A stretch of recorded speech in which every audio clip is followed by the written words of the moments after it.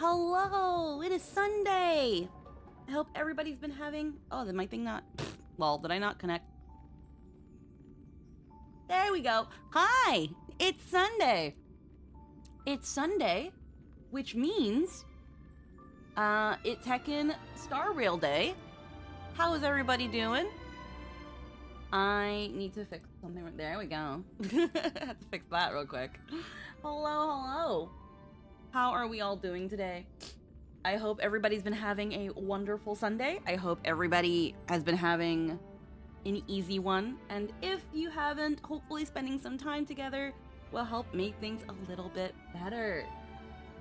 We are here today. It is 4.3 time. But just before we get into things... I actually want to take a moment because we have 2 trailers to watch for Morton Axe Blade before we get into things. And I want to give those a shot. We won't be on these for long. There's only 2 videos. Sadly, Morton Axe Blade, just like Evanescia, didn't really get that a lot. Any theories for 4.3? We'll get into those in just a second. Right now, the main theory that I've been having is that Himeko is going to die in some way, shape, or form. I know that she's got Himeko Nova, but I feel like that is, again, she's either going to have a metaphorical death or an actual death. I don't have many theories, though. because I'm kind of, I don't know how to really explain how Plan Arcadia has been kind of doing, because right now it's like, when it comes to who's Aha and all that, it's really hard to like get into it. So I can't really say I have any interesting theories. Other than I think Himeko is going to die in some way, shape, or form, and that she's going to have to stay in Plan Arcadia. Or she's going to become Aha in some sort of way, if it turns out that it's true that Aha just wants to give his authority to somebody. But I feel like we can get into that conversation more once we've got Lynn involved. But before doing any of that and jumping into the game, I want to just get these trailers out of the way. So, we only have one trailer, really, and then we have Mordenax Blades keeping up with Star Rail. Now, I've heard some things about the unit. I've heard that he's actually been he's a very good support unit, while also being a pretty good sub DPS. I'm not sure. Unfortunately, I don't have the pulls for Mordenax Blade, because I used a chunk of them to get Evanescia, and I am slowly pulling on Saber for the next chapter of the Fate collab. But let's look at Mordenax Blade. Let's give this a look. Let's put it in theater mode. Yeah, we can put it in full view. Like, let me just do like that. And then I like to put captions on, and I like to speed it up just a little bit so we can kind of get to the point. And let's give this a look. A body like spring wood, a heart like dead ashes, yet the sparks of a craftsman still linger at the fingertips. As ancient grudges are ignited once more, he promises to send both himself and the gods to the distant shore. Torn flesh, tempered 1,000 times into a blade. This time, what kind of answer will he forge? On this episode of Keeping Up with Star Rail, take a closer peek at the man forged in purgatory, who returned from 1,000 deaths, Mordenax Blade! Hey, little birdie. Not bad-mouthing the Stellaron hunters today? That does... Enjoy them. Blade is like the Acheron unit, by the way. Debuff that. Yeah, I've heard that he's been really good for Acheron. There's some praise. And the problem is I don't really have a dot team. I don't have Acheron. I don't run a lot of Nihilities. And even though I've heard he's still a pretty good general unit, what his best in slots are, or what he's mostly used for, I find that I don't apply for that. So, I feel like he is possibly skippable for me, but I also don't know. I tend to pull units that I like. And while I do enjoy Blade, when he originally came out, I didn't pull him. I got him in a 50-50 loss. So like I've stumbled upon Blade. I like Honestly, Blade. It would have been stranger if you hadn't come uninvited. Oh, am I that predictable? You tell me. There's only been 5 episodes featuring the Stellaron Hunters, and your crew has shown up 3 times. 3 times. 5 episodes, 3 guests. What, you think my studio's a subway station or something? I guess I should feel sorry for you. Thank you. All right, episode 6, let's go with the usual flow. Mordenax Blade is a fire-type character following the path of nihility. He excels at inflicting frequent debuffs on enemies, amplifying the damage they take, while remaining highly versatile across various lineups. More importantly, he possesses formidable finishing power. When he uses his basic attack, Blade swings his broken sword and deals fire damage to one designated enemy, taunting them. He can't even be bothered to pick up an intact sword. Talk about maxed out taunt. Ah! You're missing the point. He sees that shattered sword as a reflection of himself. What you're looking at now is the real serious Bladey. And what comes next is Blade, even more serious than before. When using his ultimate, Blade uses himself as a furnace, recasting his broken sword. Blade consumes his own HP to create a zone. While it persists, he enters the infinite fury state, increasing his crit rate and crit damage, enhancing his basic attack, unlocking his skill, and granting access to his ultimate. 10 acts per ignum. Die 1,000 deaths and be tempered into a blade. This is the complete Bladey. Using his enhanced basic attack, Blade deals increased damage to one designated enemy and haunts them.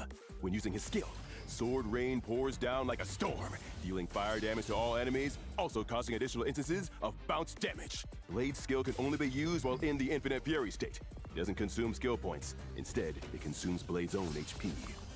When using his ultimate, Blade causes all enemies to enter the Balefire Bind state for a certain number of turns. Within the zone created by his ultimate, enemies hit by allied attacks will have Balefire Bind applied or refreshed. While in this state, the target's defense is reduced and they take increased damage. After unlocking a specific trace, while the zone persists, Blade's chance of being targeted and his HP restored are increased. The damage he takes is reduced, and attackers who strike him are inflicted with He's a Balefire destruction Bind. pretending to be a Nihility. Each time a target is inflicted with or refreshes this state, Blade gains 1 point of charge. When charge reaches a certain level, he immediately uses his skill once and regenerates additional energy. This skill is considered a follow-up attack. All those weapons were forged by his hand, but the sharpest of them all is none other than Blade himself. That's right. When using his ultimate, Tenax per Ignum, Blade forges his body into a sword, sundering mountains and rending the earth to deal heavy fire damage to all enemies. After unlocking a specific trace, while the zone persists, all allies deal increased damage. On top of this, if there are other Nihility Path characters in the team, allies' ultimates deal increased damage. Otherwise, Blade's damage is increased. While the zone is active, a countdown appears in the action order. When the countdown's turn begins, Blade dispels the zone and exits the Infinite Fury state. While the zone persists, if Blade takes fatal damage, he will not be knocked down. Instead, the zone ends early and he restores HP. A little thing like fatal damage. Infinite Fury state. When the countdown's turn begins, Blade dispels the zone and exits the Infinite Fury state. While the zone persists, if Blade takes fatal damage, he will not be knocked down. Instead, the zone ends early and he restores HP. A little thing like fatal damage won't bring Bladey down. Oh. Is someone really He uses no SP points? What the fuck? could land a killing blow on him? He'd probably be grateful. After unlocking a specific trace, when the zone ends or at the start of battle, if Blade's energy is below a certain percentage, he immediately regenerates energy. Additionally, Blade can store overflowing energy after using his ultimate. The stored energy is cleared and regenerated accordingly. Using his technique, Overflowing energy, so similar to Saber. Unless I'm forgetting how Saber works. Blade immediately attacks all enemies within a given range. After entering combat, he applies taunt to all enemies, and the damage he takes is reduced for a number of turns. Okay, let's sum it up. Mortonak's Blade is a damage-focused character who can serve as the backbone of a wide variety of lineups. Beyond its offensive power, his ultimate delivers solid support. While the zone is active, enemies take more damage, and Blade in particular deals even higher damage. On top of that, Blade has powerful damage output. The rapid pace of attacks from both sides help him gain charge faster, allowing for more frequent skill usage to deal heavy damage. At the same time, he regenerates energy even faster, leading to a cataclysmic blow that sends enemies to the distant shore. So, how about it? Time to call it a wrap? Hold up. There's a message. Mind if I borrow your channel to air it? Oh, a crime teaser. Figured as much. Give me the script. I'll read it nice and dramatically for you. That won't be necessary. I'm just helping a friend relay a message. Let me take a look. To the esteemed Mr. Blade. Hello. So both using polite language? That means she's serious. You're in trouble. I was wrong. My apologies. I shouldn't have stayed out all night gaming. I shouldn't have ignored your messages telling me to come home for dinner. And I'm sorry for getting annoyed and talking back to you. I have fully come to terms with my mistakes and regret them deeply. Oh Since I my haven't been able God. to contact you directly, I can only express my apology here.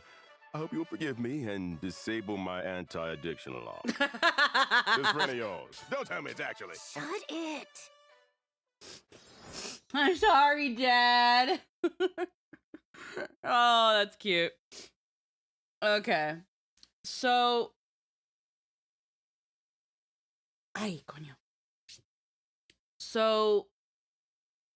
He doesn't use skill points. He buffs Nihility characters if he's in a team, which again, it's supposed to push Acheron, which it seems like one of his intents is to be in Acheron teams. Hello, Mega Laser.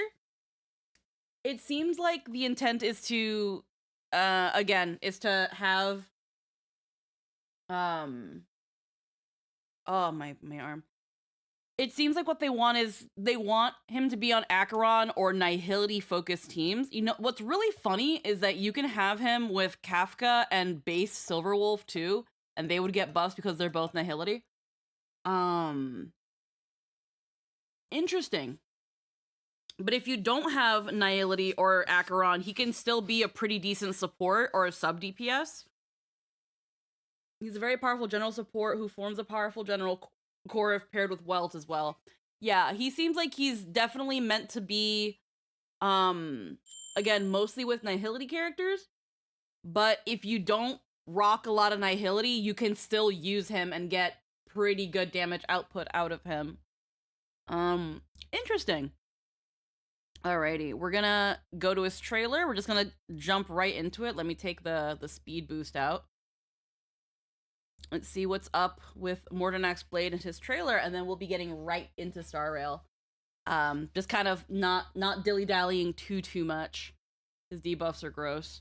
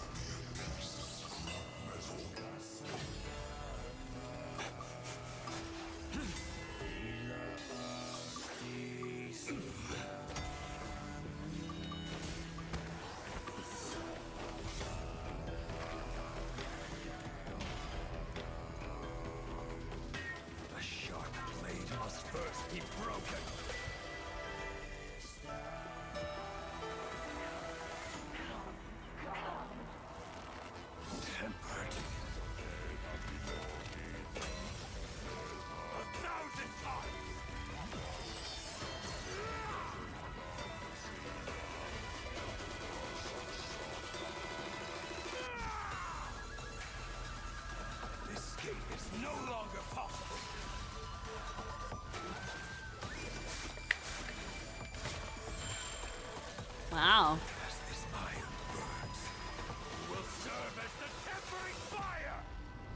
God, hearing him yell is crazy.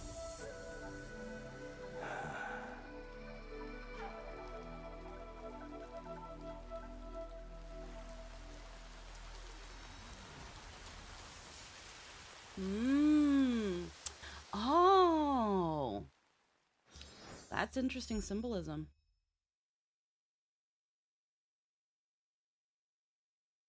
It's like, after everything is said and done, he's still going to move forward. And it shows that burning fire finally calm down. Oh. They're really pushing the found family with the Stellaron hunters. I noticed a lot here too. Yeah, the fire is quenched. Yeah. What I'm thinking, funnily enough, because some people think that Blade is going to die, I don't think he is. He might go through, if he is going to die, it's going to be a metaphorical one. Just like with Himeko, I think he's going to probably die a metaphorical death over an actual one.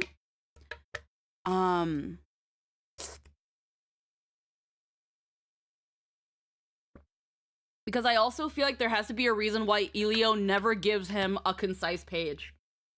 Oh yeah, no, I know Damon Mills. I know Damon Mills also does Frieza and all that stuff. I know. Like I know a good chunk about certain voice actors here and there. I mostly point out Blade's yelling here because Blade has been a very subdued, like, contained character, so to hear him really yell in a context that doesn't have to do anything with Don Hung and the Cloud Quartet quintet is very, very different and very, very welcome, but very, very cool.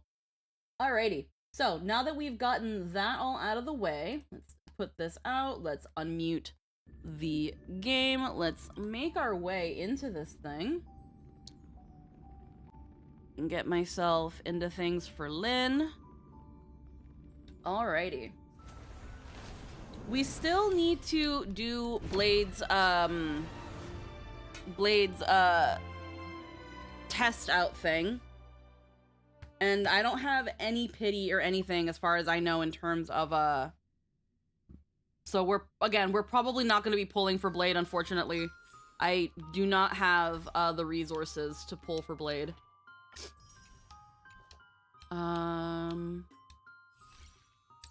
I've also barely been logging in, so...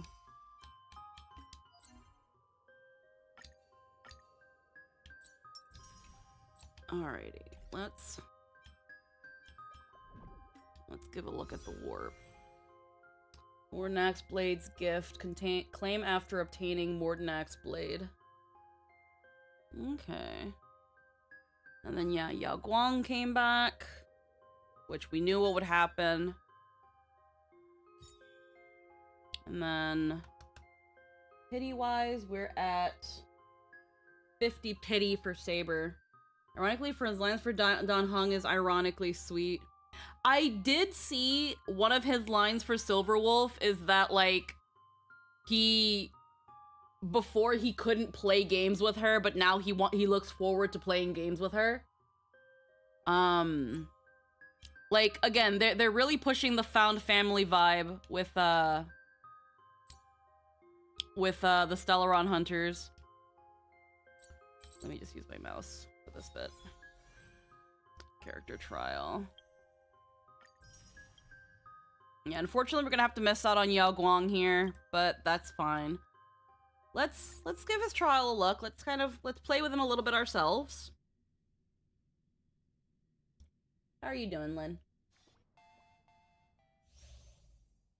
Activates a zone, gaining a new ultimate and enhancing this unit.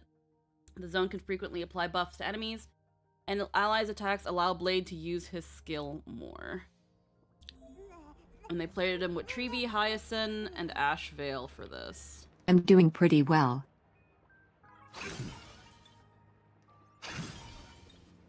Been a vibey morning. Yeah. Merely another soul among the dead. Oh my god, yeah, I know, it's Kafka's chair! Still kinda ruminating on Empress. Oh yeah, no, I'm so sad. It's Kafka's chair. Dan Heng originally, he wants to fight Dan Feng or the Lotus. Okay. Again, I know a good bit about that, Bernie. I've been playing the game for since Argenti came out, so I'm well aware of all that stuff. Just be a little bit careful in how much you say, because spoilers will get you automatically banned. Like, no ifs, ands, or buts. Don't risk anything that could be a spoiler. I've been able to luckily approach Plan Arcadia as blind as possible as we've been going, and I want to keep it that way. Okay, so basic, minor fire damage, inflicts the taunt state, deals fire damage to one enemy and inflicts the taunt state on the target as well. That's his enhanced one. Skill, a rain of blades, seals fate, consumes HP, and deals fire damage to all enemies, then deals minor fire to single enemies bouncing 4 times. Chair, cook, and also cookie. I'm telling you, he's like an all-purpose chair. He's like a lazy boy. He can also hold your cup, hold your tits. Inflicts balefire bind on all enemies, causing the targets to decrease their defense and increase damage they receive.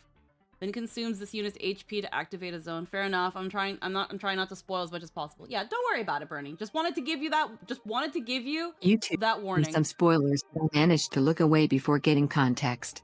Yeah, like, just be very, very careful. I don't wanna spoil anybody. I don't wanna, like, ruin anybody's day with a ban or anything. So I do like to give warnings. Let's just enjoy the patch. I know that there are some people that get really excited when people do new content because they want to see people's reactions, and it's really cool that people want to be a part of that experience. But I feel like in people's excitement, they tend to backseat, they end up spoiling, and then you lose that thing you wanted. So let's Yep. just take a moment. I know we're excited. I'm excited too because the trailer looked freaking fire. That's why I really want to experience it blind, but I also want to take my time because I don't like rushing Star Rail. I don't like rushing through Star Rail. But yeah, Likewise. He's a lazy boy chair. Now he's deluxe chair. He's deluxe Kafka's chair. So not only can Kafka sit on his face, she can sit on his dick. Okay. Balefire bind all enemies, causing the targets to increase. While the zone is active, he gains infinite fury, increases crit rate, increases crit damage. Enhances basic attack. God, unlocks skill and gains new ultimate.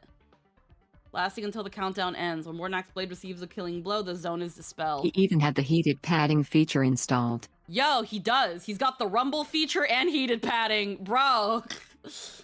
God forbid Star Rail has good character writing. Deals massive fire damage to all enemies. Yeah. All karma comes due. When the zone is active, after an allied target attacks an enemy, inflicts Balefire Bind. Grants charge to Mortnax. When charge reaches 9. Blades reach spares none. Attacks all enemies within range after entering combat. Alright, and puts the taunt stay on everybody. Alright. They're lost. I don't know how I feel about these fucking character trials giving us a whole ass boss to fight, but if it helps people understand the character better, I'll take it. 1,000 times. Fight to the death. Okay. Yeah. We do need some sunshine. Oh, I miss this warmth. Faint. Dispel the gloom. They also now put you on one of their best in slot teams. No need. Yeah. Sins must be paid.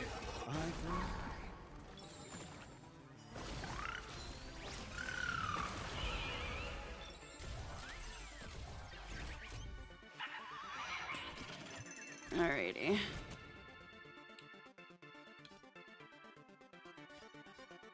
I love how they show us that little bit of his tummy. My job is to be nosy. Hee hee. Riddled with hope. Also gives me a chance to use Ashvale, and I'm still sad I didn't get my fucking dumb wolf boy. Beasts? Come. And slaughter each other. Also, all those people saying Blade was just a recolor. Yeah. Take off together. Sins must be paid. Two blades, eternal. Go and fight to the death.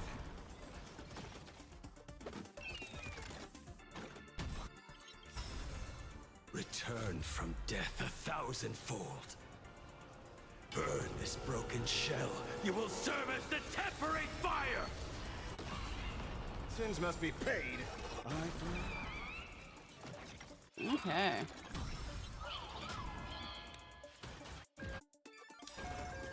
Is it coming? Go get him, Hayden.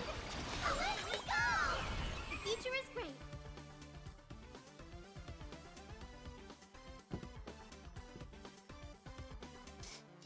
Have some sunshine. Alright. Like you. Now that I've seen the Cast them animation... into the west wind. Yep. Why have we never made the joke that Hayden is just 3 gremlins in a trench coat? Why have we never made that joke? As a reference to Treeby. Because it's implied.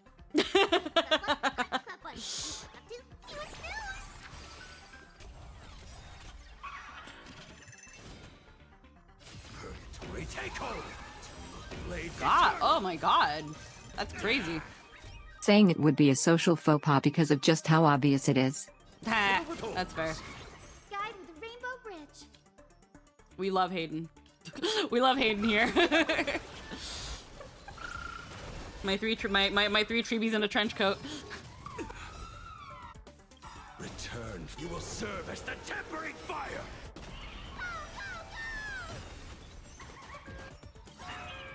I offer my blood. Beasts, slaughter each other. Eye for an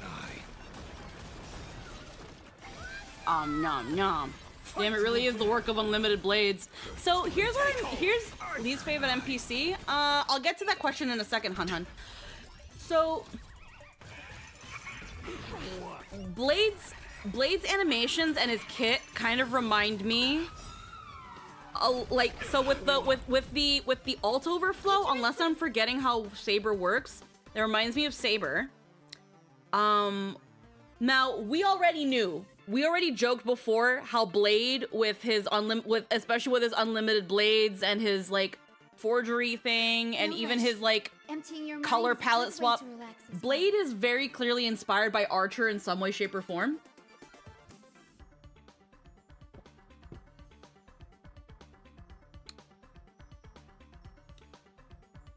It's kind of crazy how Blade is just... He's a destruction wearing an Annihility fucking coat of paint. It's really funny how, like, that's kind of what's happening with a lot of the characters and paths, where they're kind of crisscrossing. Like, because aside from the debuffs and, like, and stuff, Blade is kind of working like a destruction unit. He kind of works like a destruction unit. Blade has so much more characterization than Shungus. He wishes she was as developed as Kafka's chair.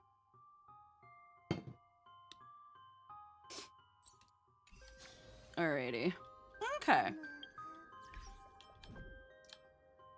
It's gonna tell me if I want to warp, and it's like... I have to say, the art for the light cone is also so good. That's really nice art. They're just going for the cool guy pose in this one. We don't normally get the more pin-up-y guy light cones. They're usually, like you said, very like poetic, usually tell a story. And this one, it's just cool guy looks cool.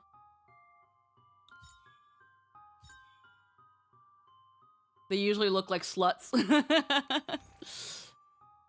Oh yeah, new month means passes. Let's take this. Right. Let's take our that's. Cosmetic store. Alrighty. Yeah, we're not planning on, unfortunately, we're not planning on polling for Mortnax.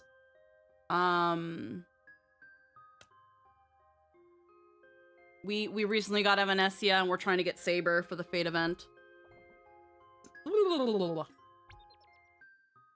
Oh yeah, we gotta claim all this. And then what happened to... One of my straight male friends said he would go gay for Mortnax Blade. Yeah, your resources are lower than my life expectancy. It's not that bad. And to be fair, unlike Archer, Blade actually makes his weapons. He's a That's blacksmith as opposed to a mage fraud. Oh yeah, no, that's fair. Obviously, again, I said inspired. That he's like a 1-for-1. Oh no. Alrighty. Okay, so let's... What the frick? I fully agree he's inspired. I'm just being pedantic for fun. Yeah. Alright, so let's make... Gilgamesh would insist the distinction matters. Let's see. Let's use... Let's enable this team, so we've got Evanescia. And then let's view story recap. Yes, During the I would. events of Star Rail Fest, Ashvale discovered what the happiness surgery truly entails. Implanting the flesh and blood of the abominations of abundance. Oh. Given the gravity of the situation, we decided to go to Graphia Academy and first launch an investigation into Full Wish. During the course of events, we unexpectedly crossed paths with Full Wish herself. Also a survivor of the Bloodstained Games, she openly joined the Phantasmoon Games and invited supplicants to travel to Seafeld City, where the winner would be decided in a televised debate. During our exchange with Full Wish, Himiko realized that Full Wish might be a masked fool. As a result, I asked Sparksy to investigate the tavern for leads, and through that, we identified Full Wish's ability, the happiness syntax. Evanescia and Yaoguang established a cooperation agreement. After Evanescia's attempt to assess Full Wish in her capacity as the arbitrator failed, they encountered Blade and his group and learned that the flesh implanted in the happiness surgery originated from Shuhu, an emanator of abundance. Himiko and I went to the TV station to take part in the debate and met up with Sunday and Ashvale, who had arrived ahead of us. However, the debate turned out to be a carefully orchestrated trap. In full view of the public, all those who had undergone the surgery transformed into terrifying monsters. And Foolwish framed both the IPC and the Astral Express as the masterminds behind it all. Can I just say, I didn't intend this. I was just at Apocalyptic Shadow. But the music from Apocalyptic Shadow being behind the recap is actually kind of fire. Or is it just me? It is. Like, that was not it. That was not my intent. That just kind of happened, and that was a happy coincidence. It's kind of fire. It kind of works. All right. I was at the vortex, so his silence was singing throughout mine. A forbidden taboo and revealed the real purpose of the Phantasmoon Games: to suppress the terrifying entity slumbering within plain Arcadia. Through this act, she unlocked the original power of the ambrosial arbor within herself and intervened in the unfolding situation. At the same time, Silverwolf, entrusted by Pearl, set out to investigate the anomalous signal responsible for the monster's emergence, only to be obstructed by Mr. Meanie. As the force backing Foolwish, he wields tremendous power, powerful enough to interfere with the Stellar It really hit me with the Hunter's fact the spirit. recap uses your location's music, Well, which I didn't yeah. think would be the Foolwish continued case. to live stream our movements in the TV tower, Yeah. distorting the truth by every possible means. Drawing upon the wish power of 200,000 victims, she manifested the Meanie Phantasmoon in an attempt to defeat us individually. Thankfully, Silverwolf regained the power of the Ether cartridge, level 999, and dealt with it before it was too late. After overcoming every obstacle in our path, we reached the top of the TV tower and confronted Foolwish head-on. Drawing on the people's wish power, she briefly held the upper hand. Ultimately, I used the Stellaron within me to bear that wish power, thereby stepping onto the path of elation and defeating her once and for all. Even so, those who had undergone the surgery did not recover. At Blade's proposal, everyone joined forces to concentrate all of Shuhu's flesh within his body, freeing the victims from the influence of the happiness surgery.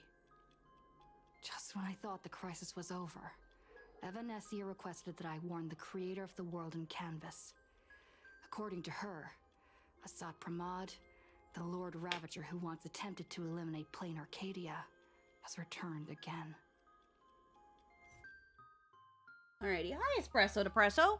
The recap has ended. Head to the designated location. Yes. Alrighty. Severely affected by the incident. Citizens Also, are allowed yeah, to remain that chilling seated music within box the works system. great for recap time. Moving on Yeah. to our special segment, the Phantasmoon Brief. Okay.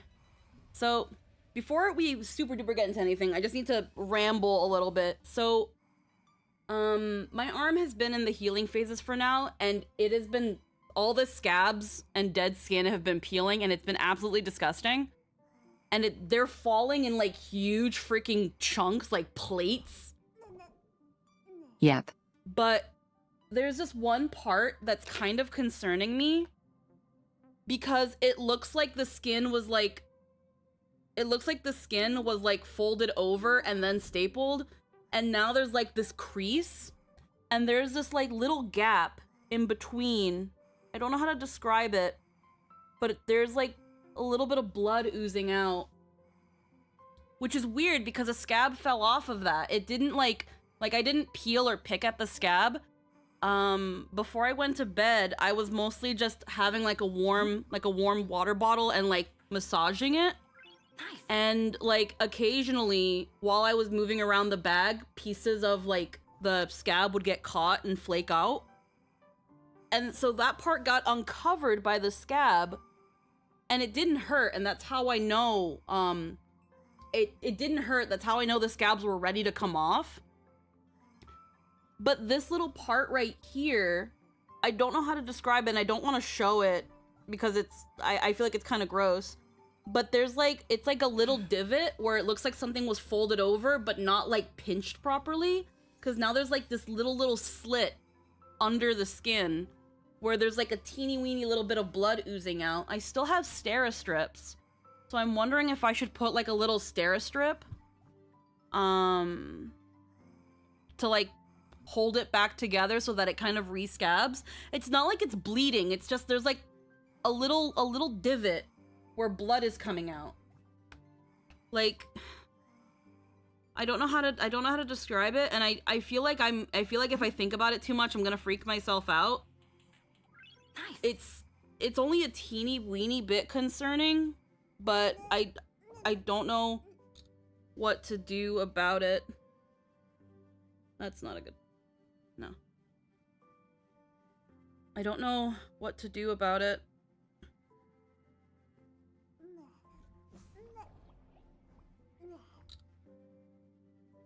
Like...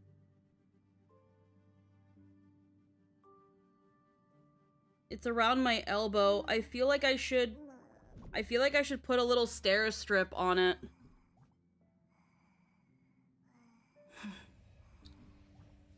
Try to see if I can get a good picture of it.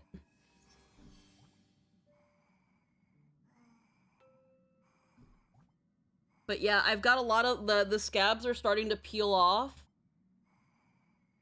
And then on top of that, they're starting to peel off, and like the skin around them that was like affected by the Steri-strips.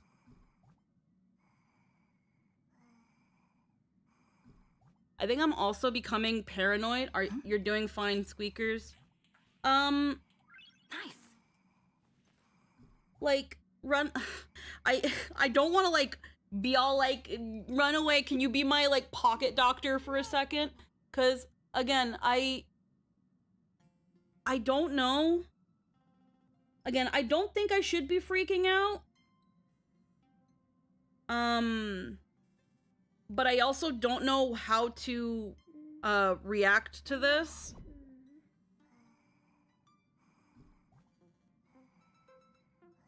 I'm trying to find, like, a good angle for it. That's fine, it's a first. Like, I'm sure I'm fine, and if I'm really worried, I can just... I have sterile strips. I can just probably pop a sterile strip on it to, like, keep it together. Huh? What the fuck? Nice.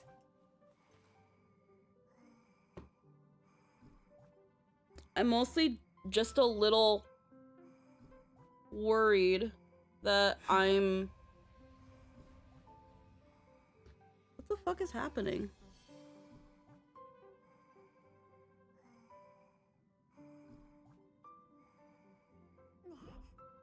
Oh, why does it record a video? What the fuck is wrong with my goddamn...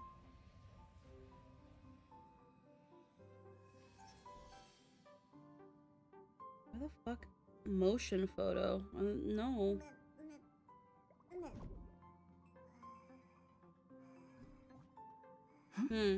You have a lot of questions because after surgery, there's just so much you don't understand and scared that something might go wrong and don't want things to get worse. Yeah, let me see if I can... Again, let me see if I can get, like, a good picture of it. So that I can, like... show it a bit better. The thing is, though, I don't know if I'm doing it right. I can't get a good picture of it. But I know it looks like...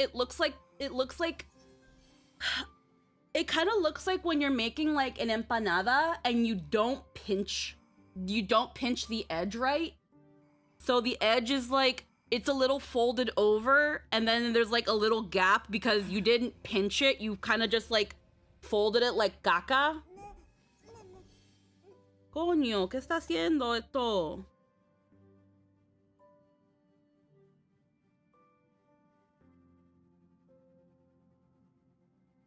Okay. Why is it? What the fuck is motion photo? Fuck off.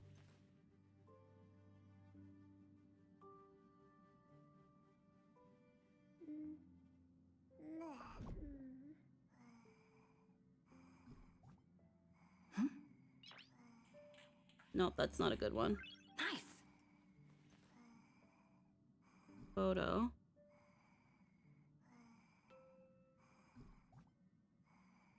It's right around here. What the fuck?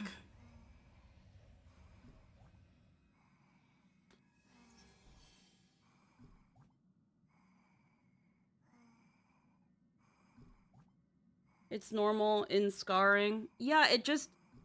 The reason I'm a little worried is because it looks like there's blood trying to ooze out from under it. So then I'm kind of just like, should I...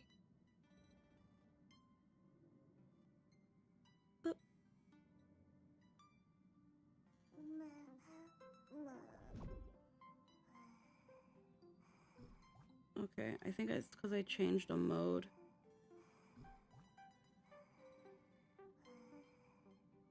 There we go. Motion photo off.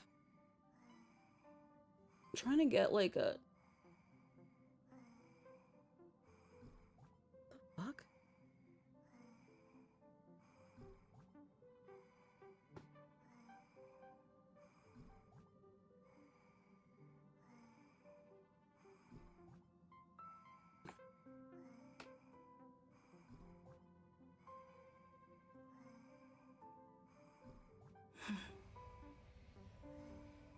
Okay, so it's around there. Okay. While I try to figure this out, let's get this started. You're back. The incident that happened at Full Wish TV is causing a huge stir. Come watch the news. Hello, everyone! Welcome to our brand new segment, the Phantom Moon Brief. I'm your host, Kofi. Hi, everyone. This is your old friend, Snowy. Well then, as the Phantom Moon Games reach a boiling point, and for reasons that need no explanation, we are now joining Duo Mention TV to bring you live coverage of the latest and most critical news updates. Yes, we are. And after the director of Full Wish TV and sponsor of the Research Society of Happy Smiles, Full Wish announced that she was joining the Phantom Moon Games. That terrifying tragedy of 15 years ago once again swept through the psionic game. The supplicant How do these two still have jobs? Yeah, I have no idea. Was cut short when out-of-control Imagine known as Joy Ascendants appeared suddenly and launched an attack. This Imagenesis plague centered on Seafeld City spread rapidly. Even Fullwish herself turned into a monster atop the Seafeld TV tower. As of the latest reports, nearly 200,000 human and Imagine inhabitants across plain Arcadia have been affected by the plague. Countless individuals are injured or missing, and total losses are estimated to have... I mean, obviously these are just puppets by the stitching, but also super implicated in a mass murder conspiracy. 15 years ago, footage left behind by Full Wish points to the disaster as the work of supplicants from beyond the sky. She identified the culprits as the famed cosmic hero, the trailblazer of the Astral Express, and the wanted criminal, Stellaron Hunter Blade, claiming they were responsible for the tragedy. But a spokesperson for the Department of Aberration Defense said the disaster was planned and executed by Full Wish herself through her organization, the Research Society of Happy Smiles. They added that the investigation will continue and the organization will be shut down. Oh, how familiar that sounds. 15 years ago, they made the same excuses. What is the real story behind this? The Phantom Moon Brief will continue to keep you updated. Over 500 years ago, a prophet made a prediction. In year 1999, a terrifying devil will descend from the sky. Will this prophecy come true? Can plain Arcadia safely make it through this crucial year? We will have to wait and see. Shame on them. How can they just say things like that on TV when it's not even confirmed?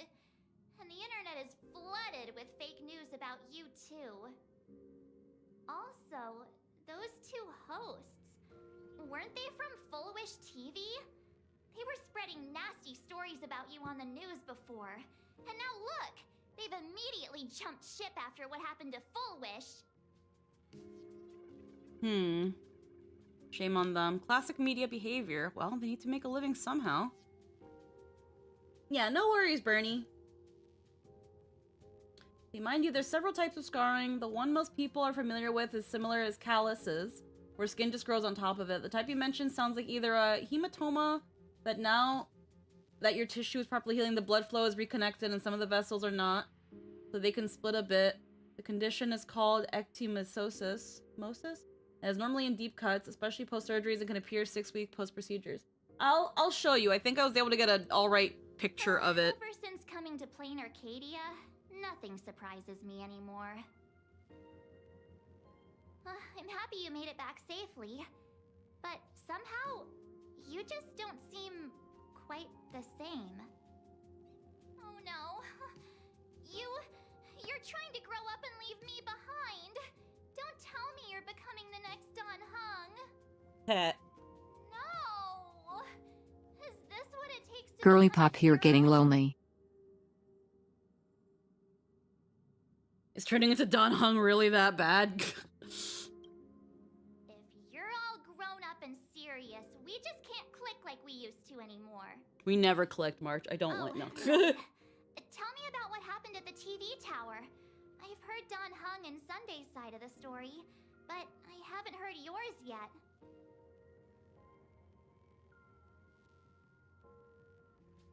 Tell March everything about Seafeld Tower. So, Full Wish had people undergo the happiness surgery to implant Shuhu's flesh into their bodies, and that ended up causing this disaster? And you guys stopped the mutation from spreading, but all you managed to do was to temporarily seal Shuhu's flesh inside Blade? Yeah, that's right. And then you mentioned that Nessia, the one we met at Star Rail Fest, is actually the Phantas Moon Games arbitrator? No wonder she could draw a mask for you. And she also asked you to go deep into the world in Canvas to warn... who was it again? The name is Graphia. Who is that? Yes, Graphia, Himiko's ancestor. She's an artist from 1,000 years ago. Himiko's ancestor? She's still alive? Wait, that's not even the most important part. Nessia asked you to warn Graphia that the Lord Ravager, Asat Pramod, is back? Oh, why does the Express have such bad luck? By this point, whenever we go on vacation, I'm always ready to deal with random problems. But running into another Lord Ravager while on vacation? This is way over the line. Okay. So, first off, let me grab some. Now, I understand that they're using March right now as a way to pseudo give you a teeny weeny bit of a recap. If you choose to skip the recap.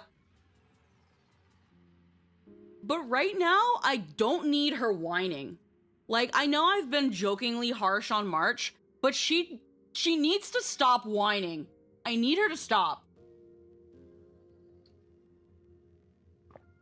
Why does this keep happening every time we go on a vacation? Why does everyone have to have trouble? Like, girl, calm down. It's not that deep. If you don't want to be a part of it, stay on the fucking train. Like, I don't care for this. I don't care for this fucking whining. Maybe I'm being too harsh on her because I've low-key been kind of dogging on March since, like, late Amphorius. Actually, no, I was nicer to her during Amphorius because she wasn't in there. She wasn't there half the time. I don't know. I don't know. Delron Hunters. Events are being manipulated so we end up where we need to be when it matters. You should have picked that up by now. Like, again, like, it's so weird how after Amphorius, after what she went through with Amphorius, she's just still so fucking whiny. And still being like, why is this happening to us? Why can't we just get a break? Why does there have to always be something going on? And it's like, something has been going on since I got on this train, March. Something has been going on since the moment I got on this train, honey bunch. Like, this, it's not that deep, honey.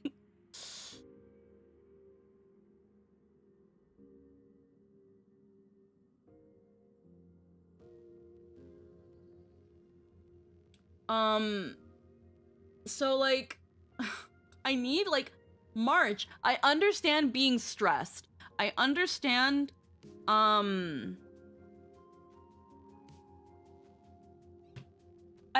being stressed. I understand, you know, wanting to take some time out. It is valid that she just wants a moment to catch her breath, but also, yep, interesting times suck, and you are nameless. Yeah.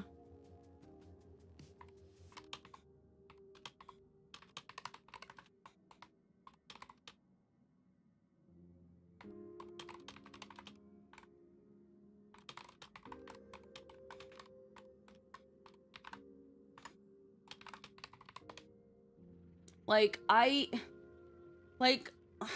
don't know. Like, I don't hate March, but right now I don't need her being like, why is everything happening? Like, it's, like, I'm sorry I came onto the train and the cosmos decides that it really wants to fuck us in the ass, like, every other planet we go to. I'm sorry.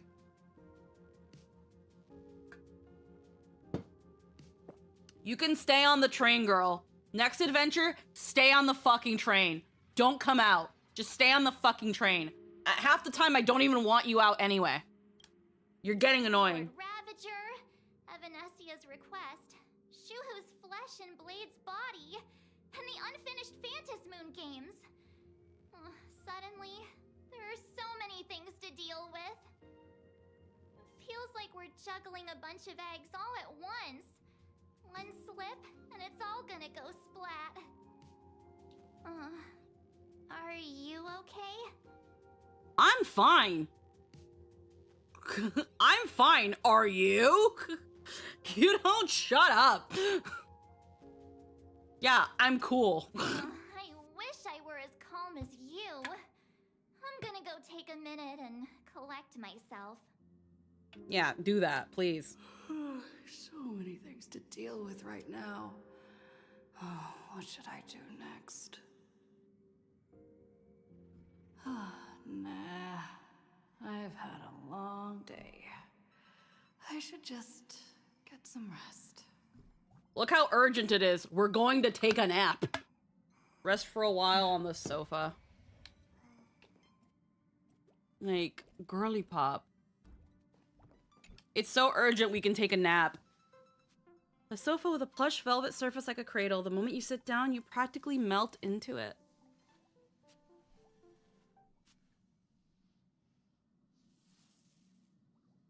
Static from the news broadcast, March's relentless questioning, the looming presence of the Lord Ravager, the dangerous flesh writhing in Blade's body, and the future of the Phantas Moon games.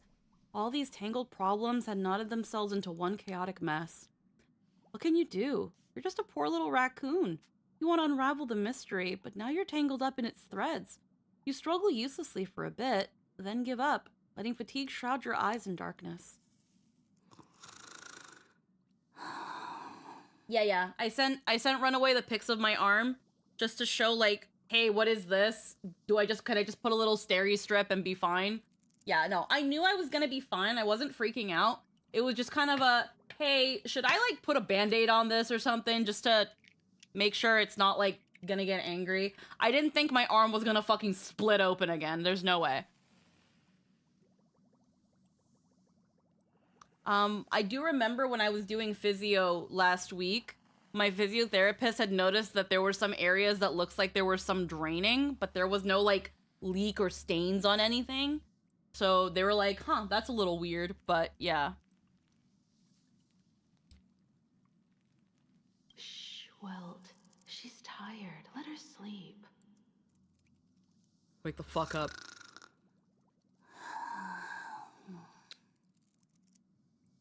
I have a bedroom. You never knew you could sleep this much. You're obviously tired. I never thought this vacation would become the prelude to yet another major war. And yet we came here.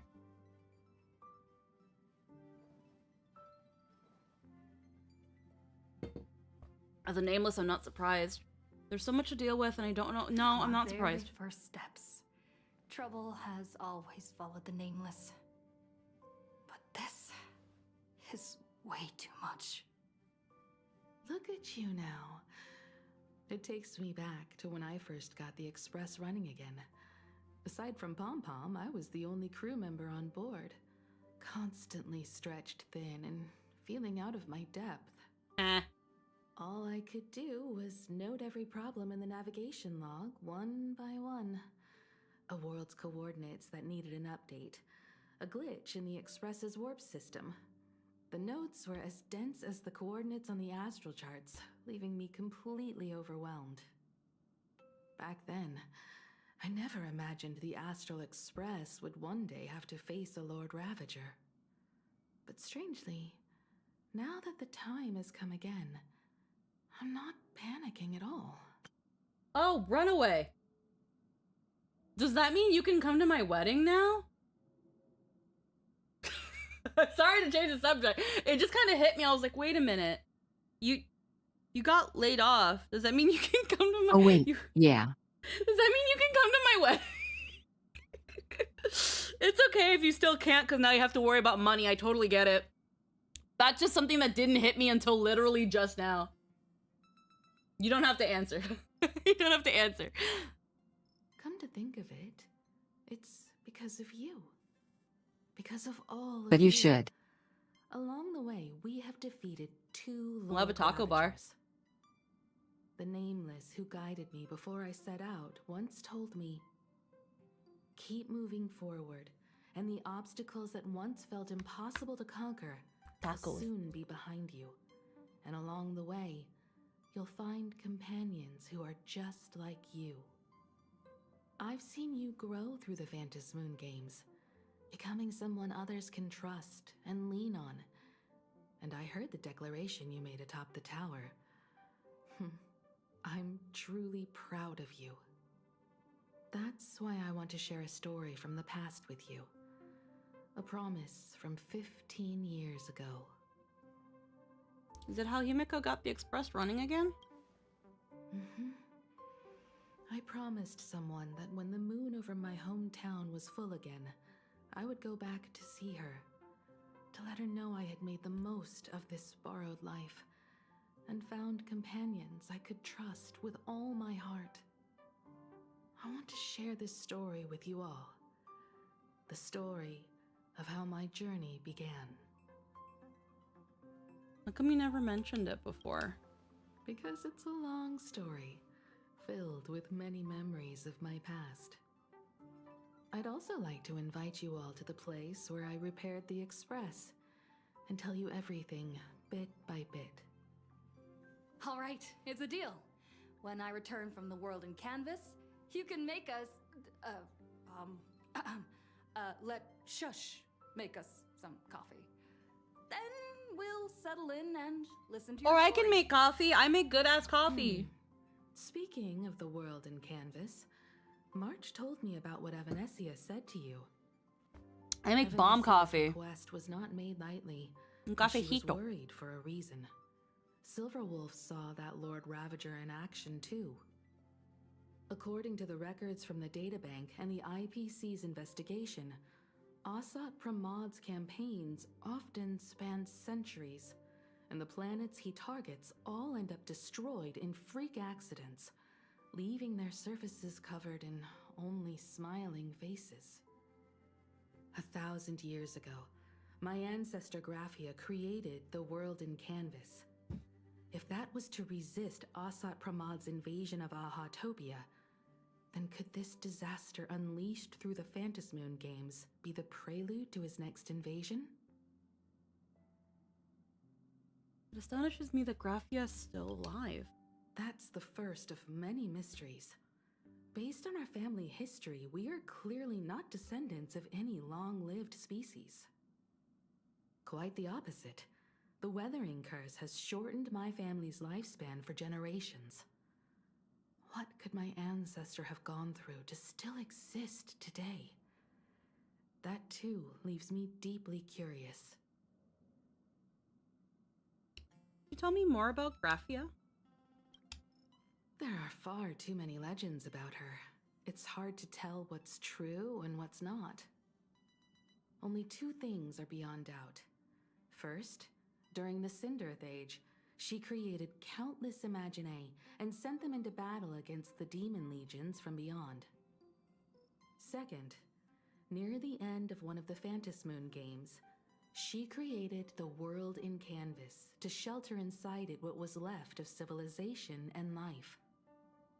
Which means she is not only familiar with Asat Pramad, but has also witnessed the manifestation of the Eon of Elation.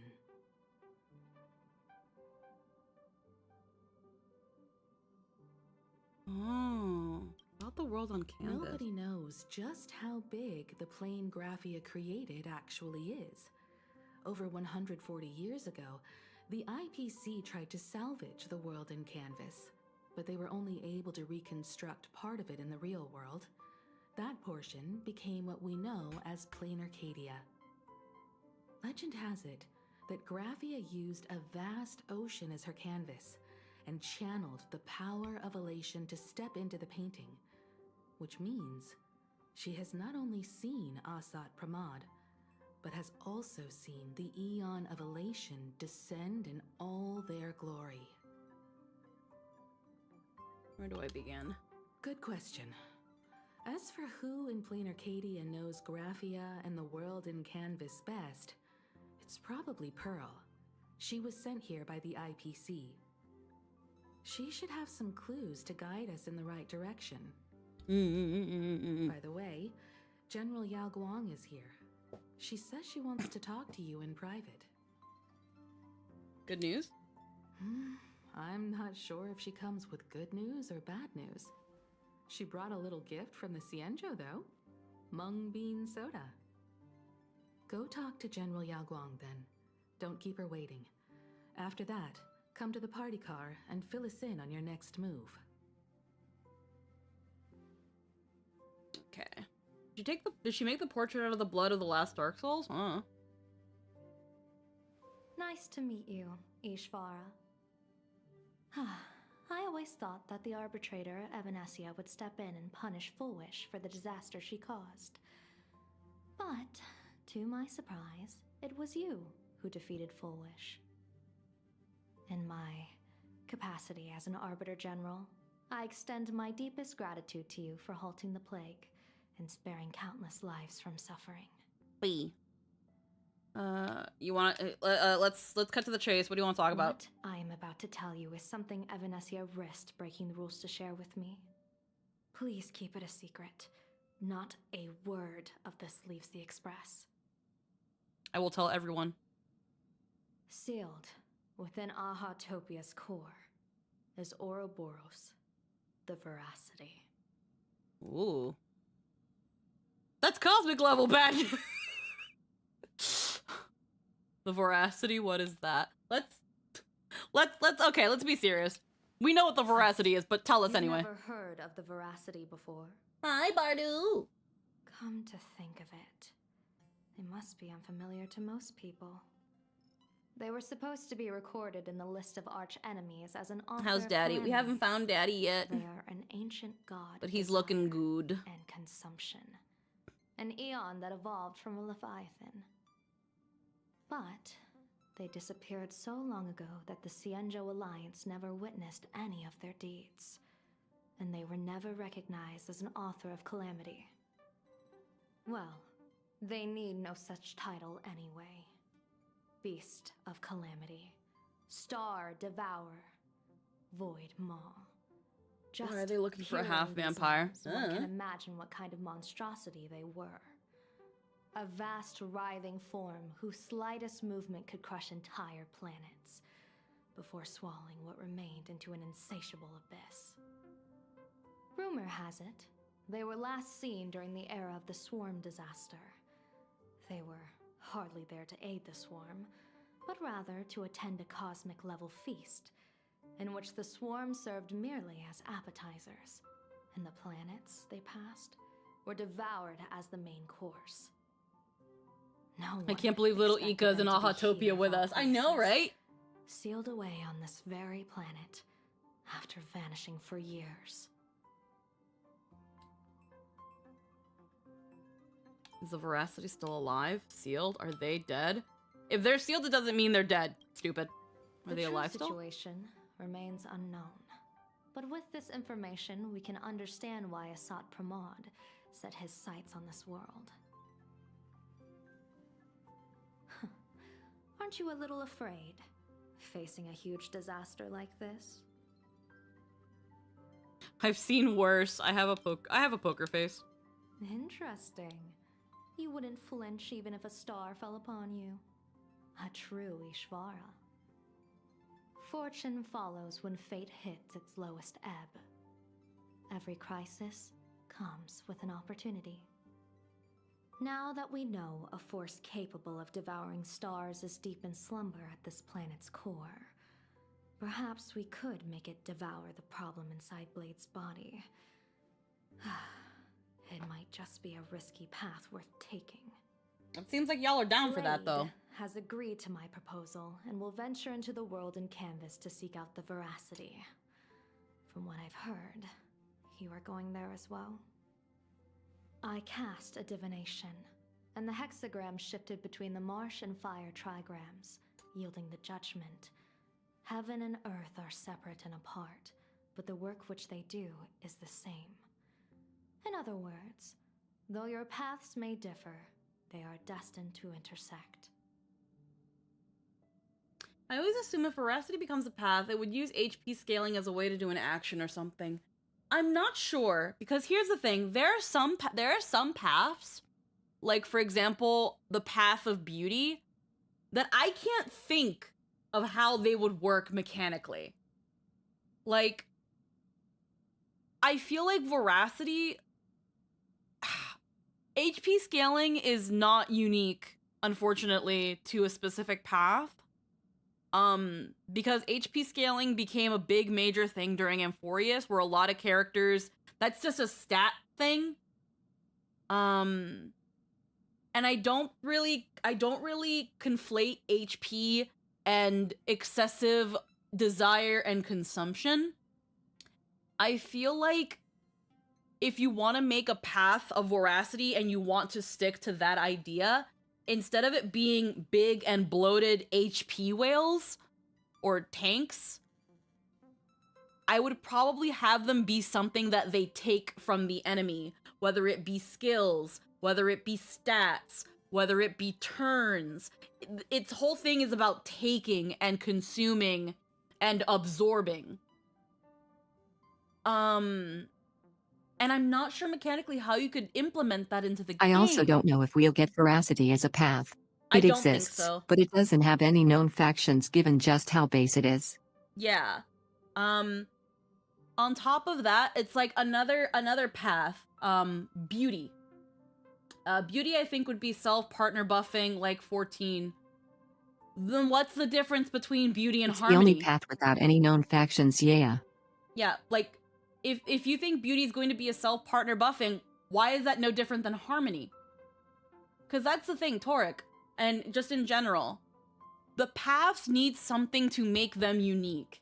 The thing that I've been pointing out with Star Rail lately is that they're kind of not... They've kind of figured out that, hey,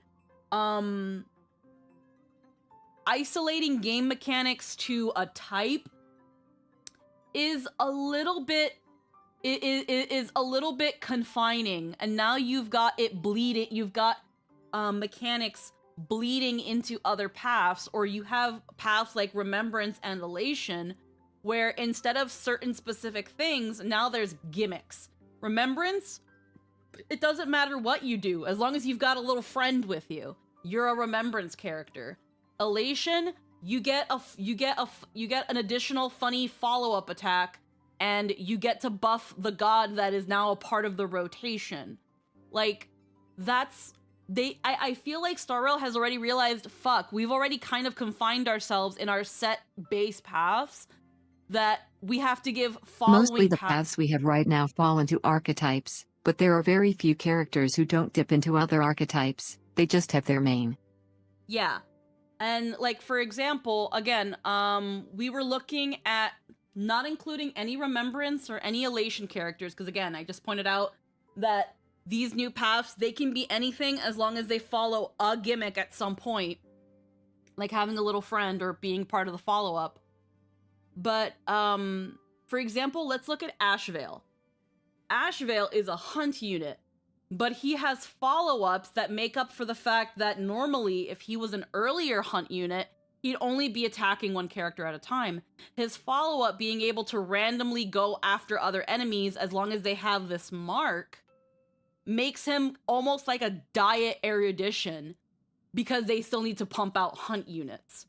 Or the fact that we have Mortonak's Blade, who, even though he does debuffs and he does them well, he also has some qualities that are similar to Destruction. He drains HP, he recovers HP. When he dies, as long as his zone is up, he'll come back to life. While not exactly like in other characters, that whole revival thing, that came from Mighty, that came from Castris. So even though he's a Nihility and has some Nihility features, he kind of plays like a Destruction unit. But he's a Nihility. Or the fact that Lingsha, a bit more earlier on, Lingsha plays like an Erudition character, but she's an Abundance character. You know? So now what we're doing with the paths in some sort of way, we're trying to stick to the core of the path, but also we got to give them a little bit more so they don't just become a buffer unit. Now you've got these buff supports that can also be sub DPSs if they need be, which I don't think is a bad thing. It's good for players that are coming in late to the game, because now they don't have to worry about pulling for older units, or if they miss a unit, again, you can pull the newer ones and kind of still be ready to go as fresh out of the box as you can. How is Remembrance different from the previous summon characters? It'd have to be an evolution with a buff, DPS, buff, heal, etc. How is Remembrance different from previous summon characters? Remembrance was made based on the summon characters, and the funny thing with the summon characters is that even though they're a part of the turn rotation, they're not considered a member of the party. You can't buff the Lightning Lord. You can't buff Lingshaw's little funny bunny thing. You can't buff Topaz's Numby. But you can buff Little Ika. You can buff the dragon. You can buff Garment Maker. They're considered party members, the additional party members. The summons are not. That's the difference between Jingyuan, Lingsha, and Topaz versus Castris, Little Ika. And on top of that, if you simply look at their traces, the memo sprites have their own traces, and they have their own stat that needs to be buffed alongside the normal stats of the Remembrance unit. They are treated as an additional member. That's why I say you're a Remembrance character if you bring a friend. A Remembrance character is a unit with a +1. Lightning Lord is not a +1. At no point can you decide to bring out Lightning Lord, and after a certain set amount of turns, Lightning Lord doesn't go away. Or if Lightning Lord gets hit a certain amount of times, he goes away and you have to bring him back. That's not how they work. That's the difference between a summon and a memo sprite. I disagree with making new paths anyway, when we could have rolled these characters into the OG paths, but that box has been opened. Here's the thing, again, I don't particularly... to be specific with archetypes, Ashvale is a hunt unit who also bleeds into Nihility mechanics with powerful team-enhancing debuffs. Where Mortonax is primarily a disgustingly strong debuffer, who also uses destruction life-draining mechanics. Mm-hmm. And in this case, it's understandable because Blade used to be a destruction unit, so it's fine if, like, a little bit of his destructionisms bleed into his SP. Like, I'm willing to forgive it, but he's running destruction mechanics with an Nihility build, and that's okay. But it's that thing that further shows that nowadays they're allowing the paths to bleed into one another because they kind of have to now. They kind of have to. Which now that they're doing that, and it's also worth noting that this isn't even new. They've been path bleeding from the start. Yeah, just wasn't as prevalent as it is now. And again, this isn't a bad thing. I never said it's a bad thing. The only problem that this brings, at least right now to me, is that this makes it so that it's a little bit harder to introduce new paths. And hey, they don't have to do that. But it's what people expect them to do. People expect there to be a veracity path. People want there to be a beauty path. People want there to be an enigmata class. They want other paths to be a thing, but they don't think about how that's going to work. What's going to be their gimmick? What's going to be the thing that makes them stand out from the other paths? And why can't this character be another path that is already established with its mechanics, its vibes, its building blocks? Why can't they make something out of that? This comes back down to gamers don't know what they actually fucking want. They don't. They don't, Power and they never creep over have. the years just gets into territory where some new characters are stronger in their subpath mechanic than older ones in their main. Mm-hmm. If you would give another unit a buff, what would it be? For me, honestly, Jing Yuan Lightning Lord doesn't feel worth it anymore. Here's the thing.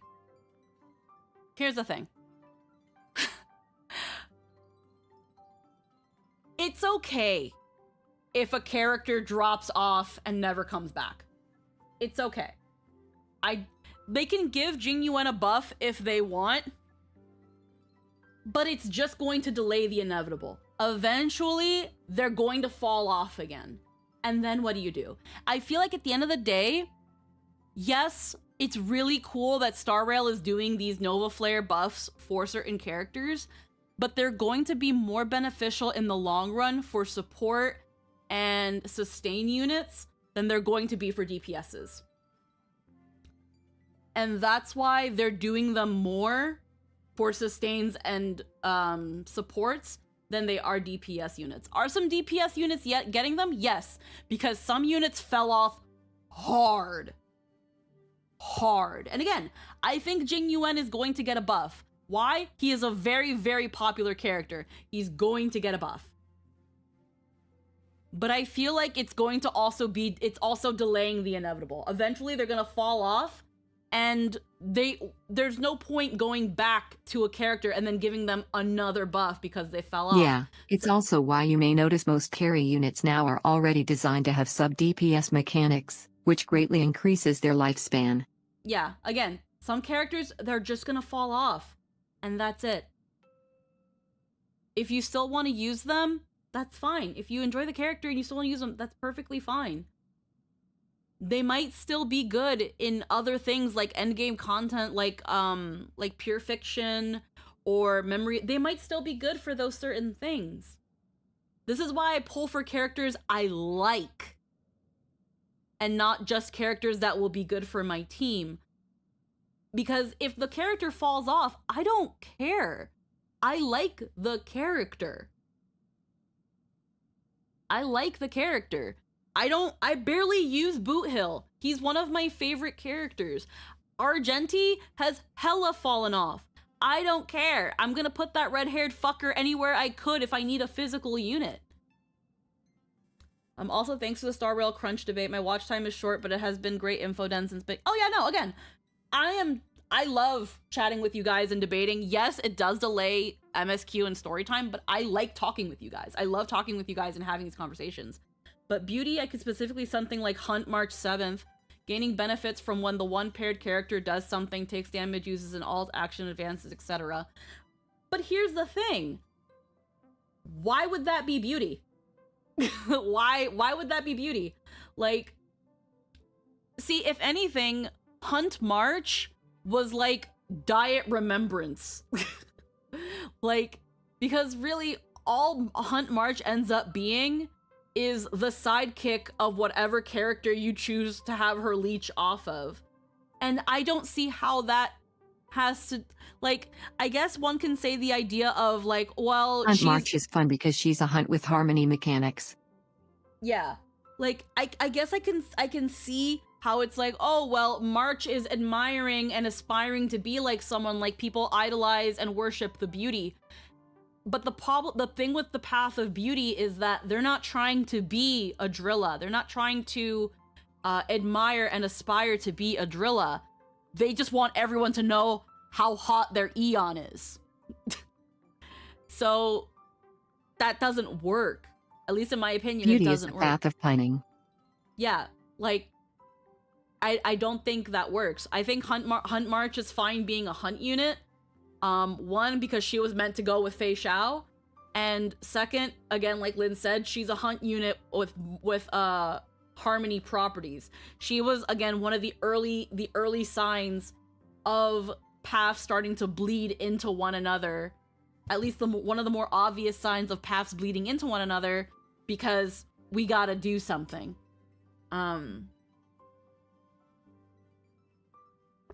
As much as I love me Knights of Beauty, hi Shy Knight. As much as I love the Knights of Beauty, I don't see them becoming a path. The path of beauty is the path I least expect to become an actual path. And if it ever fucking does, I need to know what the hell they're doing. Cause They're the dog chasing the car. Drilla is the end goal of all of Beauty's followers, but I don't think they have any actual plan for when they do. Yeah. My argument for that is beauty comes from Argenti, who seeks the beauty in everything, and when he talks about the beauty of one thing, he focuses on that one thing. The beauty is meant to be the simp role, lol.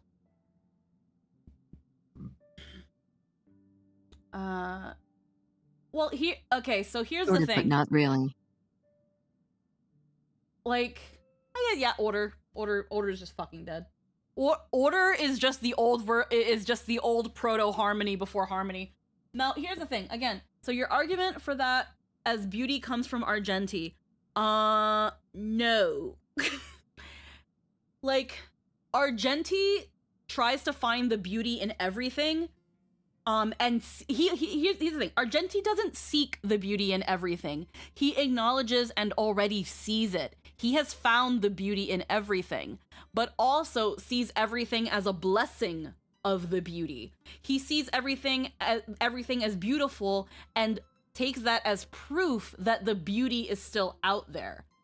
He just needs people to acknowledge that the beauty is the best thing in the cosmos. He already sees the beauty in everything. You don't have to tell Argenti the world and the cosmos and life is beautiful. He knows, but it's because of the beauty, not just because of what it is. You know? I just got Blade at early pity. Hell yeah! Fucking hell yeah, lucky you! Beauty is about romance, pining, love, and chasing an unreachable dream. It's actually pretty similar to the Trailblaze in that it's about the journey, where the destination is the ultimate beauty that can never truly be reached. Yeah. And getting Yao Guang and her light cone, I'm so happy I can play Acheron and Cypher again. Cypher never fell off. Cypher's still really, really good, except bugs, of course. Yeah. Also, the beauty is most likely gone or something. He might be the last Knight of Beauty for all we know. Yeah, we haven't heard about any other Knights of Beauty, so it's hard to say what's going on there. I remember hearing some things where the Knights of Beauty are considered pretty much a dead faction, but I don't think we've heard that he's the last one. It'd be very interesting, to see another Knight of Beauty that isn't me, of course, but there are still knights around. Yeah, they're just very, very, they're like the Galaxy Hunters, where they're very far off and away from each other because they mostly work alone. But I feel like at some point we're going to be getting a new Knight of Beauty. Nowadays, the mirror holders are more common with a defined goal. Yeah. I mean, does every path need to be playable? Exactly. I don't think they do. The Express crew on the Trailblaze path, but fight with other path styles. Exactly. I don't think every path needs to be playable. And again, I feel like it comes down to players don't know what they want. It's fine if not every path has a fighting mechanic or like fighting role in the game. Like, the paths are just lore at the end of the day. It's lore, and it can just be lore. We don't need a beauty path. We don't need a veracity path. We don't need enigmata. We don't need... Knights of Beauty are a lot less common now because Idrilla is fallen, while mirror holders are more populous because they're bringing Idrilla back. Mm-hmm. Like, it's fine. We don't... You're not a Knight of Beauty, you're a queen. Thank you. No, but I'm a knight. I want to be a Knight of Beauty.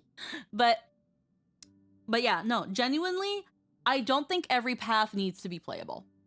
I think we could probably squeeze out another maybe 2 or 3 paths. But I think right now, we have enough. We have paths we haven't even truly gone into yet. Like, we've gone into Harmony, we've gone into, again, Elation, we've gone into Remembrance, but we haven't gotten a Hunt, we haven't gotten a Nihility, we haven't gone into Erudition much. There's still, the paths that we currently have, we still haven't truly super gone into them. There's still so much potential in the current selection of paths. So when people are like, well, when are we getting this path? When are we getting this path? My homie brother, we haven't even truly touched the ones we have. So it's fine if we don't get to any other ones. Let the game let the game kind of figure itself out. Remembrance was great. In Simulated Universe, it was just the ice elemental path. Yeah, no, again, Remembrance... Here's the thing. I'm a little bit about how they did the Remembrance path. I don't think it was awful. But I think it kind of... I think it kind of put itself in a weird position. And aside from the fact that we're no longer in Amphorius, there's a reason we haven't gotten another Remembrance unit. Because they're very niche. They don't have a lot of good synergy with a lot of other teams and units. One of Remembrance's best teams is a full Remembrance thing, because the only thing that you need to do to be Remembrance is bring a +1. The only Remembrances that I personally find work well are Hyacinth. like Hyacinth. Is Hyacinth... Remembrance was implemented poorly, and the tacit admission of that is how Elation fixed the implementation issues.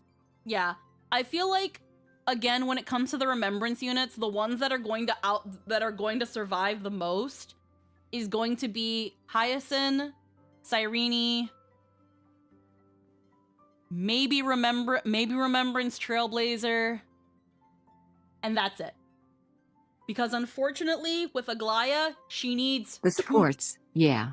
Yeah, unfortunately with Aglaya and Evernight, maybe Evernight. The reason I specifically point the support Remembrances is because it's right in the name. They're supports.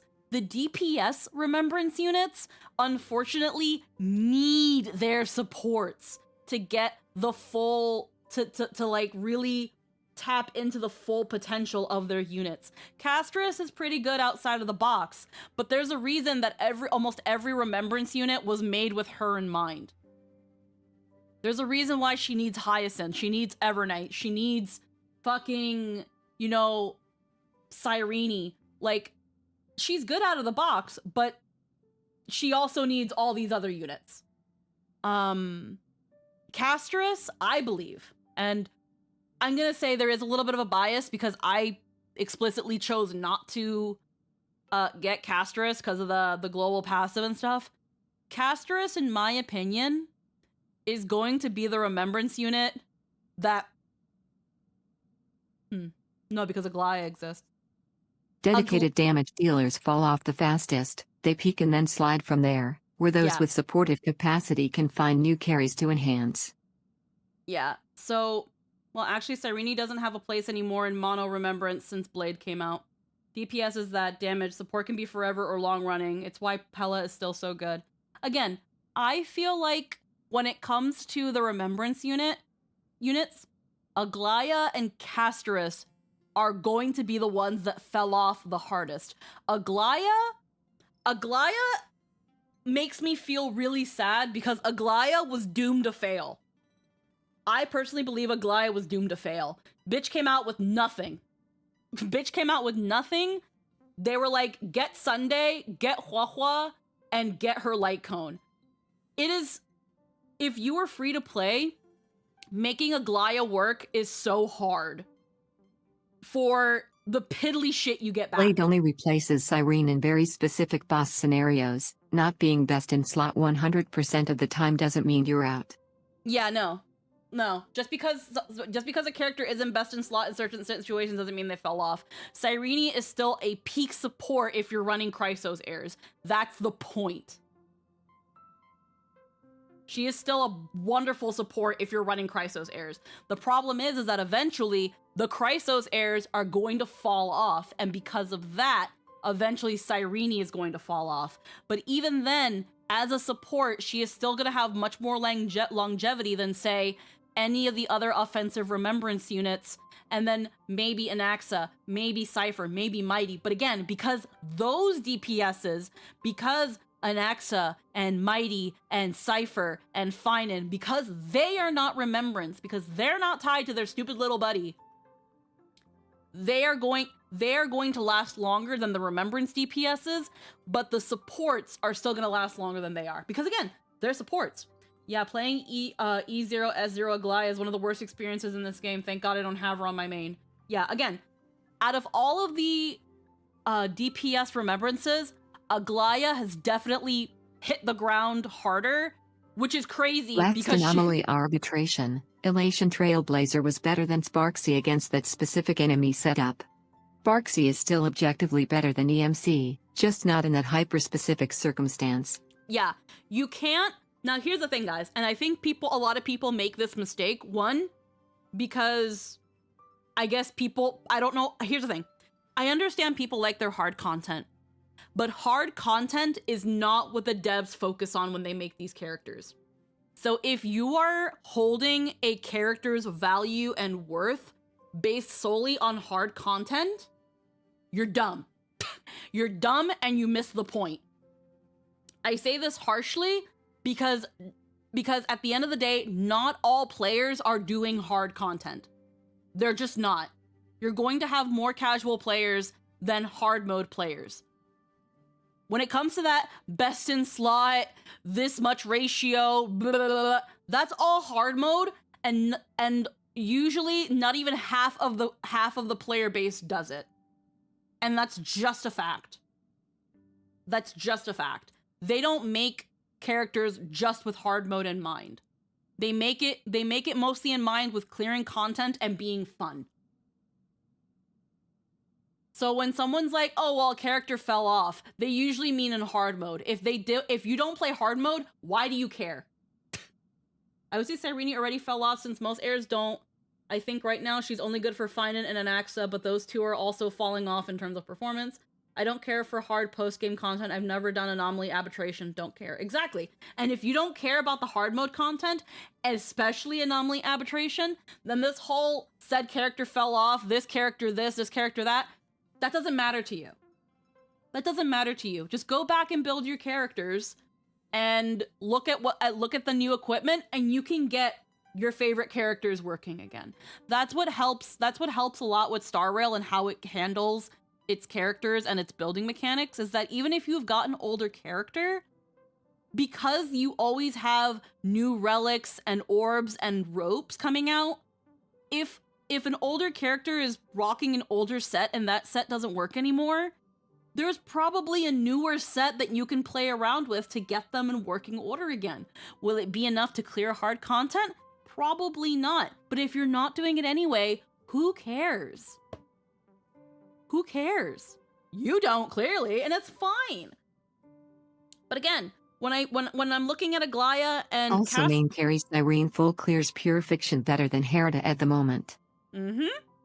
Yeah, and again, just because one character doesn't work for a certain hard mode content doesn't mean they don't work for something else. Different characters work for different scenarios. Like, again, just because a character doesn't work well in this doesn't mean that they won't work somewhere else. These characters have their niches, they have their purposes, they have their comps. And you as the player need to figure it out, or need to take the time to learn how to figure it out. These units, these characters are tools. And a tool is only as good as the person using it. If your characters suck, that is your problem. You need to figure that out. You need to look at your materials, how you're building, what you're doing, how you're building your teams. It's if your characters suck, literally is a skill issue. Literally is a skill issue. Get good. And again, just because I have to get the thought out of my mind, when it comes to Aglaya and Castris, both of them are gonna fall the hardest. Aglaya's gonna fall the hardest despite barely even being given time to lift off, because she was pushed out with 2 cinder blocks in her feet. Like, Aglaya was, again, doomed to fail. And Castris is gonna fall hard because she needs too much shit to prep her up so that she can be worth your time. And because of that, you're building a Castris team. You're not building a Remembrance team. You're building a Castris team. And she's gonna fall off hard. It's kind of like how they keep trying to keep Firefly alive by just pumping out supports for her. Like, let Firefly die. She's fallen off. Let her. Leave her alone. They're gonna Nova Flare her, and her Nova Flare, people are already talking about that it sucks, because she didn't even need one. Because her kit is so fucking basic, there's nothing to save. Let her die. That's why I had Lynn help me get good. Exactly. For example, the Pom Pom Mech Boss, my Super Break team can't handle the story mode team. I'm free to play, and end up using my Blade team. And again, like, for people who want to use Super Break, I commend you for giving it a try. They took that bitch off life support a long time ago. Break was off life support a long time ago. The only thing keeping Break together is Firefly, and that bitch is long overdue to get fucking unplugged. Guys, is it worth making another fire team if you have a Firefly team invested in it? No. Let her go. Let her go. Let her die. Let her die. They want Firefly to... Right now, Firefly is like Fetch. They want it to happen so bad. It's not happening. Like, just let her go. If you enjoy Firefly, if you love Firefly and you want to keep using her and you want to make her work, absolutely go for it. I will always tell you, again, if you enjoy a character and you want to get them and you want to keep them on your team, do it. Will the game be a little bit harder? Yes, but if that's the character you want to play and you want to do your damnedest to make it work, I fucking commend you. I keep trying to make Argenti work. I love Argenti. I know in some situations he just isn't gonna do it and Baby Boy's gonna have to be on the bench, but I love me some Argenti. But.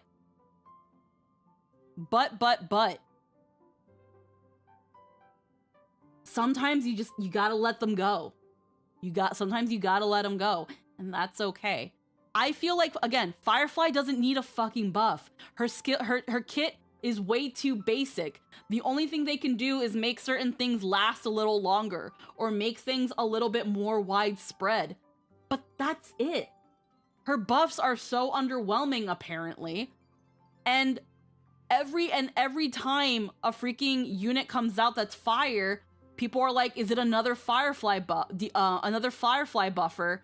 And most of the time it is. And then she falls off again because she's not worth it. She's not worth it. I'm sorry. But I don't know. If you enjoy Firefly, do your damnedest to make her work. But she's just gonna fall off again, honey. She's just gonna fall off again. The issue is her kit fell off. The only way to make her good is to make her a new unit. And again, I feel like it's only a matter of time, but when all the Stellaron hunters, because they are so plot relevant, they're all going to get SPs. Again, we got Silverwolf, we got Blade. Eventually, we will get another Firefly. Eventually, we will get another Kafka. And here's the thing. As we know from the Herda, and as we know from Himiko Nova, getting another unit doesn't mean they have to be another path. We can just get a new Nihility Kafka, a new Destruction Firefly. That could happen.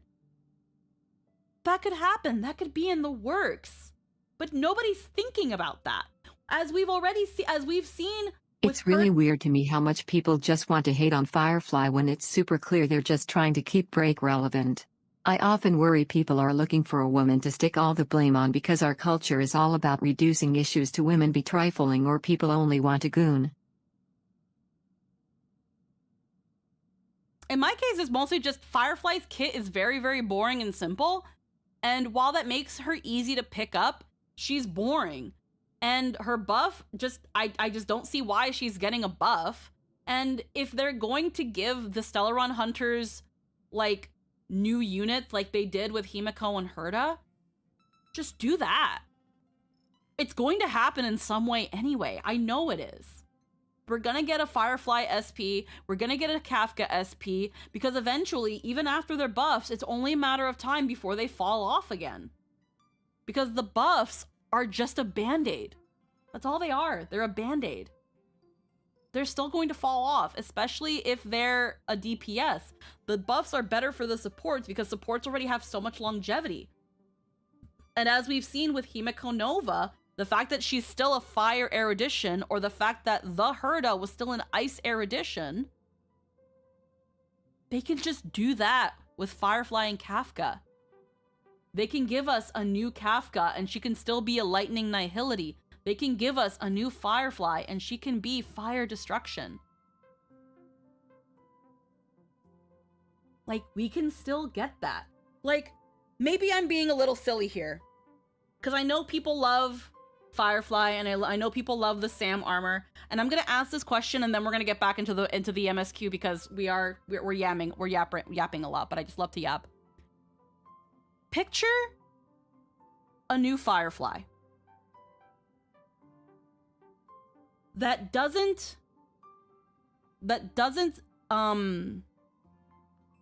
isn't just a switch between girl and Sam. Imagine a Firefly SP where instead of a mecha suit, we have something similar to like a Symphogear. Or I don't know how to, like, instead of like a robot mech suit, how about like an armor? How about like a magical armor set? Not even Zero Suit Samus Emerald. I don't know what it's called. I'm not so much meaning like a mech or a mech suit. I'm talking like a battle suit, where instead of like she becomes Sam, this robot, maybe she's more like armored. Maybe instead of being Sam, she's got pieces of Sam. Maybe instead of a helmet, she's got like a cool tech visor. Maybe she's got those fucking cyber wings. Like how Sam has those like that like wing flame detail. Like the only thing I can think of is like a Symphogear for people who might not like understand, like more like Sky Strikers in Yu-Gi-Oh. Sure, maybe. I don't know what that is. I don't know what that is. I don't play Yu-Gi-Oh. So let me look up what a Sky Striker is.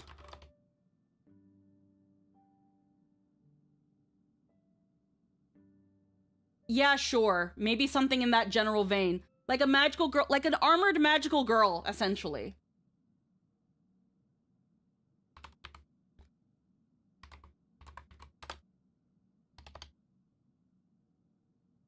Like, the thing that comes to mind is Symphogear. Like, maybe if the Birth by Sleep crew had slightly more armor.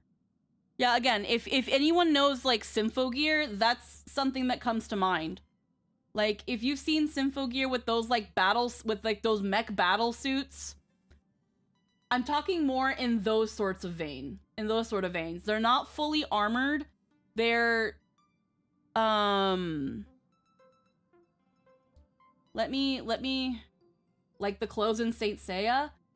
Maybe. So, like, okay. So, hear me out. So, you see how the Symphogears here, how they're kind of like bodysuits with mech parts on top of them, where it's like bodysuit and mech armor? I'm talking something like these. Like this. Like, Yu-Gi-Oh! Sky Strikers are a little bit too armored for what I'm talking about. And I wouldn't say like Saint Seiya. Would be cool, and because it's Firefly, all I'd expect is the entire internet going Star Rail. Instead, they just made Firefly Gunner bait. They aren't even pretending anymore. Hoyo fell off. The internet is extremely dedicated to hating Firefly no matter what for some reason and need to touch grass. It's weird because I only ever see love for Firefly. But yeah, maybe something like the Sky Strikers. If you wanna go less Gunner, quote unquote, less Gunner, then yeah, go something like the Sky Strikers where it's a full bodysuit and it's a bit more like armor plated, kind of like that. You can go like this. I think this would be cool as fuck. I think this would be cool as fuck for Firefly. Because when Firefly came out and I saw you're either a girl in the overworld or a mech in battle, I was disappointed. I was disappointed as fuck. I would have loved something in between like this, but I also knew we weren't going to get that. But this is a perfect time to do something like this for an SP Firefly. I'm a fucking idiot. Honkai Impact is right there. I could have just pointed at Honkai Impact and said, do that with Firefly. Haha, yep.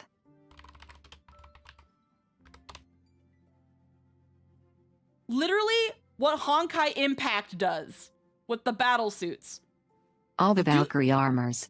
Yeah, do a Valkyrie armor with Firefly. Give me that. That'll be fucking fire as shit. That would be fire as fuck. If people are like, oh, they made Firefly Gunner bait. No, they just told the Impact team to cook. Just do it. Just do it. Just do a Valkyrie armor. Go into like your Symphogear. Go into your Sky Striker Yu-Gi-Oh! Fucking like grab your shit and do a Firefly like that. I think it's worth it. I think it's worth it. I think that's a perfect way to SP Firefly. And she can still be a fire destruction. She can still be a fire destruction. We are expecting something like that eventually. Firefly story seems to be pushing her towards being the new Empress. Yeah. So hopefully we'll see what happens. I lost my 50-50 to Zila. Oof. But yeah. Tangent over. We're gonna get back to the story. I'm so sorry, Lynn. I really needed to like talk about these thoughts of mine. Because I hear the conversation about we need new paths, we need new this. Is this gonna be a Firefly support? And I feel like these questions have been answered by the game and how it's carrying itself. But gamers don't know what they want. I blame chat. A funeral or an adventure. Will it be a battle with only a 1 in 10 chance of survival to tear away Shuhu's flesh from his body and eliminate the Xianzhou's arch enemy? Or will it be a journey in which he settles all grudges and never looks back? It all depends on how he perceives it. Blade agreed to my proposal, even though that little Stellaron hunter girl wouldn't stop objecting. Are you betting everything on me? Betting? No, I don't see it. I'm not against more new pets in the future, but I don't want one for another couple cycles. Yeah. Nor dice tossed at someone's whim. We trust in people. If anything, I want a new element, but I don't know what we can do with the elements. I don't know how that would work. The most desperate battle. That belief is what gave you the strength to overcome Full Wish. It is also the only reason I stay for this world. If there was going to be another That has never element, it would be nature. I am going Yeah. to draw the elation into my divination and overturn a fate marked Or for water. great woe. Yeah, I want water. I have feel a like we need plan water. for how to handle Asat Pramod if he strikes unexpectedly. But I still need more hands to make it work. Looks like the Phantasmoon games will have to come to an end soon. What miracle could cap off these games better than a finale that humbles a Lord Ravager? It will be a tribute to the elation. The shadow of the Lord Ravager looms, and from here on, everyone must carry their part of the burden. I will take my leave first. You can do so much poetry with water. The type who flow and can Before it's adapt to out, any I still situation. want to say a few words to everyone.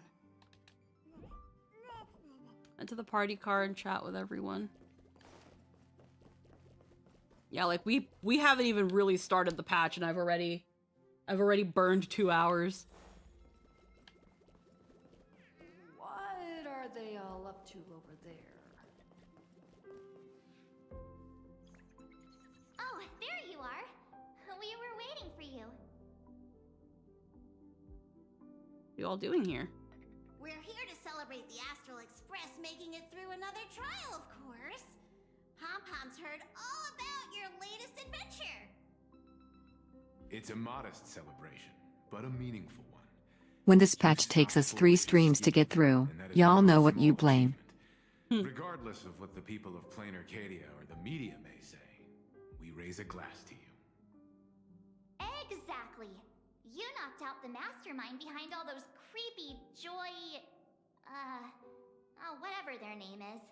I didn't get to see it myself, but Don Hung described it for me. You killed it! Your victory gave Blade a chance to free himself from Shuhu's flesh. Thank you. With a Lord Ravager looming on the horizon, everyone will soon be heading off on their own missions. Before that, it felt right to have a small gathering like this. Now, let's make a toast. Here's to everyone who fights to protect this Arcadia. And here's to all of us. The Lord Ravager can throw whatever he wants at us. But I know the Astral Express will keep streaking across the stars. To all of us. Thank you. All of you. Having you by my side is what gives me the courage to face the future. I'll carry this strength with me through the rest of this journey. Cheers! Like your hearts beating as one. Glasses clink together. After finishing the drinks, the nameless each enjoy a brief moment of respite.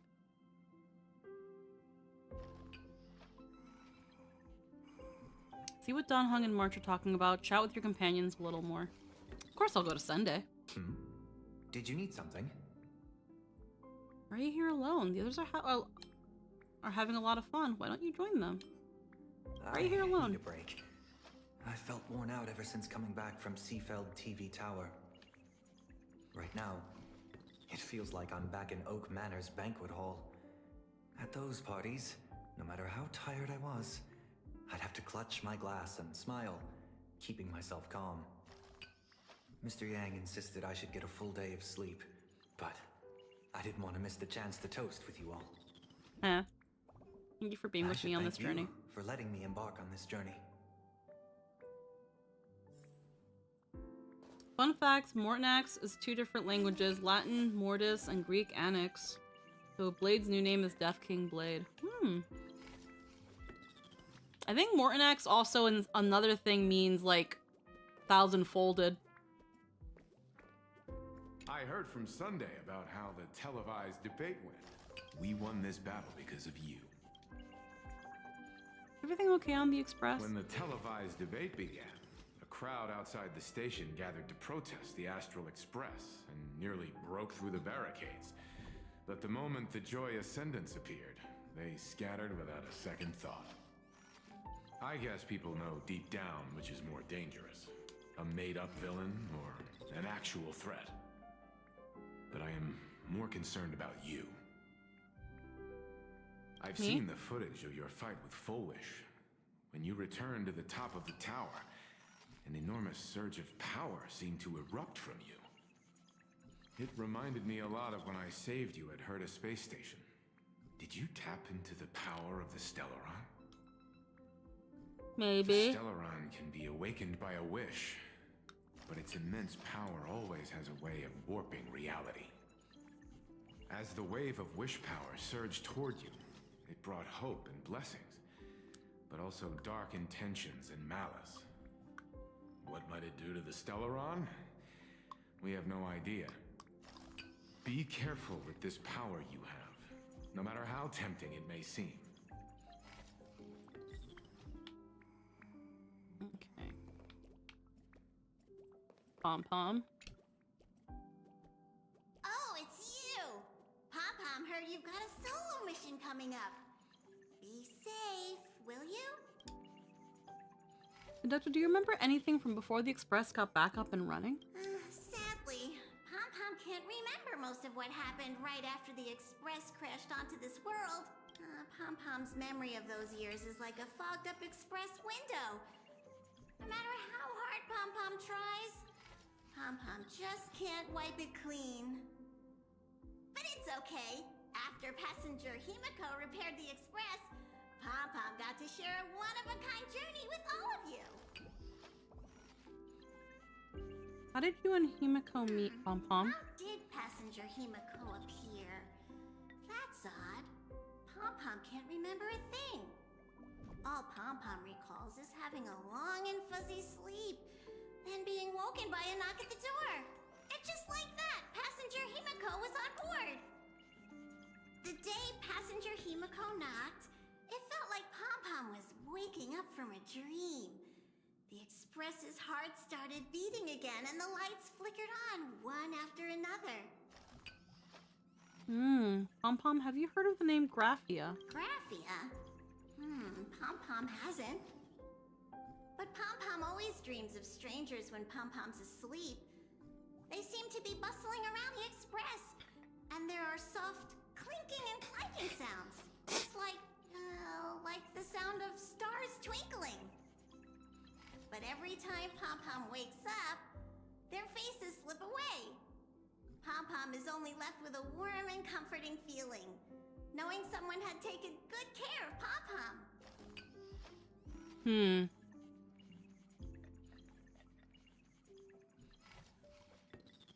It wouldn't surprise me that Pom-Pom is that intrinsically linked to the train.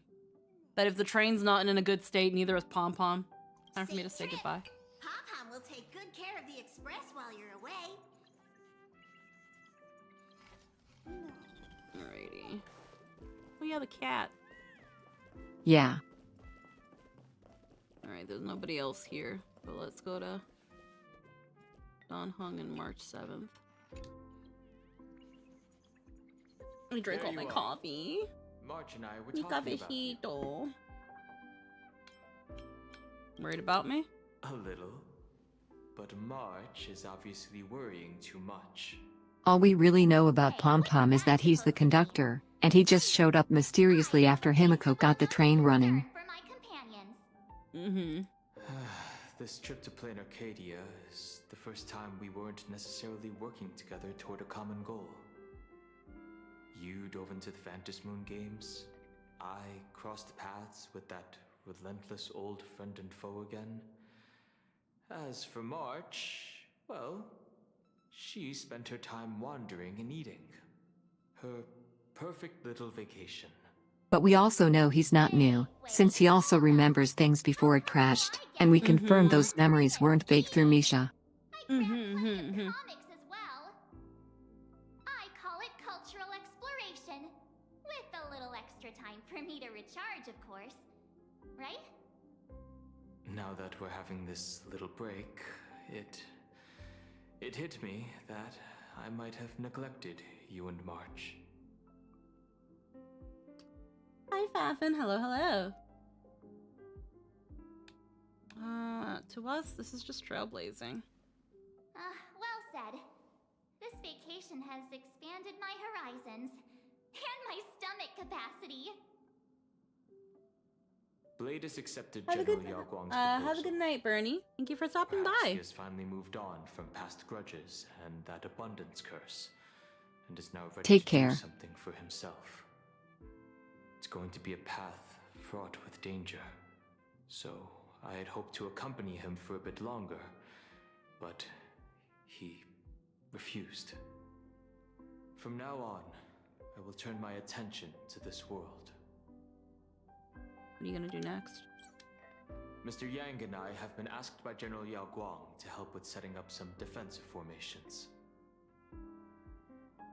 I've got work to do too. Mr. Ashvale wanted someone to accompany him to the tavern to investigate clues about Asat Pramod. Yours truly figured she'd been resting long enough, and it was time to stretch her legs. So I volunteered. Stay safe, don't make me worry too much. No problem. When you come back, you have to share everything you saw in the world in Canvas. Alrighty.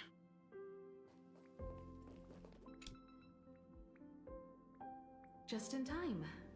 I've talked to Also, how much you think Ryusuke is ASAC Pyramid? arrangements for your passage, so you can enter the world in Canvas to find my ancestor Graphia. That is a good question. It's possible. It's possible that he's a Sopramod. I ran into something while doing some collections. Oh. Ooh. He claims he's the dean.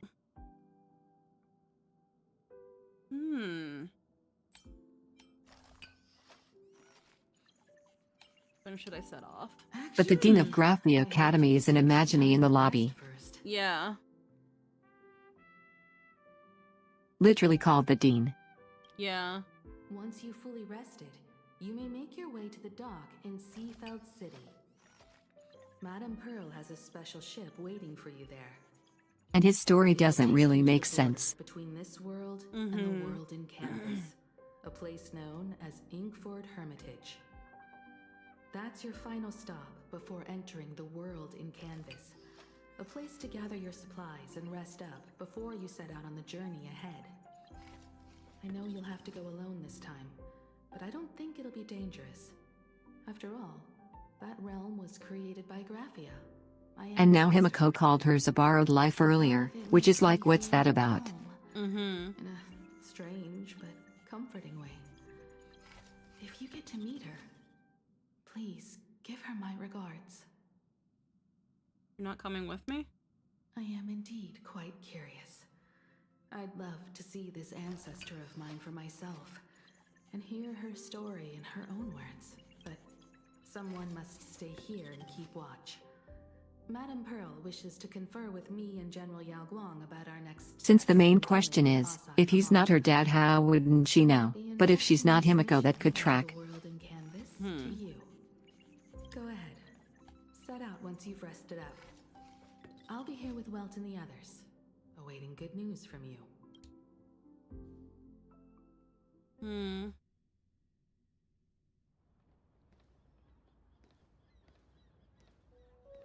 There's also the fact that, again, even the little fun fact thing on the loading screen, it says Ryusuke claims to be Himiko's father. Jump straight into the veracity and leave the rest to Yeah. stomach acid. So they're definitely trying to lead on that something's up with Ryusuke. And this is between me and him, right? Why are you tagging along? Relax. I'll say my goodbyes and be gone. A dignified funeral, If you ask me, this ending is indeed grand enough. Yep, though if there is, she should know, and if she doesn't, she presumably doesn't have those memories. There's only one thing I care about. Does he have to die? Here's a piece of advice, little cub. I'm just spitballing. Whether he lives or dies is his choice. That's the one thing you don't get to decide for him.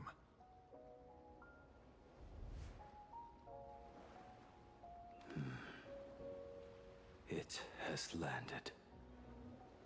What? Nothing. Just a seabird landing on the rocks. A blade forged of mortal steel cannot sever an undying fate. If Shuhu is to be put down, the options are few. Mostly I don't think Ryusuke is at all trustworthy, but her not knowing that makes her identity suspect too, even if obviously she's always been the person we know. Mm-hmm. In time, people will say this.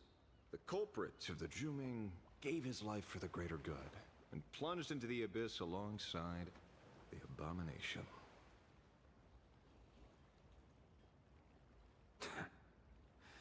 I'm not as noble as you make it sound.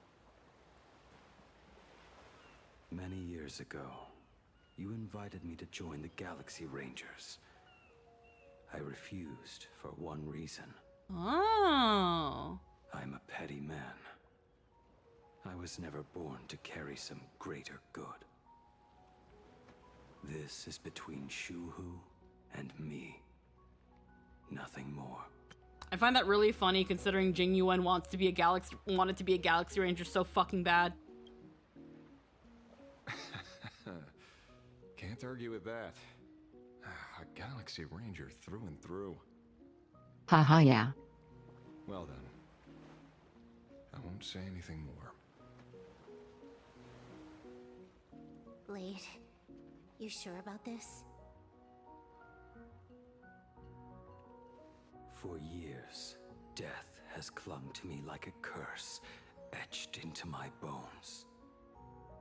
If there is a chance to make a god feel the same pain, I would do it, even if this body is reduced to ash. As for everyone else, there's no need to drag them into this. But Kafka's going to miss her chair. We'll proceed as Yao Guang proposed. Bury Shuhu at the end of the world. What do I tell in Kafka? canvas, taking me with him, and let the veracity dissolve us both.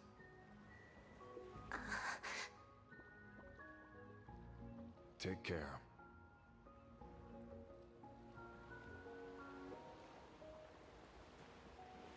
How about you stay as well? You might as well see it through to the end with us. Plain Arcadia has bigger problems that need my attention.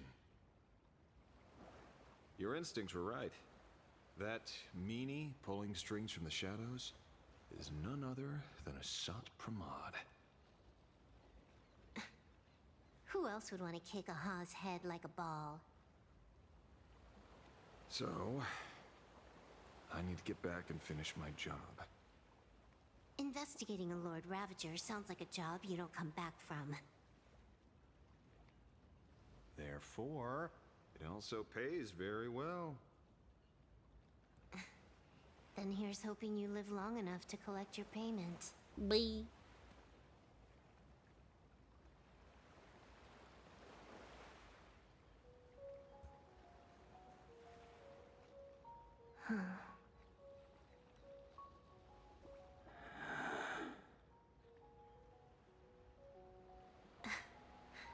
Every time, when it's just the two of us, you go quiet. You know what I'm going to say. It's really funny how he thinks being petty is disqualifying, when we know it's basically a requirement. Yep.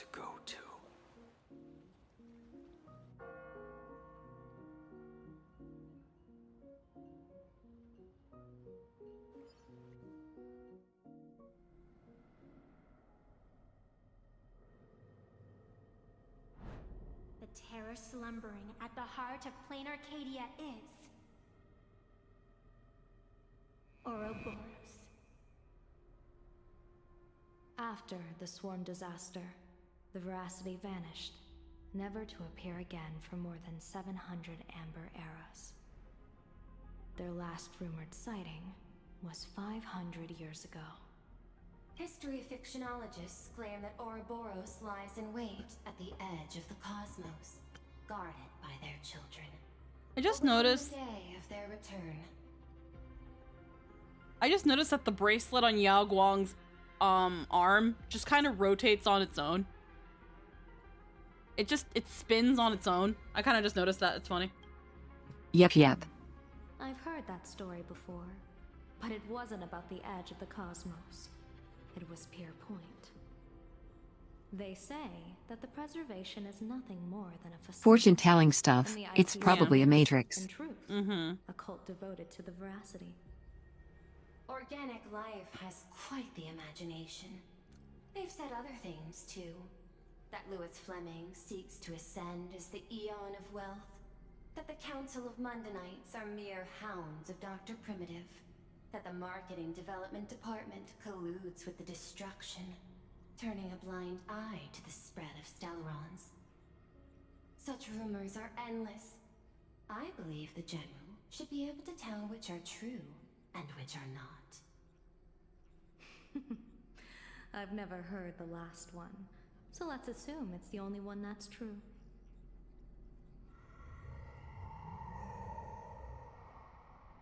Like how Hukachipa says Ouroboros wrong and Pearl and everyone else just doesn't. I can't remember how she said it, but I think I made fun of it. Such terrible breath. Once this Leviathan awakens, the Arcadia's destruction would be all but instantaneous. For now, this remains conjecture. The sealed remains appear to be a husk that Ouroboros once shed.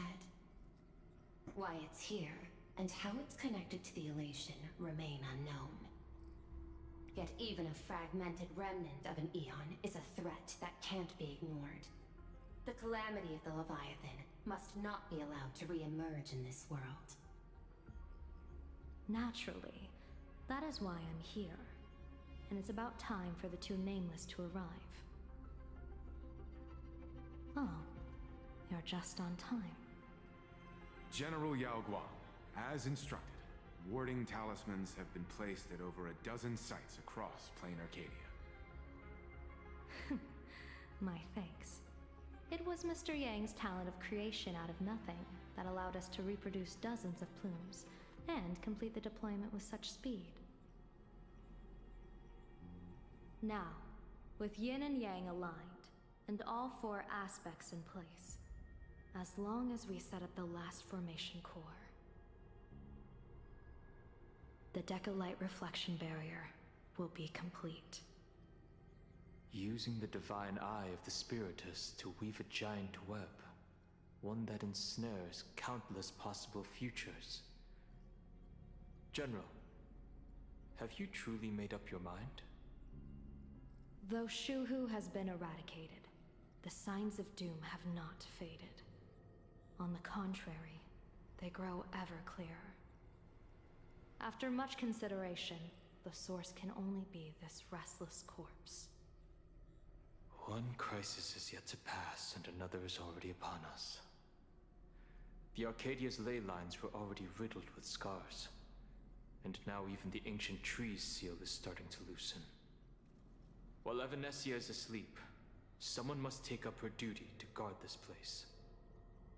But defending isn't the way of the hunt. If you don't want to become the prey, you must become the hunter. General, do you intend to go on the offensive and suppress the remains of the veracity? How could I? The Joy Seeker could barely confine that husk using the Abundance's ambrosial arbor as its cage. I'm not that arrogant as to place myself alongside the gods. I'm not here to guard against an Eon, but against a lesser menace. Oh wow, they just confirmed Welt can use his reason powers to some extent here. This barrier is prepared for him. Yeah.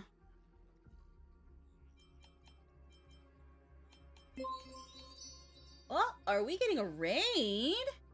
Nixua, hello, hello, welcome, welcome. We have been raided by the Lonely Gamers. Hello, hello, how are you doing, hi there. hon? Welcome, welcome, and thank you for the raid. I hope you had a wonderful time. Let me give you a heckin' little shout out. We are currently playing Honkai Star Rail. We are on version 4.3. We recently started the patch, so for those who are avoiding spoilers, now is a good time to probably hop off, but always feel free to drop a follow, because we do always talk about the patch after we finish, as well as occasionally do little, we occasionally do some more casual Honkai streams at times. We do some lore talks, and we also do some character building and things like that. So if you don't want to spoil the story, but you do want to stick around for a future Honkai stream, be sure to hit that follow. And again, I hope you had a wonderful time. What were you guys doing? I'm just looking back here because I'm trying to see with Welt.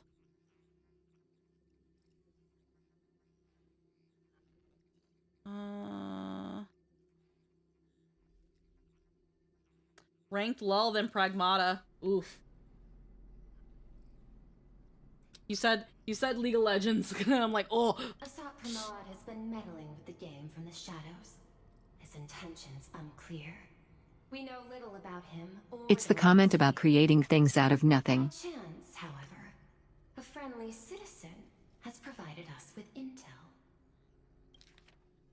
He's never done that in Star Rail before, and that's reason power.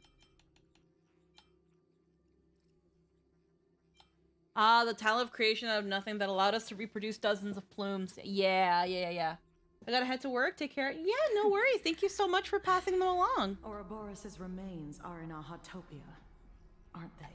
Did she say it right this time? Ouroboros' remains are in Ahatopia. She said it right this time.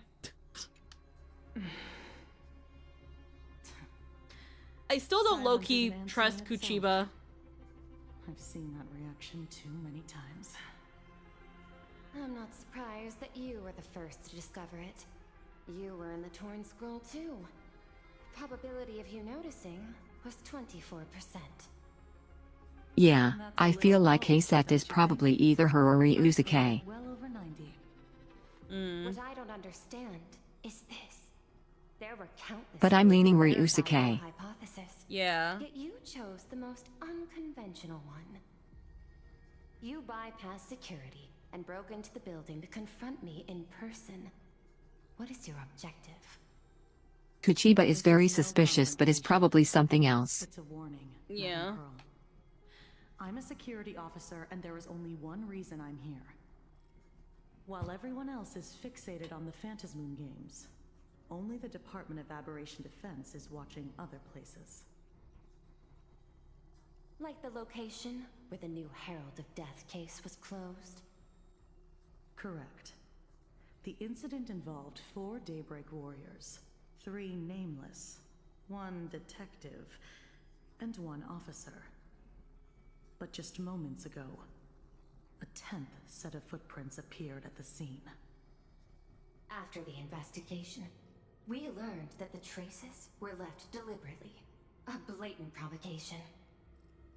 The Lord Ravager bent on destroying the Elation came uninvited. Make no mistake.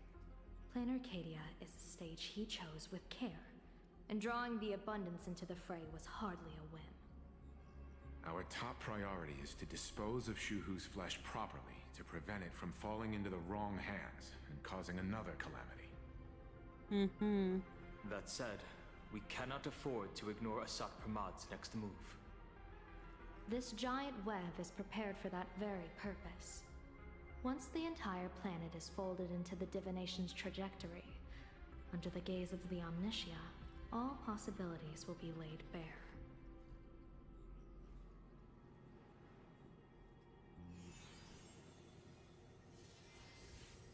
When that time comes, he won't wish to leave any footprints behind. One final question. Why did the Lord Ravager choose to visit this place? Does he have an ulterior motive? Or is this merely some twisted joke? Probably both. That question should be left to the professionals. Don't forget, we have a detective who can't seem to rest. Let's hope the accumulation of variables can tip the scales in our favor. Definitely both. Hey, Ashvale. And so the people set out, and the gondola, bound for distant lands, set sail. The end of the world, the elation once again declared war upon the veracity. Hey, frail little humans! Ouroboros split their mouth wide open. Good. My arm is still like slowly. I'm like rubbing my arm, and occasionally I'm getting these little, the fucking flakes. I'm not picking. It's just coming off, and it's like, ugh, it's gross. It's dry and flaky, but it's so soft right under because it's all like new skin because there's so much dead skin. The bartender Baraji opened the wine cellar. They only Did you know Pearl and Ash Vale's voice actors are dating? I think that's funny. Good for them. Yes. He crept up to the Veracity's ear and told them a corny joke. The Veracity I'm telling you, I ship them. amber eras, then burst into laughter at their own amusement. En route spread his hands and said, "See, I filled your mouth with laughter." Then what happened? Then the Veracity said, "Are you kidding me?" And with that, they opened their gaping maw and tore en route to pieces. What kind of nonsense is that? Those are the facts, my inquisitive auditor. If you want to hear more stories, you're welcome to discuss with your classmates.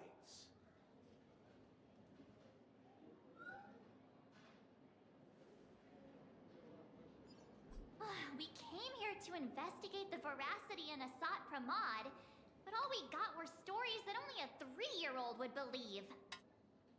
Rumors don't just appear out of thin air.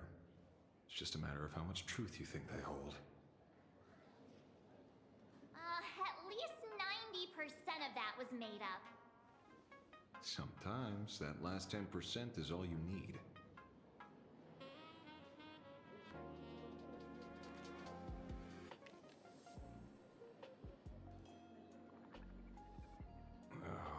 Plenty of bystanders around. Let's hear what they have to say. Open the detective notes to view the newly added clues.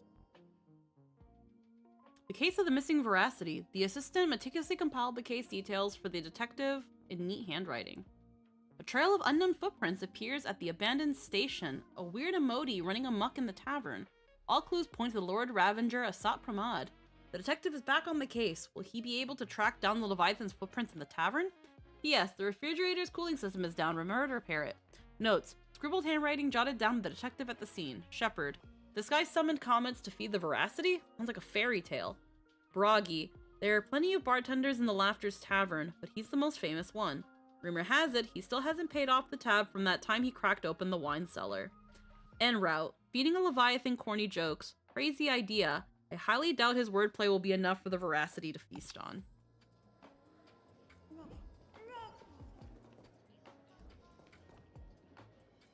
Wait, there's two here. Do-I Chungus? Okay. You two asking about the veracity? You think about walking that path? Walk the path of veracity? Do I need to eat everything in sight? You got it! Kids always dream big. Some are bulldozers, some are monsters, and I am Ouroboros! And the man. Ugh, can you talk normal? Stop gulping for air. Don't be mean. I swore to become a veracity path strider. I eat everything. Tasty, nasty, anything I could chew. Finally,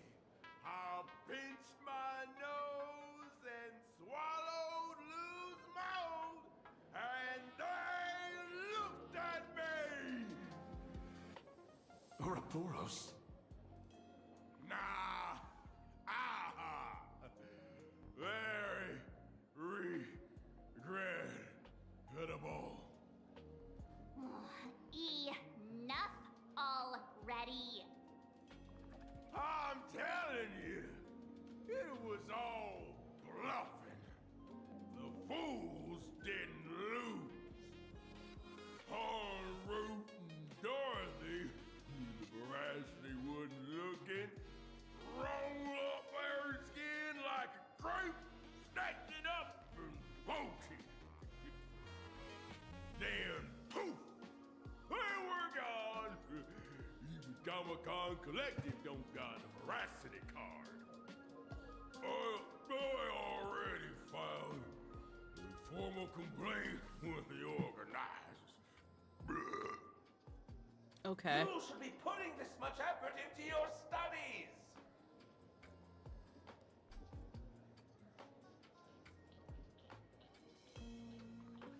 Alright, well, I hate Do-Eyed Chungus. I hate him. Scribble nibs. Same. They say a dull pen beats a sharp memory. My memory's dull, and my pen... The amount I just clicked through is dialogue. Yep. Then you must have a lot of stationery.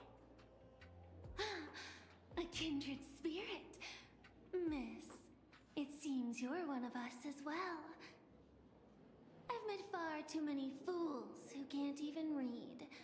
Oddly enough, those of us who truly love learning are the rare ones. Interested in studying the knowledge of the laughter? I have a reference book here. You can have it.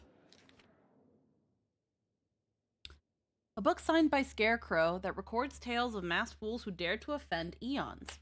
They view this as a rite of passage in a fool's career, rushing headlong into it one after another, never tiring of the thrill. Paper second, one-day tour of the Amber World. Hold on, what the hell's...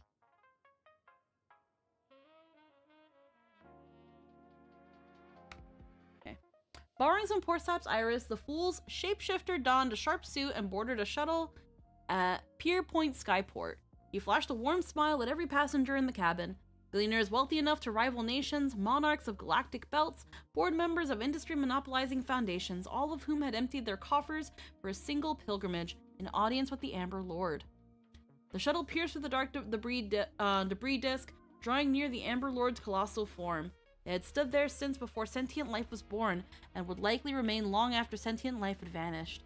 Following the countless marks left over the eons on the subspace crystalline barrier, some prayed in silence, some wept softly, while the Amber Lord offered no response. Who would notice a single speck of dust in the vast expanse of space? The fool-carved shapeshifter was here into the barrier, and took his leave without a second glance. Remnant dream of the Primeval Imperium. Into the morn of veracity, Ouroboros, the ancient leviathan that survived the Dusk Wars, was said to have chased Aha all the way to the roots of the imaginary tree. A fool named Enrau attempted to confirm the truth of this tale, but alas, he couldn't run as fast as Aha and was caught by the veracity and swallowed whole. Who would have guessed that inside the veracity's belly lay a wondrous world of its own? The veracity was so massive that the lives previously devoured had established their own kingdoms on their stomach walls. Thumb-sized dwarves, clever horsefolk, talking comet cicadas. Enrod explored this place with delight and encountered fellow swallowed fools, Dorothy, Broggy, and Shepard. Together they adventured, found the veracity's heart, and gave it a good kick. They were belched out into the universe with a mighty wrench. Enrod quickly plucked off the veracity's shadow and spread it over the fools like a blanket. Shepard was then tossed out a comet, and the dim-witted Ouroboros was drawn to its light. The fools finally escaped with their lives. After that, countless fools sought the treasures within the veracity's belly, but none ever caught so much as a glimpse of the veracity again. Everyone is a Drilla. After the Eon of Beauty vanished, the fool Davin made a proclamation at the tavern, instantly attracting a massive following, chanting, "Everyone is a Drilla." They spoke in artistic storm and launched a reckless charge towards pushing the boundaries of the path of beauty. For example, they stuck bananas into agates with polyvinyl chloride tape, scribbled graffiti on every house item in sight, and proclaimed them great works of art, and even found time to fight a few copyright lawsuits with the IPC. That was until they rained space junk across the entire planet's surface to form Adrilla's visage, at which point the Knights of Beauty finally rounded them all up. However, after 7 days and 7 nights of deliberation, the hastily convened round table of Knights of Beauty ultimately decided to release the fools, since to them, they would have to acknowledge that these depictions actually resembled Adrilla. They can't do anything! The knights can't do shit! White. To get angry and do something about it would mean acknowledging that that's what the beauty looks like.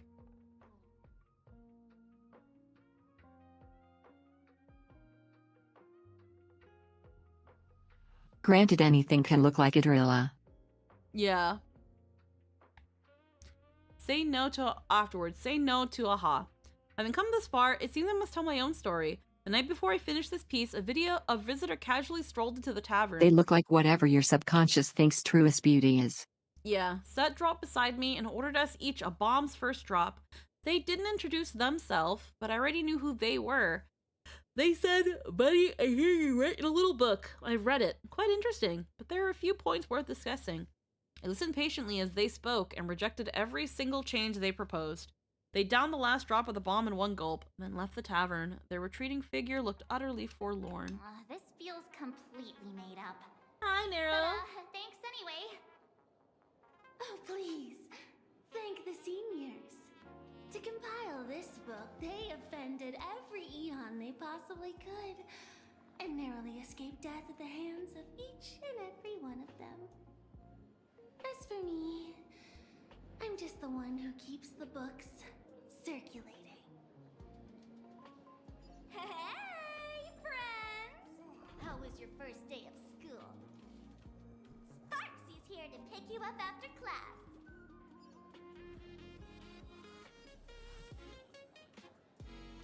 There she is. I'm like, where the fuck is she? Where were you just now? You opened the door for us and just disappeared. Don't tell me you're up to something again.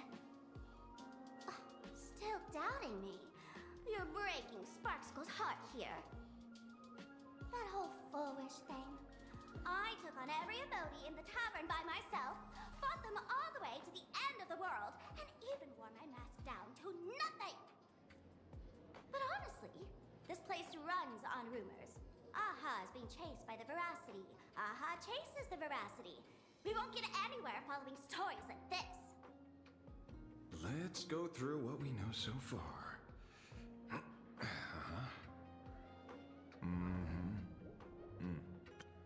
Ooh.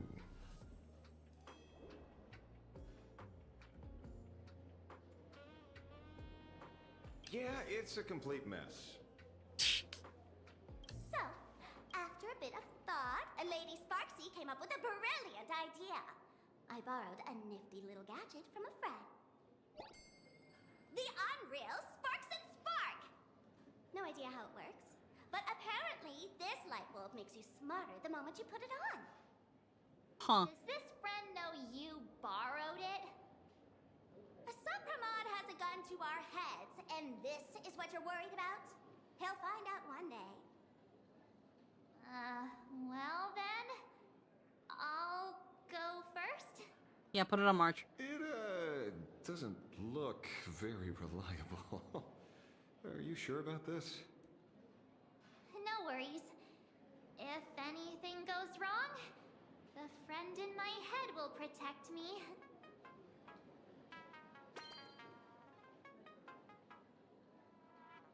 Do you feel smarter?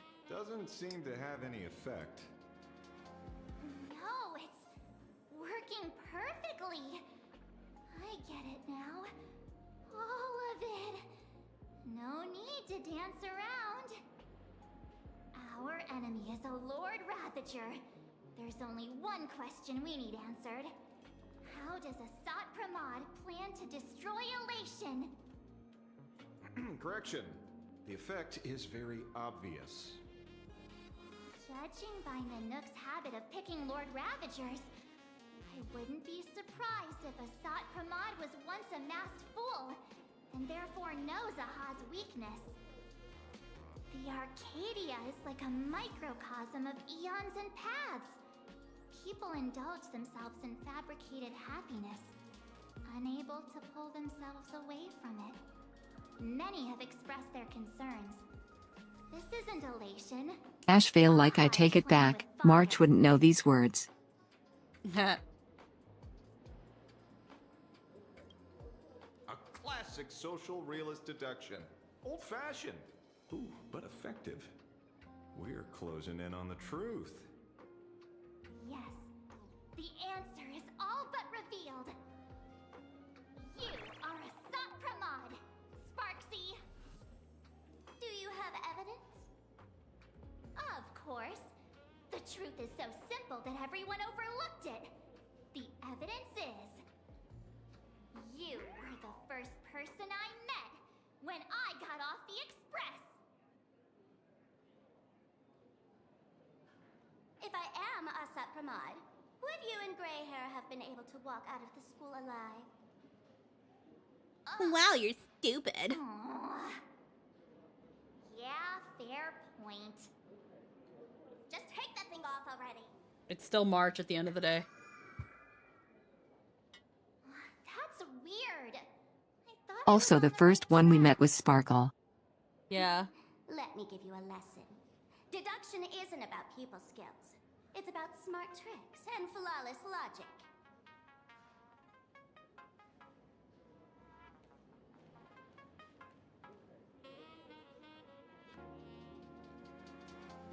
Watch and learn.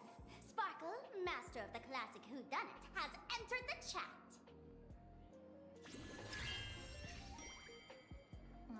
You changed your clothes just for this? First of all, Ouroboros likes to eat.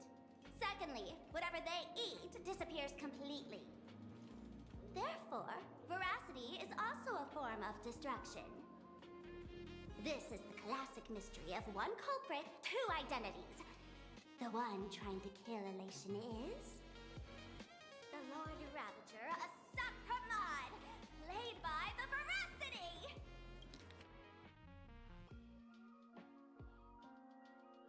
March really just repeating what she heard Lygus saying during Emphorius. Yep. What am I even saying? Classic whodunit? This is more like a classic Who's the Dummy. I get it now. All this thing does is make wild guesses sound reasonable. So far, that's the most accurate piece of information we've gotten. Thing sucks. No need to be so serious, detective. Why don't you show us what you've got? By the way, what type of detective are you? Me? I'm the tough guy type. I don't waste time on useless details. I aim straight at the heart of the problem. You're not wrong. A Sopramod is Nanook's weapon to assassinate Aha.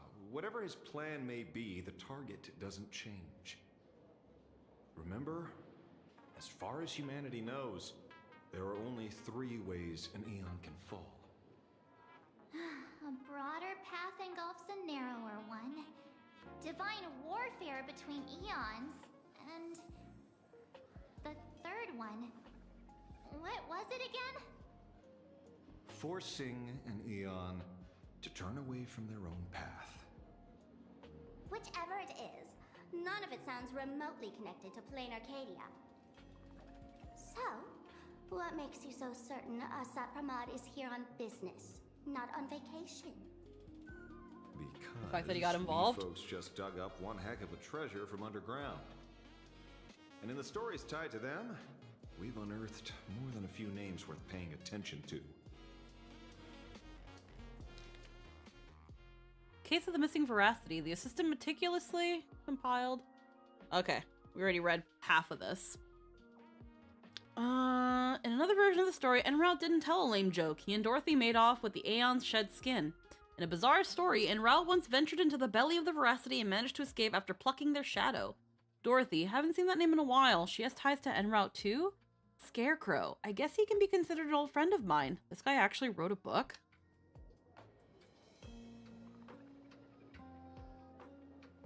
And the story's tied to them. We've unearthed a few more names. Dorothy? That's just a title. Anyone with a girlish heart can call themselves Dorothy. Between you and me, Director Sparkle used that name once too. Guess when? Looks like this clue has little value to it. Froggy, the Shepherd, Scarecrow, and Row. I'm just gonna click every one of them. I don't care. An old pal who can't stop lying. He goes on and on about death being a solitary feast, but I just saw him last week, alive. I see you're acquainted. Please, introduce us sometime. Froggy. Baraji? Forget Or it. Braji. He's good behind the bar, but slippery as an eel. Ask him to work for Nanook, and he'd run away on the spot. The former bartender of the tavern, everyone knows him. Couldn't be him. The Scarecrow. Him? He caused trouble in Gotham City a few days ago. Pearl threw him into prison. I know. I was the one who caught him. En route. Right. He's the one I can't stop thinking about. The stories change every time, but they all circle back to the same logic. En route defeated the Veracity by some means. You're right. Then who is this en route? Do you know him? En route. Hey, Sampo. Of course she does. Everyone in the tavern knows that name. Long ago, its owner grew tired of jokes, cast aside his mask, and walked away. Some say he became a morning actor. Others say he jumped into IX's black hole. Good to see you again, you rat. What truly matters is that you have my unreal Sparks and Spark. I knew it. Give it back, give it back! That's a big order my client wants immediately. What do you mean, give it back? It just wandered off, and I happened to find it on the way, so I brought it home. You want it? Here, take it now. Absolutely not. Wait, right now? This doesn't sound like you at all. No. If it's a no, it's a no. Guess I'll keep it. Bye-bye.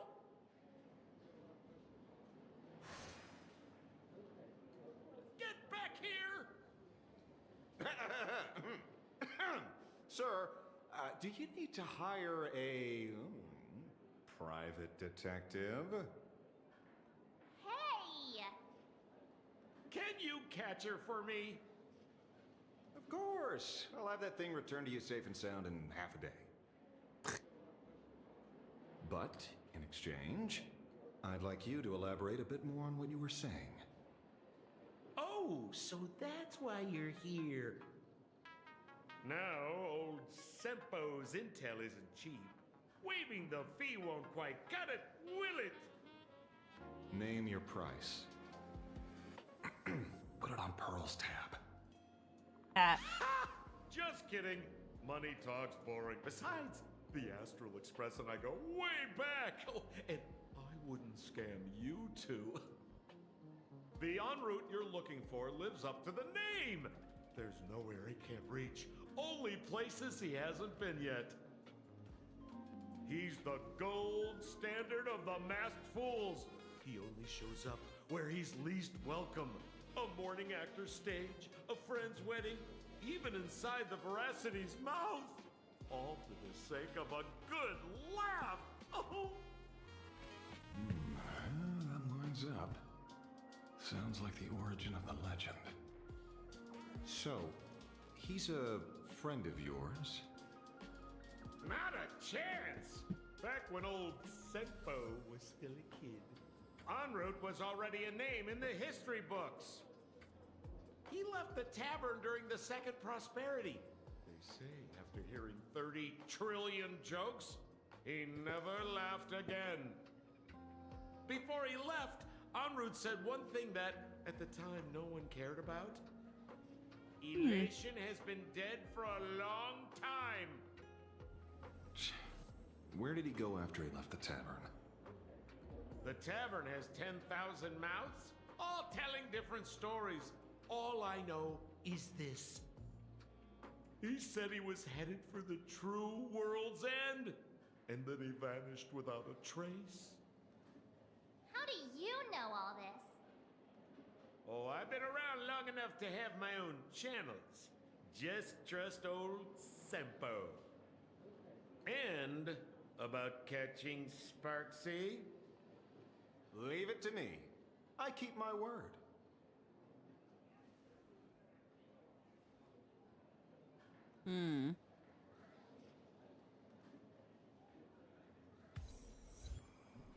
Forbidden deduction. Let me grab this. Is that all?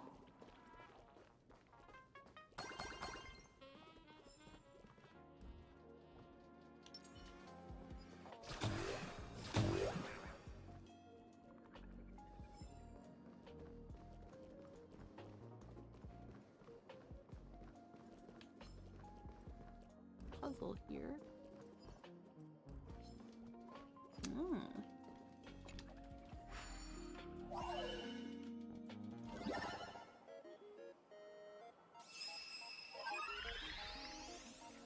Alright.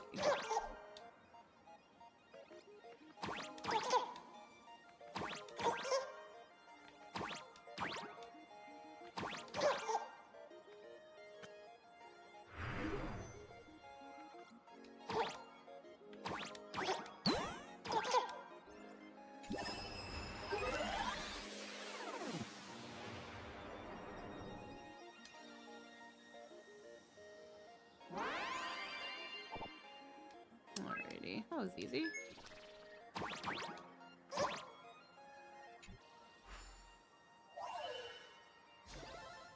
See? I told you comics can teach you useful things. Alrighty.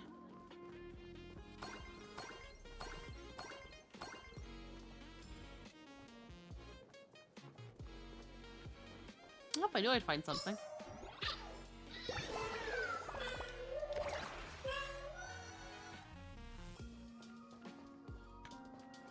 Alrighty.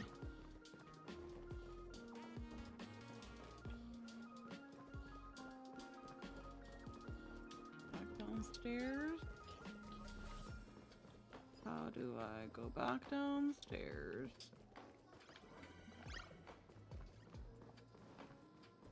There we go.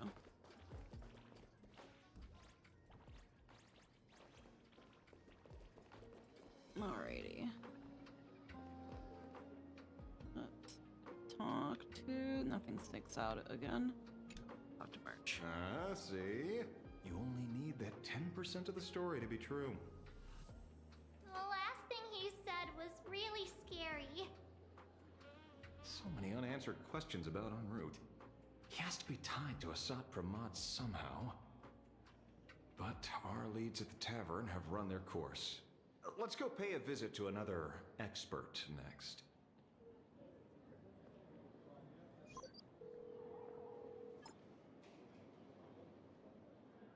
Oh.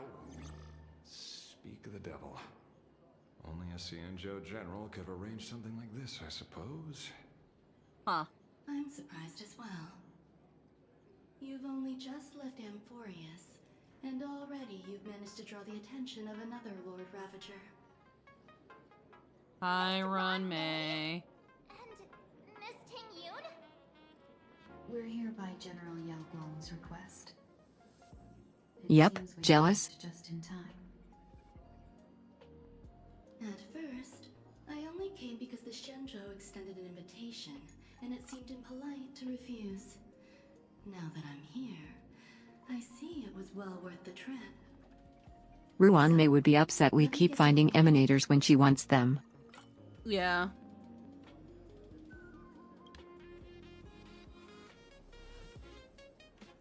Up.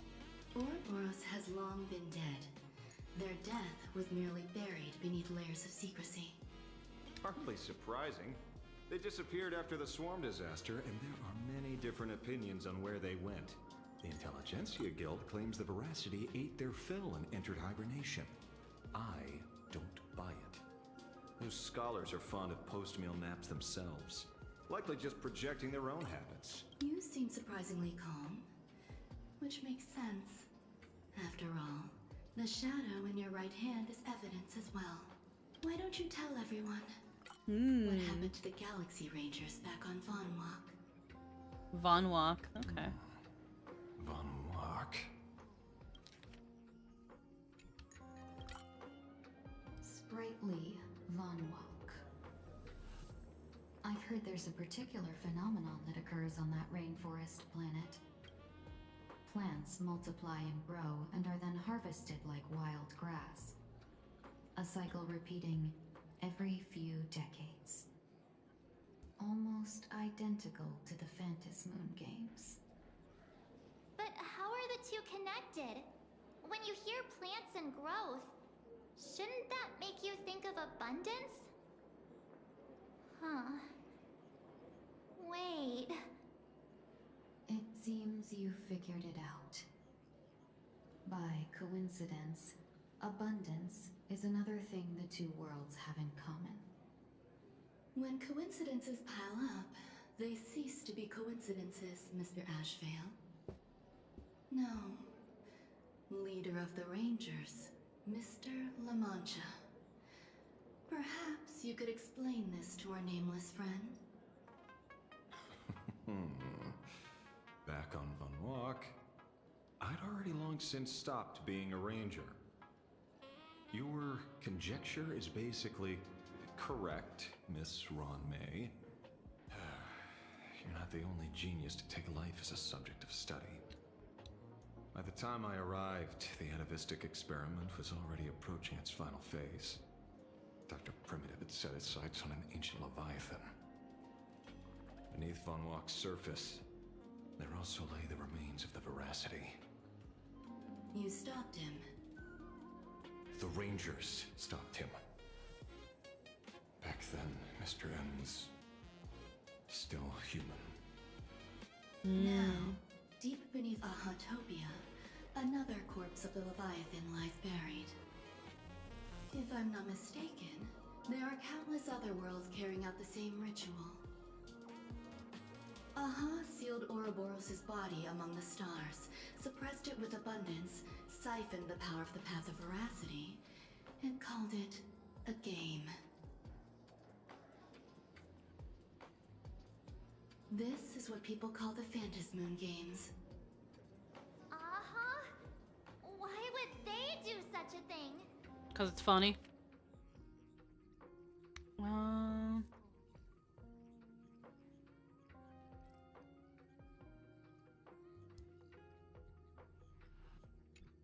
You may remember, the Express once delivered a Leviathan's carcass to me. That wasn't the only one in my collection. By arranging remains from different eras in sequence, I discovered something rather intriguing. At a certain moment over 1,000 Amber eras ago, just as Akivili began traveling in pursuit of their ideal, all creations of the Veracity lost the same organ. Their taste buds. What does that imply? The purpose of consumption changed. Be they spawns, depth crawlers, or void song whales, their genetic markers encoding gustatory organs vanished entirely. Creatures walking the path of Veracity became nothing more than biological black holes, consuming without discrimination.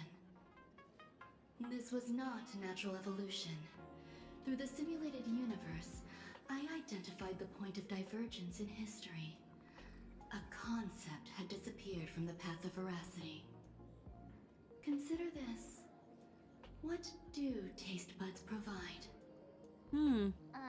Yummy flavor? The Guzzlord would be on the Veracity path? Probably. Precisely. Savoring something's aftertaste is an act of elation. So Aha stole the original Prima Mobile of the Veracity? mobily. The simulated universe proves nothing on its own, but the primal desires of life have always been entangled. Think of it as my intuition. The conflict between the eons of elation and veracity stretches all the way back to primordial times. How many people know about this? There Like used to be everybody. 2. No. I only told Yu Qingtu. Now there are 5. After this, I can't be sure. Yu Qingtu. Exploit the old conflict between Aha and Ouroboros to ignite a divine war, or allow intersecting paths to devour one another. Of the 3 known ways to kill an Eon, the Arcadia fulfills at least 2. Now who still thinks Asapramad is here on vacation? But you still haven't explained where it came from. Oh, you mean the shadow? It has nothing to do with Funwalk.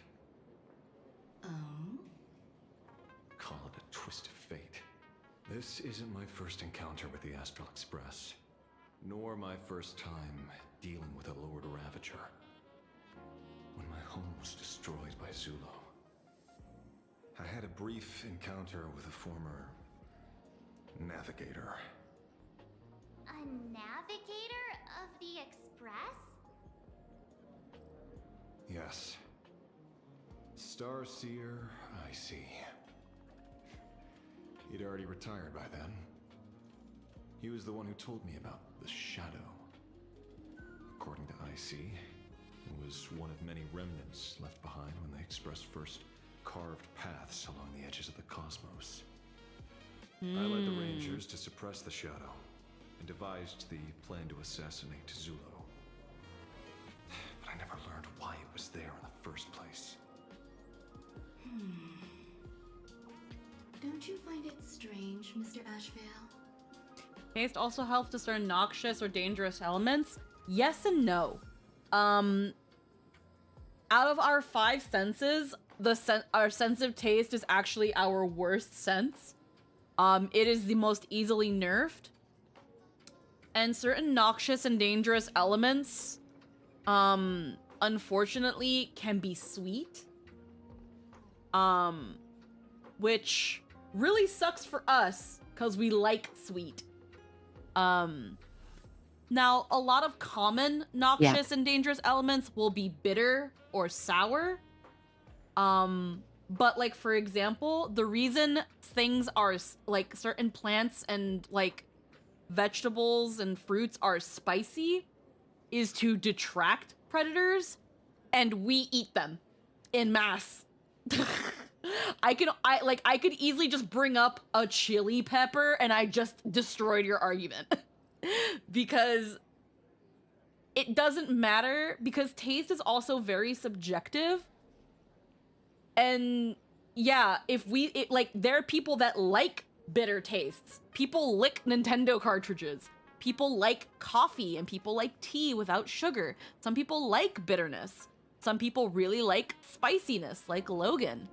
Again, certain things that are not particularly good for us, not so much poisonous, but is somewhat toxic or noxious, can be sweet. We develop taste because taste let us detect when things are super bitter, but with how evolution works, it becomes a tug of war, and now plants have a biological incentive to make their toxins taste good. Yeah. Because it's just easier to kill the thing eating you than to just try to keep them away in the first place. Just kill them. So now they're becoming sweet. Now they're becoming salty. Now they're becoming sour or tart, because you're gonna be eaten anyway. Might as well just kill the predator instead of delay the inevitable. People lick Nintendo cartridges, didn't expect a Lily call out. Yeah, again, like, the reason they put a bitterant on Nintendo cartridges is because so kids wouldn't eat them or lick them, because they're tiny things. They're little tiny choking hazards, yet people lick them. Like, and don't get me wrong, I've licked a couple Nintendo cartridges as well, because, you know, I want to see how bitter they are, and they're pretty fucking bitter. But, like, again, our sense of taste is our worst sense, because we also don't really have that many taste buds compared to other animals. Like of course, yeah, we taste sweet, sour, spicy, salty, and umami, but like there are certain animals that have enough taste buds to be able to taste starch, to be able to taste flavors in water. We don't taste water. But like there are some animals that do, that have more sensitive and more taste buds. That's why they're more choosy and picky about like what they do and don't eat. So our sense of taste is pretty fucking mid. Plus, both tomatoes and potatoes are part of the deadly nightshade family, and we eat the fuck out of potatoes because potatoes aren't poisonous. I forgot like how 80% of something. Yeah, like if you block your nose, you can actually like wave off some of the spiciness of certain foods. There are people who, for one, I used to know a girl in high school who didn't have a sense of smell, and because of that, she was also a very, very picky eater. Because most things didn't taste like anything to her. Well, potatoes are poisonous if not cultivated properly. But again, that's very rare, Bardu. That's very rare. But yeah, our sense of taste kind of fucking sucks. If we think something tastes good, we'll just keep eating it and it doesn't matter how bad it is for us. Strange? When coincidences pile up, they Yeah. cease to be coincidences. Like an experiment with results that are too perfect. It's enough to send a chill down your spine. If you don't mind, let's walk through the whole thing once more. Earlier, what did you two uncover in the tavern? Someone suspected to be a Sot Pramod knew about the Veracity secret. Before disappearing, he said he was headed for the end of the world. And then? Who did he say the shadow belonged to? A former navigator. The shadow was a remnant left behind when he charted the cosmos. If the world's end isn't the tavern, then where is it? I don't know if anyone can answer that question. Not even Akivili. Wait. Don't tell me.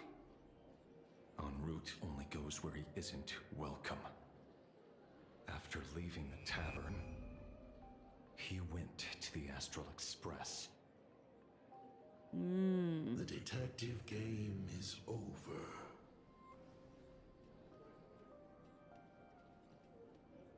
Interesting.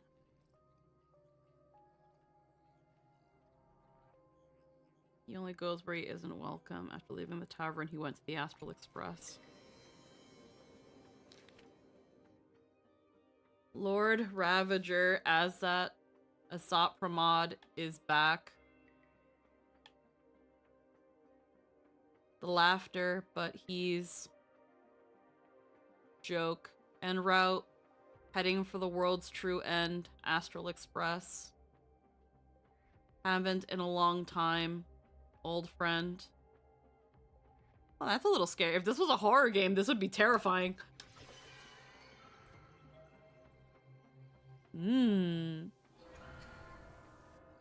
Yep. I have to say, not many people can make me change my plans. Whether in the past or present, you've always been one of them. So, it is you. You know how it is, kid. Mm. I've always enjoyed arriving uninvited. Ooh. Ooh. Pearl said she would arrange a ferry to pick us up at the Seafeld City dock. The place we're going to holds clues about Graphia. Really? Alrighty. Okay, I'm gonna take a quick little break. I just want to get a little potty break in, get a little stretch, and I think I might want to grab my sling because I feel like my arm is kind of moving around a lot and it's getting a little sore. So I feel like if I can put it in a spot and kind of leave it there, I think it might be better for me. So I'm gonna take a quick 5-minute break. So the Traveler talks now. They've actually been pretty talkative since Amphorius, and I welcome it. But yeah, the Trailblazer has been a bit more talkative now. But yeah, I'm gonna take. So out of the story arcs, HSR Trailblazer, by the by, Traveler is Genshin. Yeah. So out of the story arcs HSR has been through, which do you think has been the strongest and the weakest? When it comes to strongest, I still think it's between Penacony and Amphorius. I'm kind of leaning more towards Penacony because Amphorius was very, very yappy.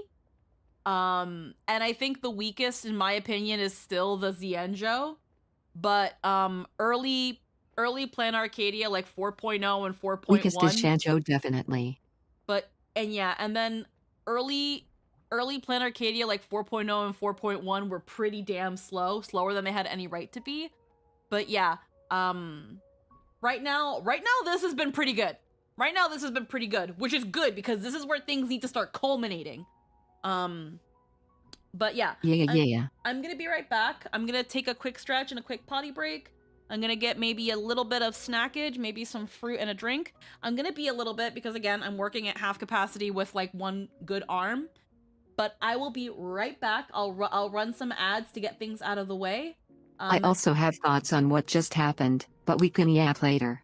Exactly. So I'll see you in just about 5 minutes or so. So if you guys want to take a moment to stretch, rearrange your balls, get a drink, get a snack, we're gonna kill ads for we're gonna run some ads to like extend things by an extra hour so that we could really enjoy the meat and potatoes without worrying about without ads. So I'll be right back.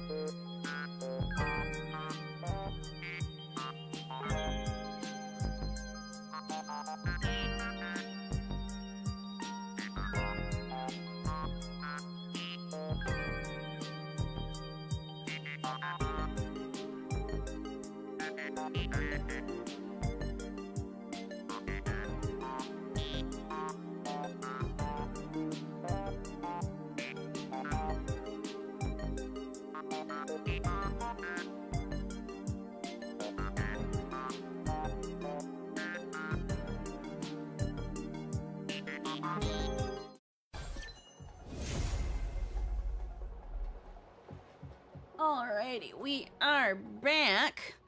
Took me a little bit of a second there, but I got my sling. I got my hot water bladder. I have it inside my sling, so it keeps my arm nice and warm and cozy. It feels really nice. And now we can continue. Thankfully, because of how like Star Rail is, I don't need both hands on my controller. I can just kind of cruise.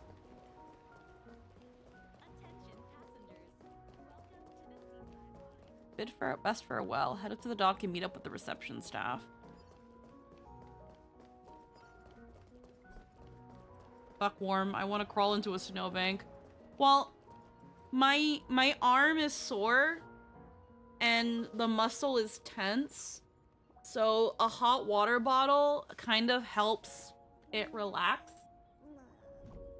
Thankfully, I have like air conditioning in my apartment, so it's not like super unbearable. Truth and lies are a hair's breadth apart. Only the heart can judge. And then I also had to answer a message from Mama Jester and a potential client, because now that my arm is kind of a lot more tolerable in terms of like pain and movement, I can confidently go back in the booth without worrying about hurting myself. So I'm taking clients again for commissions because I also would like to earn some money on the side while I'm still waiting for my ROE so I can apply for medical. It is an honor. But yeah. Well, shall I say, be of service to you again. To be honest, when Madame Pearl invited you to visit the Perlux Tower, I was supposed to be your guide. I ended up being replaced by a total fraud. My name is Feld. By order of Madame Pearl, I will be escorting you to your destination. Thank you, Mr. Feld. You are too kind. I followed the battle in Seafeld City very closely. Serving a hero such as yourself is a true privilege. I assume Madame Pearl has already briefed you on our destination? She only told me to come here. I see. It so happens that Madame Pearl is tied up with an unforeseen event, so allow me to brief you in her stead. The destination of our boat journey is a hotel known as Inkford Hermitage. It is situated at the end of a Dovebrook tributary that ultimately flows into the sea. It is one of the points where the world in canvas intersects with reality. What does this have to do with Graphia? Well, Graphia's former residence was located there. Legend says the miraculous canvassing of the mortal world happened there. Would Madame Pearl, a die-hard fan, pass up a sacred site like that? Nihilux, when did you get here? Word is that Madame Pearl just flicked her wrist, signed a check with an astronomical figure, and bought the whole plot of land. She also snatched up every single piece of Graphia's lost works she could find without bothering to verify their authenticity. Whew, I guess money really does let you do whatever you want. That's not even the half of it. I don't know where her obsession comes from, but she's dead set on the idea that Graphia is still alive. If she gets even a whiff of anything remotely related to Graphia, she's got her people on it at the snap of a finger. But all they could find were Imagine knockoffs. Random, pretty redheads based on nothing but imagination. I bet her reaction went something like this. Objective. Locate the original. Error. Detecting excessive quantity of low-quality merchandise. You! I remember you! You're that fraudster from Perlux Tower! Eh. Perlux Tower? I've never set foot in that place in my life. Oh, I know it's you. I've seen the footage. You're wearing the exact same outfit. Oh, a slip up in an otherwise perfect plan. Relax. Your job is safe this time. Cut it out, you scoundrel. You can't talk your way out of this. Who exactly are you? This is the author of the Fluffy. This is the author of Fluffy Across the Blue. Blurry QR Colt. Huh. Is that so? My apologies. How rude of me. Miss Colt, it's an honor to finally see the face behind the work. Please pardon my yelling. I didn't know. No worries, no worries. Are you headed to Inkford Hermitage as well? Well, yes. Would you believe it if I said I was going on vacation? Miss Blurry QR Colt, let's be clear. You are being transported under escort. Your current credit balance is in the negative. Madame Pearl has offered you a lifeline by asking you to complete the next volume of the Fluffy. Damn. Oh, whoa, this is not my fault. Remember Alloy King Pom Pom from Perlux Tower? I tried to put everything on Pearl's tab, but she found out and charged it back to me. Who knew a figurine could be so expensive? It cost me more than my entire savings. You actually have savings? Alright, so it's mine then? Did you just release a new volume? How are you still broke? I went all in on learned coins. There goes my licensing fees and royalties. I lost every single penny. So you're escorting her to, shall we say, an intensive creative retreat? Correct. The objective is to deliver the manuscript and clear her debts. The estimated duration is 56 days. Hear that? It's not a hotel. It's hell. Where you get whipped for not finishing your scripts on time.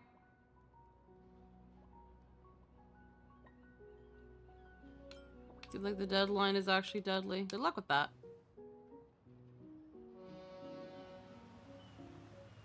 The boat has arrived. When you're ready, let's begin our journey to Inkford Hermitage. please. Mind your step as you board.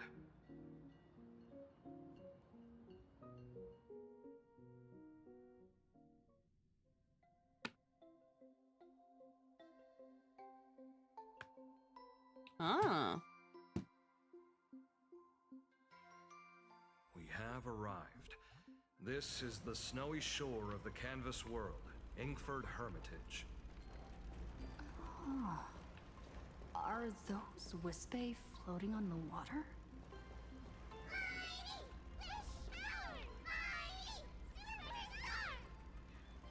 Oh dear, there are so many Wispae.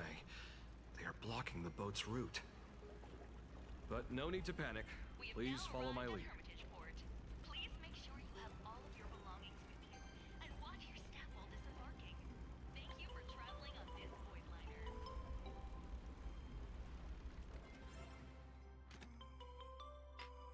Alrighty.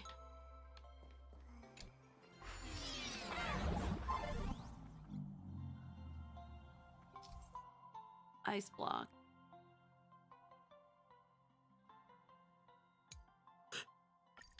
Alrighty.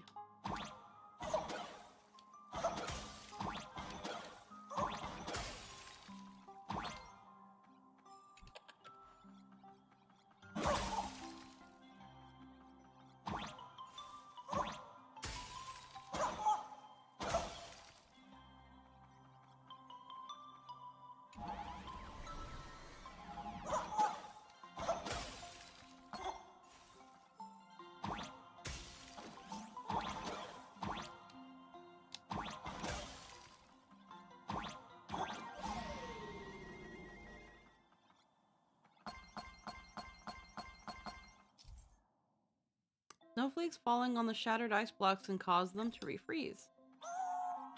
Oopsies. Oh, I gotta wait for this to hit them.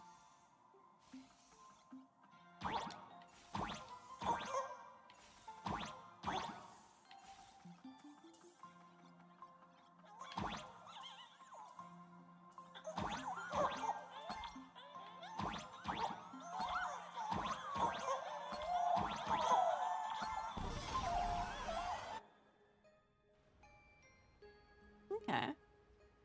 Whew, a safe docking. For a second, I thought we were going to hit an iceberg or something.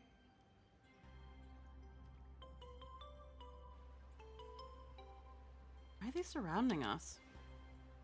They probably sensed your wish power. You are the Phantas Moon Games superstar, no?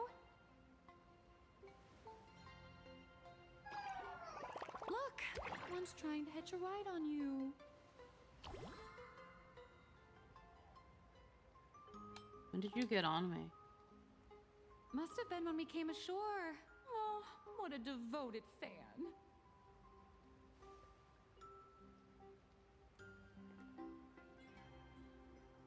Everyone, welcome to Inkford Hermitage. I was imagining a Benzai Tengoku style manor or something. So you demolished your idol's old residence and replaced it with a luxury hotel. Of course not.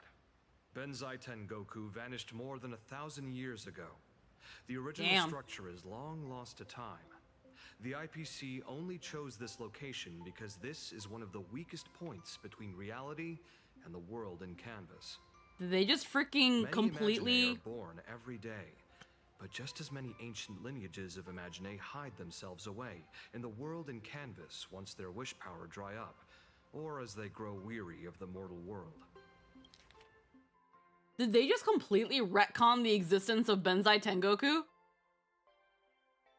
Wasn't that supposed to be Edo Star?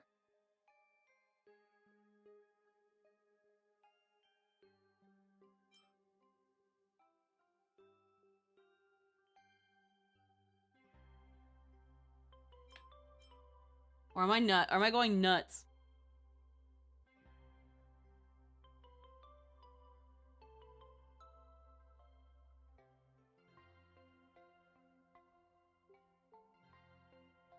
I'm gonna wait for Lynn. She's probably typing up some I'll be typing up some fire.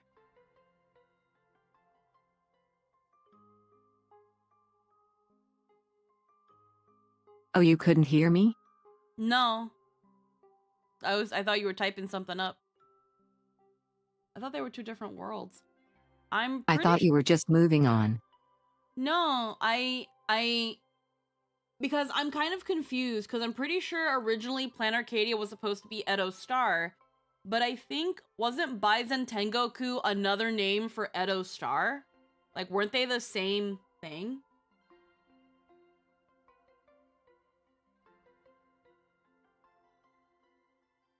Been Or am I- typing the whole time, but yeah, Benzai Tengoku was Plan Arcadia's previous name. Yeah, because it was also known as Edo Star, right? Or are Edo Star and Benzai Tengoku different worlds?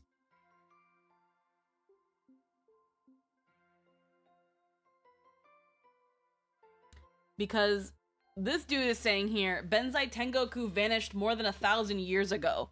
So it's gone. There is no more Baizen Tengoku. So I'm sitting here being like, did y'all just completely write out Benzai Tengoku? They completely just wrote it out.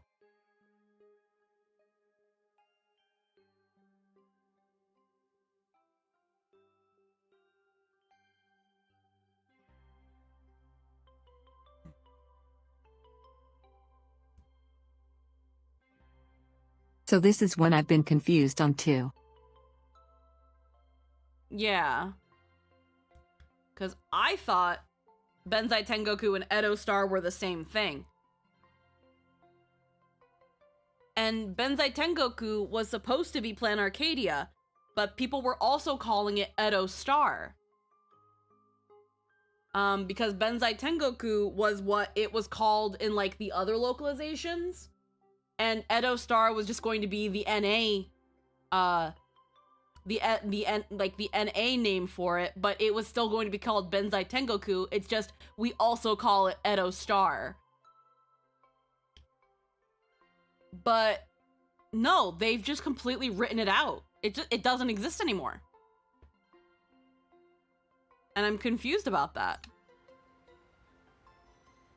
This is the final stop before they enter the world in canvas, and this is where they bid farewell to reality.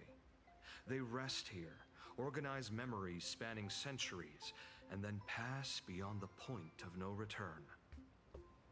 Rumor has it that Graphia's soul appears from time to time. Yeah, I think it was supposed to be Edo Star, but now it seems like Edo Star is now reckoned to be another planet in the region. Sense of parting in the air. No wonder the soul of the mother of Imogenesis feels an attraction for a creator. This must be the finest well of inspiration. Miss Colt, now that you're in this well too, you ought to make the most of it. Let's go. I'll lead the way. But I'd have to look into it more, and I can't do research right now for fear of spoilers. Yeah, it's something we'd have to look into later. Yeah, I had a feeling about that Imagine. Probably a SOT.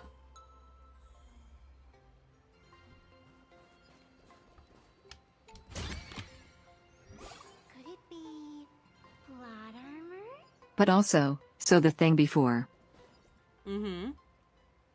Ooh, there's a pickup bowl.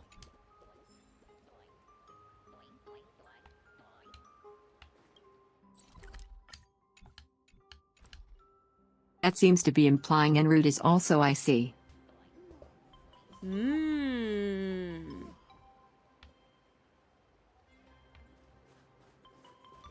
And so I see is ASAT pyramid. Hold on tight and put phones away.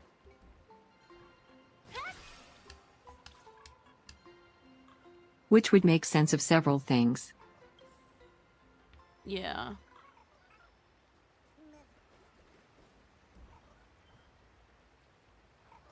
Okay. For one, the IC relic set that just came out has ASAT pyramids die on it. The golden tree in the distance. We call it... Oh. I said it before they're wishing. The Imagine go there to turn their wishes. Travel light.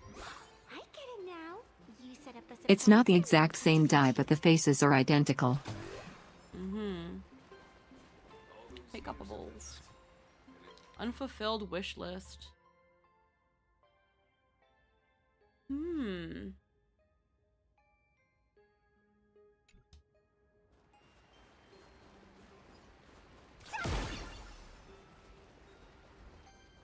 And Icy is also the navigator when Akavili fell. Yeah. It's possible. Might be onto something.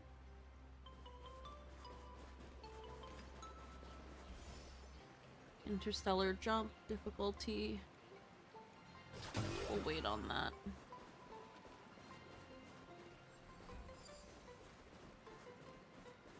Crimson Bud. And it would explain why Aha blew up the Express. Plot armor?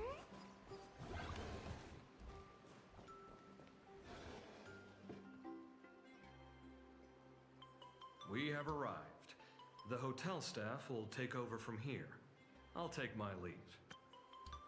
Did either of you see the Xbox stream? Don't want to spoil. Unfortunately, I don't care for a lot of game showcases because they tend to be very, very overwhelming. And if I'm only gonna care about 1 or 2 trailers out of the whole thing, why am I going to watch 20 I don't care about? I usually wait till they're over and then see what people talk about. Apparently there's a new Castlevania game, which is pretty cool. But other than that, there's nothing else there that interests me. I normally don't care for game showcases. I'm kind of boring in that aspect. They don't do much for me. I caught the tail end of Lily watching them when I woke up. But I don't go out of my way to watch them or react to them, because I know that because I'm not really invested in those sorts of things, me reacting to them wouldn't be anything entertaining to watch.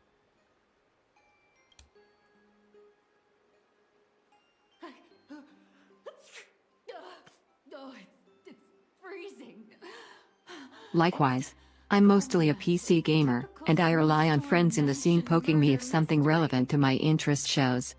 Yeah, like the Summer Games Fest, from what I did see of that, aside from like the very end, was like a total flop. So like, again, I don't super care. The chief content officer of Xbox is named Matt Booty. Monster Hunter is getting devil triggers next year. I do not play Monster Hunter. I don't care about Monster Hunter.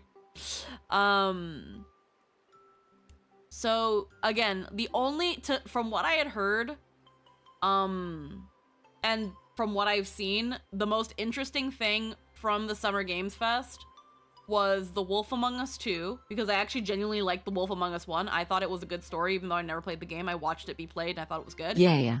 And Final Fantasy VII Revelation. Other than that, the Summer Games Fest, to me, was an absolute flop. Also, we got Persona news. I don't care about Persona.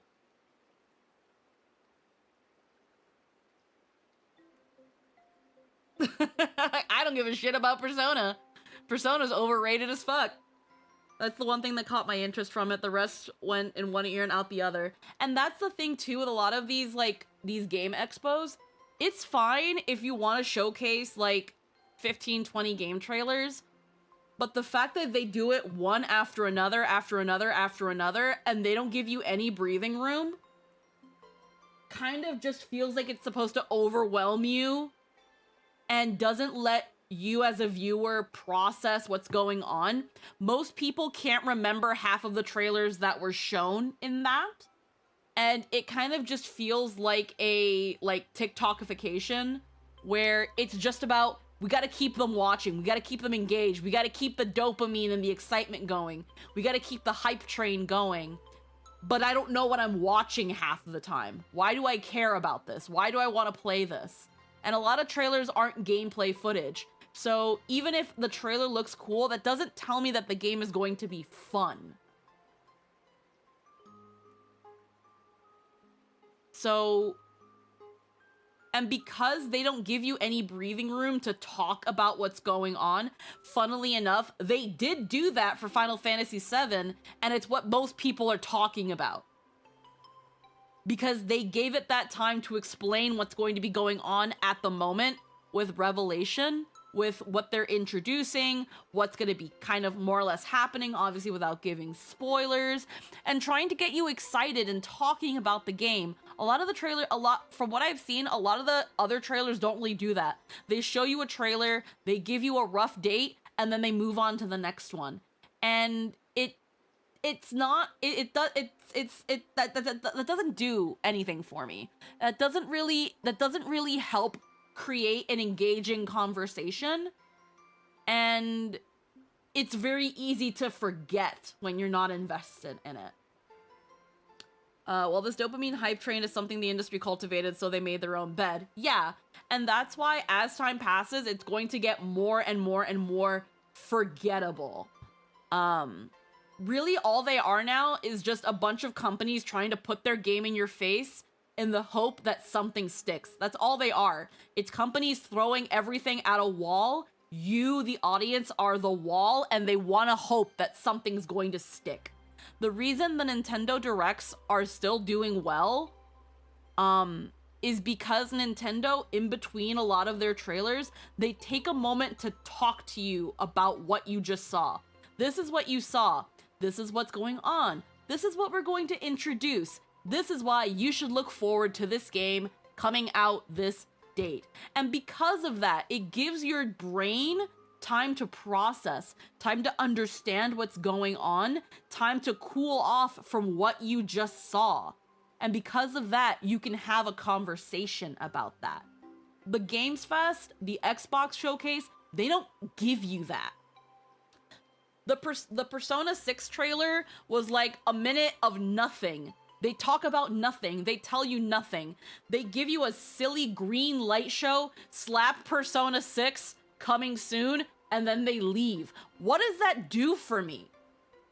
Why me as a potential customer? Why should I care? And they don't answer that question. They just expect you to. And I'm sorry, I don't care. I tried to play Persona 4 and I hated it. I didn't even bother, because of that, I didn't even bother with Persona 5. I'm not gonna bother with Persona 3, the remake. Why should I care about Persona 6? Yeah, we summarized the P6 reveal was just to get ahead of the leaks or cut off the leaks. And that's fine. But their trailer sucks. And anybody who's like, oh yeah, Persona 6, that trailer was fire. It's cope. It's cope and you're deluding yourself. Because there was nothing. You can be excited for it, but there's nothing to be excited for. It's just another game. And I can't work off that. I've talked many times about how I don't do hype. I am very much looking forward to Revelations, but I am able to keep a cool head because that way I can keep my expectations measured and level. And because of that, I am not as easy to disappoint as other gamers in the sphere. I remember IGN leaked something as well. Didn't IGN recently leak something big? And everybody was like, IGN, are you fucking serious? Wasn't that IGN? Or did IGN leak something else?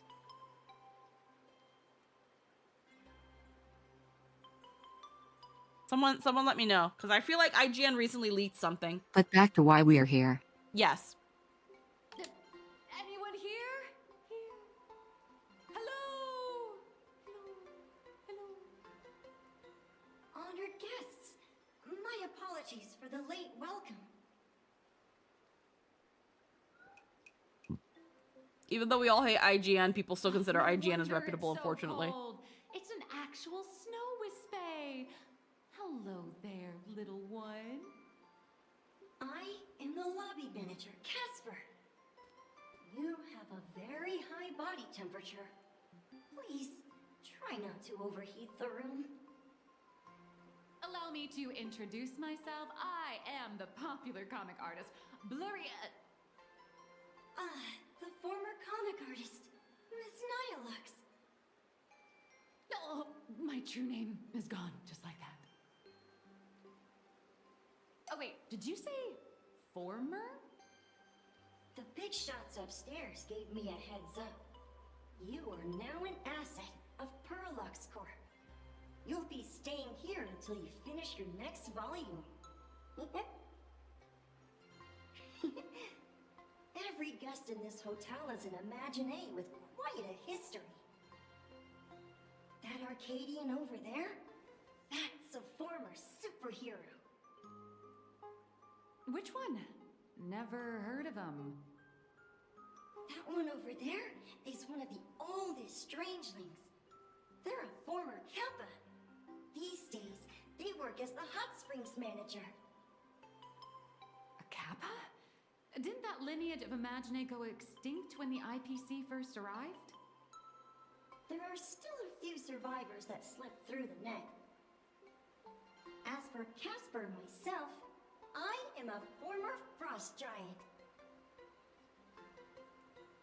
A former frost giant? Little old me was once a tall, mighty, and majestic giant. Of course, that was back in the Cinder Age. So you're basically an antique who knows a bunch of old secrets. What corner did they dig you out of? From a block of ice. It is sad how a giant block of ice melts into tiny pieces over time. I have forgotten the names of most of my friends. And I have not tasted a crispy, charred Void Ranger in a long, long while now. I'm a current nameless. Indeed, another glittering nameless. Another? How's that? That is a secret. Any info on the former Graphia? Sightings of Lady Graphia are as common as the snowflakes here. Ever since the news spread that her soul would reside at the hotel, all those Imaginé who mimic her and the weirdos who insist they have a connection to her have flocked here. The weirdos. Damn. You see, they all claim they have some sort of connection to her, or hold some secret about her. I bet they're just trying to scam people out of wish power and credits. Just like all those people who swear they're AHA. You're not wrong. But whenever the higher-ups ask for a report, little old Casper here can always pad it out and hand over a long list of names. Nameless, good luck with your inquiries. Bye now.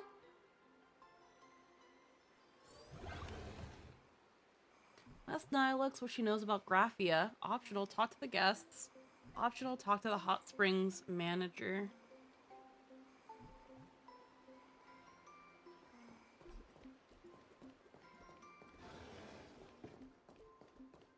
Grab the pick-upable here. Graphia is still here in this hotel.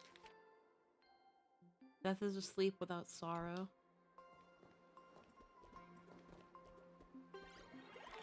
Graphia. Graphia. Graphia. You can see me, and I shall hide no longer. Indeed, I am Graphia, the sovereign of all paintings, the source of all schools, the mother who birthed all Imaginé. Unfortunately, my wish power is spent, and I can no longer weave my imagination arts. But you and I share a fate, with just a few wish bays to aid me. I am Graphia. If you're giving away wish bays, you should give them to me. No, I am Graphia. Does this red armor not make it obvious?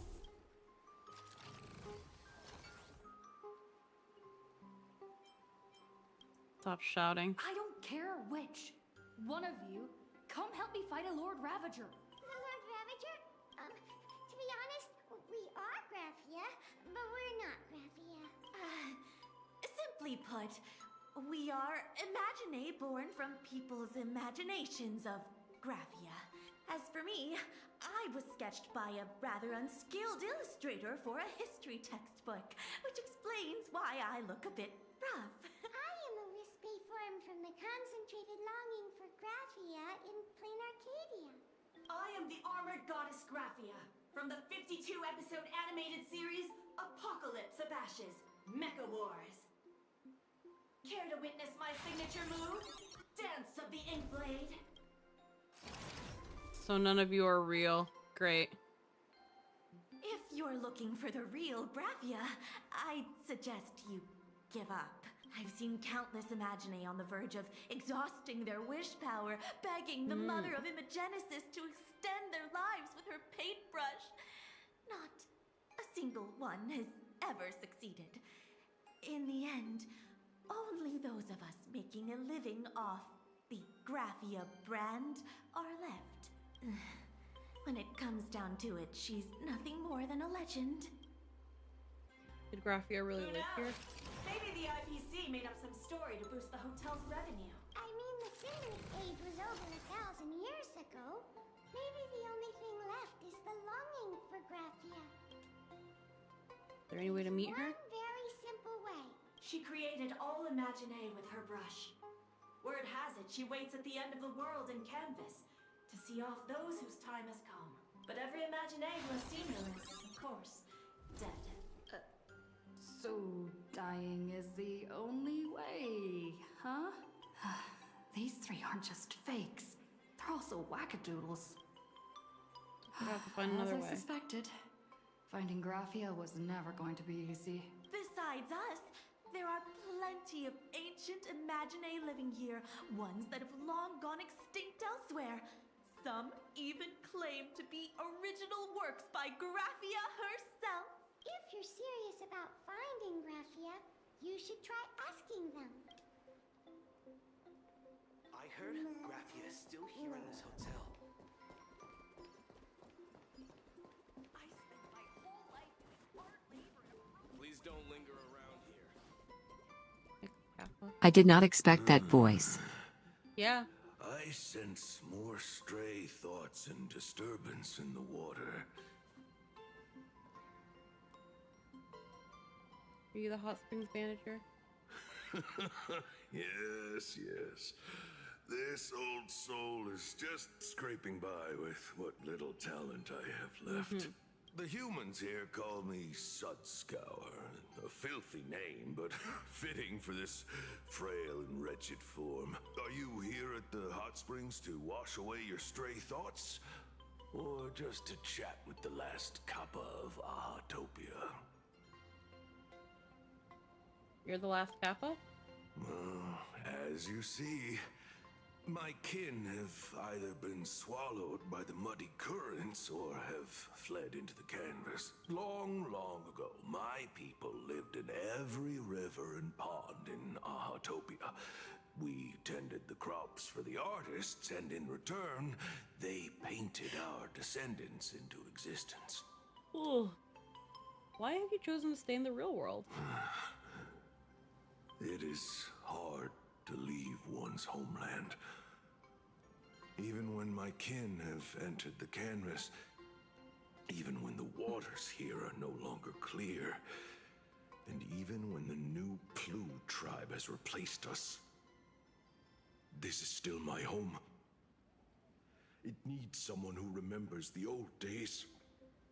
As long as I remain, the Kappa line is alive.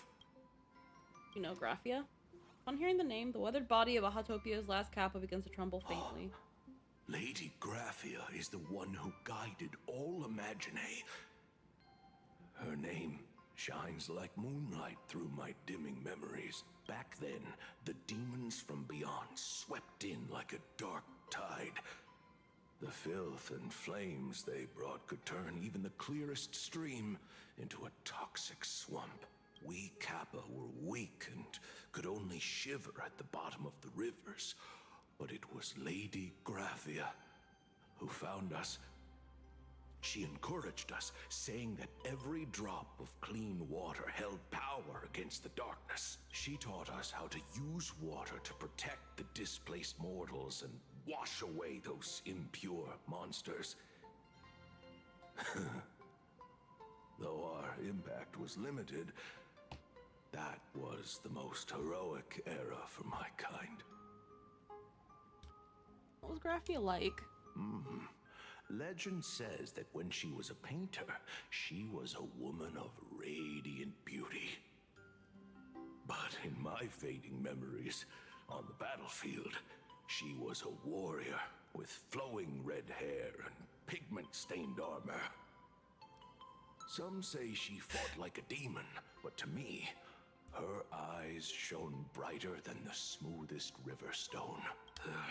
If you seek clues regarding Lady Graphia, you should visit the mountain behind the hotel. There are atonement statues left by Imagine there, filled with their prayers. It is also the site of Graphia's former residence. Casper likes to wander around there. He is a strangeling far older than I. Perhaps if you play in the snow with him, he might show you the way. Thank you. That is all I can tell you. After all, I am just a stubborn old Kappa, trying to keep this one pool of water a little cleaner. Okay.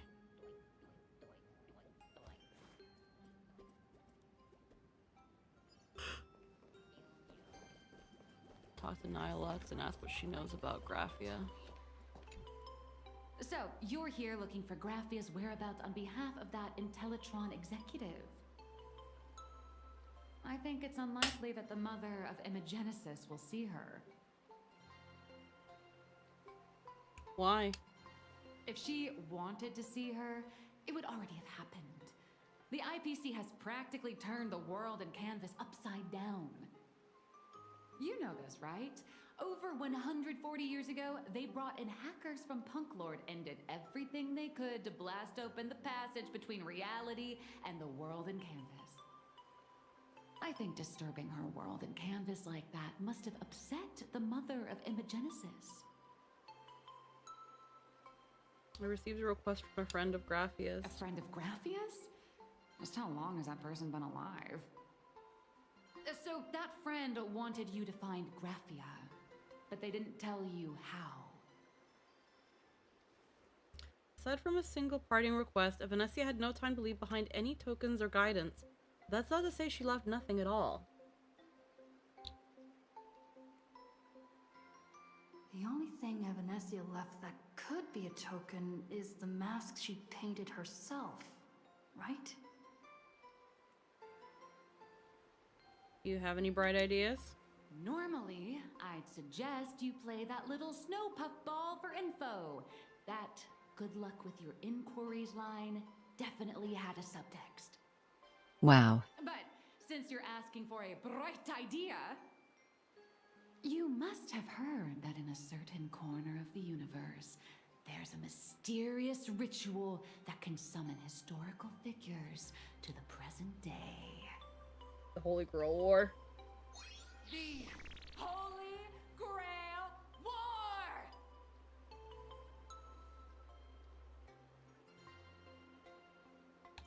I've been in one. Oh, right! That was your big adventure in Penacony. Oh, how nice. I hope Plain Arcadia holds one too. Okay. Then I don't need to explain the method. First, we need a catalyst. Do you have Graphia's brush or palette? Doesn't look like it. No matter, Miss Cult has got you covered. We use ley line resonance. This hotel is built on Graphia's former home. It still has a connection to her, like that vibrant golden tree.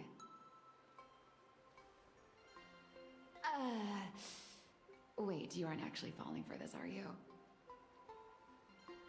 Will it work? I should have known you'd be a waste of time. I was just kidding. Sorry. I was just trying to lift the mood. Oh, honestly, I'm a chronic deadline misser who can barely save her own skin. How am I supposed to help you? I've heard enough. Break time is over, Miss Nihilux. Now that you understand your situation, stop wasting time. Start drawing! I just checked in and I have to work already? I'm not some fully automated painting Mechatron. You do know that, right? A Mechatron can run for hundreds of hours straight. You cannot. That's exactly why every second counts. Now right this second, start increasing your value as a quality asset. Oof. Hey, wait! This is kidnapping! Little raccoon, help me!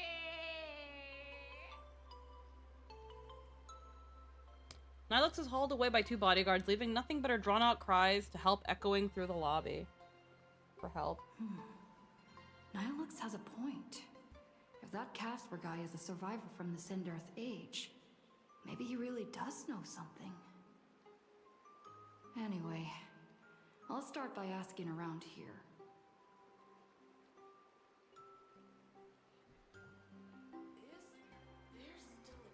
Man, I want Nilux to have a purpose already. Honey, come on. We've been dead for a while. I spent my whole life.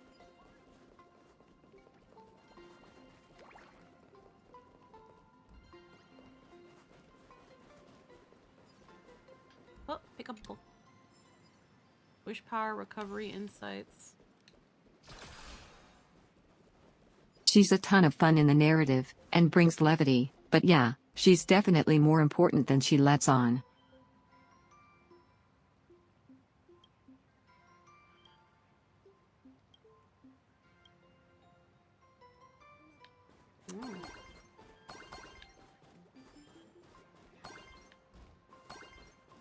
Alrighty. Another pick. Are you there? So many pick-upable. No. Ballad of N. Kaveth. Canvas thing. It's kind of crazy how they have enemies around, but they're not facing you, so they don't really get in the way.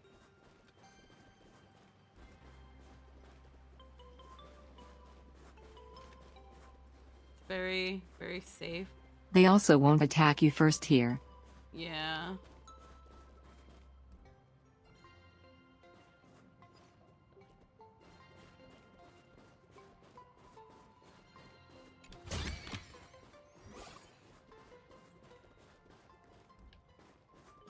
It's an origami burb.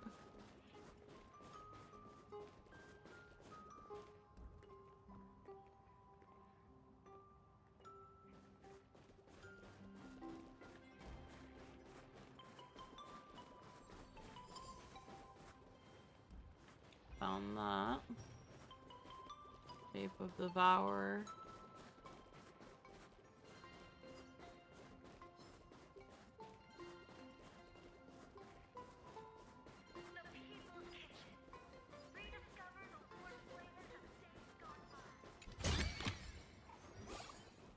Definitely past the thing, and there's a puzzle here, so we'll grab this real quick.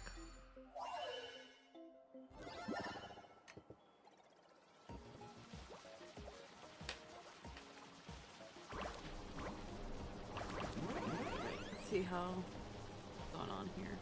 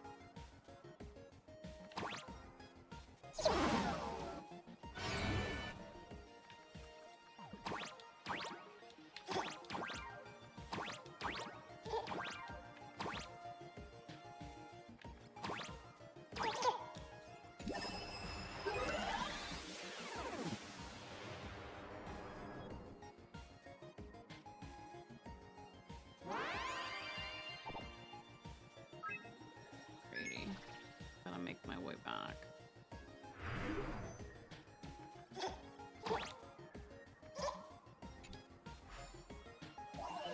we go. That was easy. See? Alrighty. I told you comics can teach you useful things.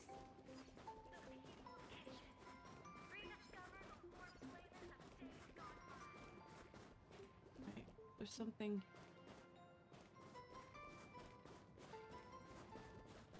Does it want us to?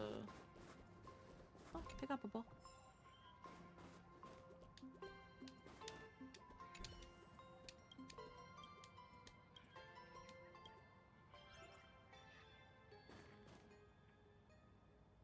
Okay, well, that's not what we're looking for. Here. And then wants me to go here. Here we go. You found me, current nameless.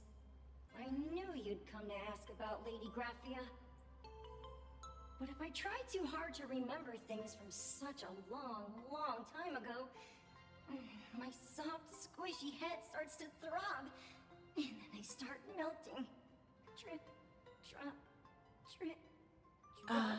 You have tips for new players? So much of my memory feels like it's shrouded in a blizzard, and I can't see anything clearly. I'm sorry, but I don't think I can help you. Hi. So Jekka, when it comes to new players, I would recommend, first off, taking your time with the story.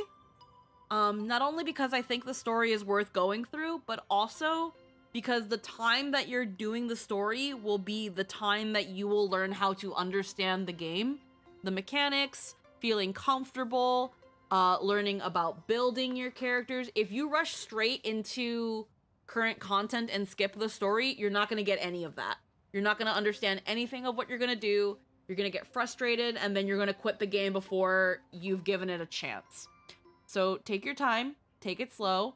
If you want some tutorials on how to build characters that are hopefully spoiler-free, then by all means, do that. Until you are at, like, equilibrium, maybe... How many equilibriums are there? Until you're about level 40 or 50, you don't have to worry about, like, the stats and quantities of relics. You'll just need to worry about them in terms of, like, getting you up there. Or at least the effects of relics. Just worry about the stats. And don't worry too hard about, like, maxing out traces and stuff. Also, you don't need to E6 a character or S5 their light cone for them to be good. Most characters are good out of the box. Focus on having a variety for teams than just having one really good team. For a very basic build systems side thing, in the early game, stats are king, and you will be very overpowered early on if you just level your early game late game and don't stress the resources because you'll eventually be swimming in them. And you can figure things out at your own pace from there. Yeah.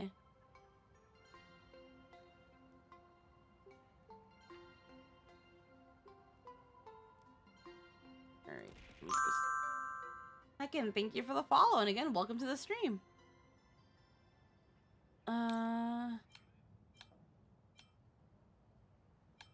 Let's play in the snow. The bread is here. Crazy Fox, thank you for the They were just about sub. to throw all this away. Ooh, What a waste. Ow, ow. Oh, and it's possible to level by grinding enemies, but this game doesn't actually expect you to do that, and it's wildly inefficient. It's very slow. It is very, very slow. How are you feeling today? We're doing pretty good so far. I've got, right now I've got my arm in the sling for comfort. And I've got a little hot water bottle to, like, keep it, relaxed. Like, the big scab that was my incision, a lot of it has been peeling off, and it's been absolutely gross. I've been peeling like a lizard. But it's mostly just been sore. Thankfully, it's nothing too crazy serious. I am getting tired specifically because I've only had like 5 hours of sleep.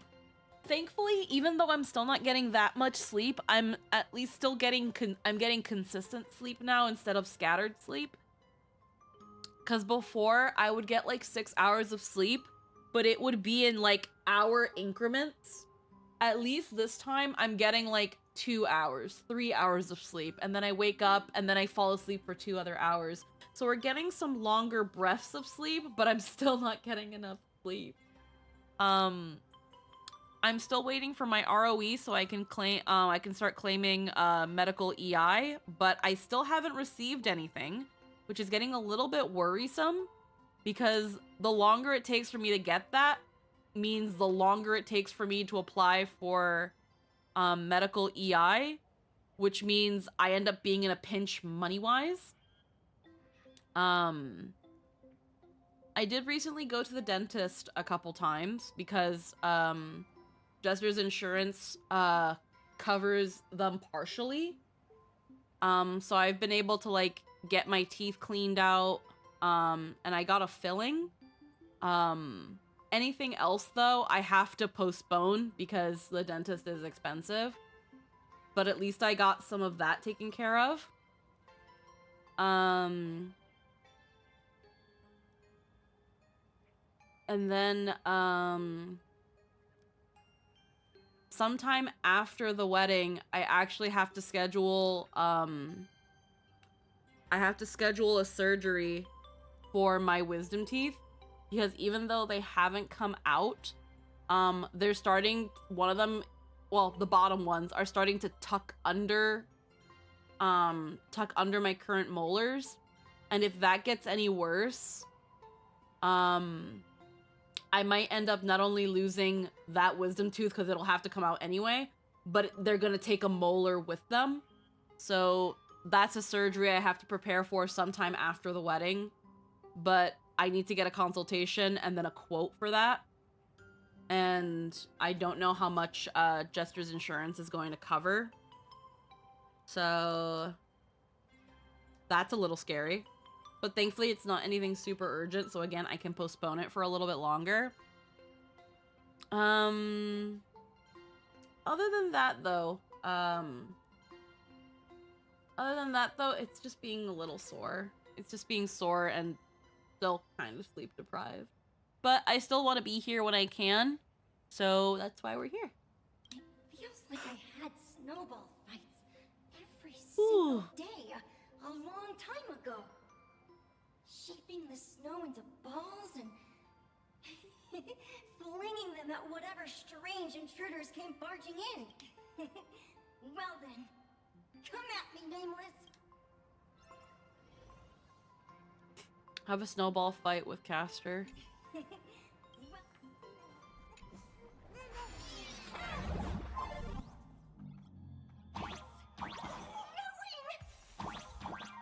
Curving arrow.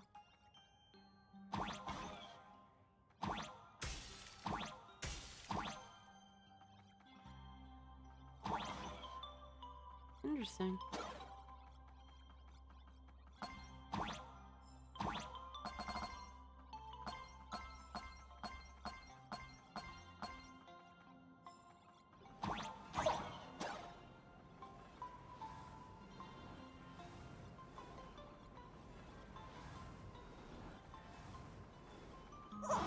Aye.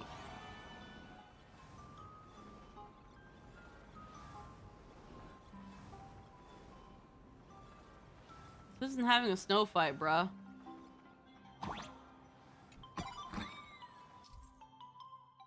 Many years ago, Casper used to be a towering frost giant. It would often invite others to snowball fights, tossing snowflakes, hedgehog, and gold coins as they pleased. Watch out, the hedgehog thrown by thing will knock Trailblazemon back.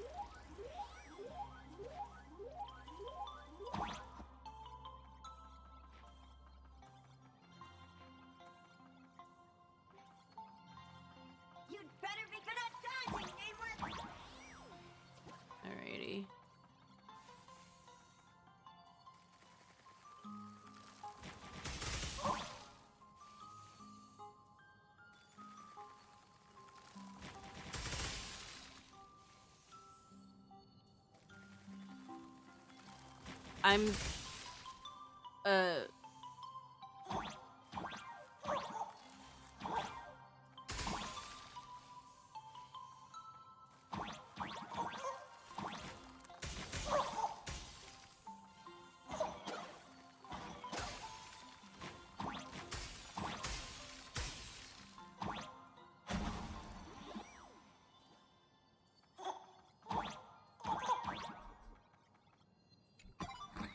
I'll take that. Recluse's wide-brimmed hat. Yeah. I've had my fill of fun. Phew. Things from the Cinderth Age are still a bit blurry. But I definitely met Lady Graphia. I had snowball fights with her. What's she like? She was a great painter who led us in snowball fights. She'd even paint portraits for everyone. Back then, when we wanted to see her, we'd go to her doorstep, light the ground lamps, and shout, "Snowball fight!" Then Lady Graphia would poke her head out of the window upstairs, unfurl the scroll, and whoosh! Slide right down into the snow. Then we'd have snowball fights against the Void Rangers together under the giant moon. If we won, I got to swallow the Void Rangers whole. They were so crispy and tasty. Can you remember anything else? There was someone else. Just thinking about them makes my blood boil. He was a snowball fight master.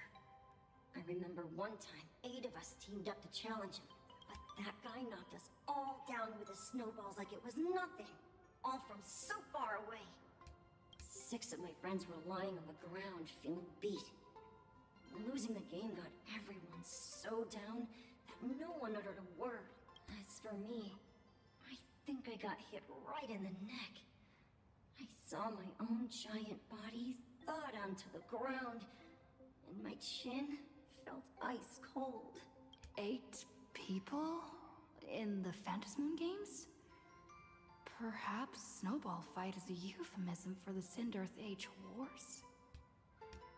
So, in that round of the Phantasmoon games, Graphia must have fought a terrifyingly powerful opponent. It seems only she and Casper survived the fight. Have you seen Graphia since? I saw her once. Just once. By then, Ahatopia had already been transported into the canvas. It was so quiet and lonely. I couldn't find my other 6 friends, but I remembered where Lady Graphia lived. So, I went to her front door again, lit the ground lamps and shouted, "Snowball fight!" It felt like only a second had passed. Just the blink of an eye, yet somehow it also felt like forever. At last, I saw her drift out. She held me and cried, saying, "I'm sorry, and you've done well," over and over.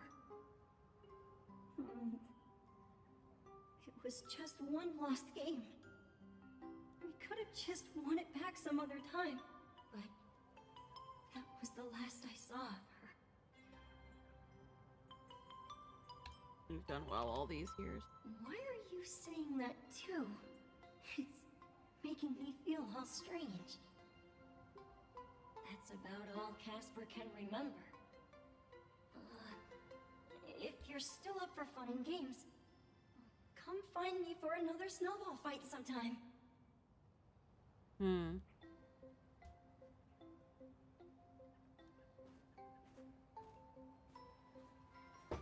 So, to summarize, Casper likes to light the ground lamps and call for her near Graphia's old home.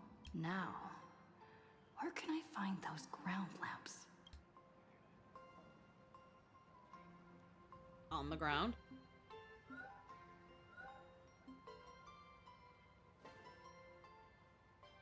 Technically, you shouldn't be moving the set pieces here without permission, but in a crisis like this, who cares about a few measly hotel management regulations? In any case, you've done borrowing it. You can always play a couple rounds of snowball fights with Casper to make up for it.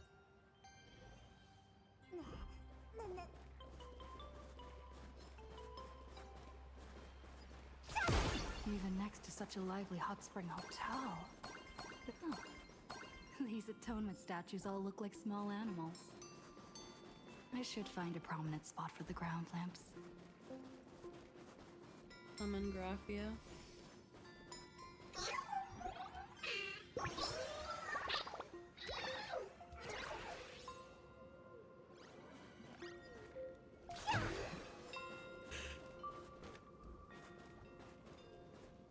Here. What's over here? Now's not the time to head down the mountain. Try to illuminate the ground lamps and summon Graphia. Okay.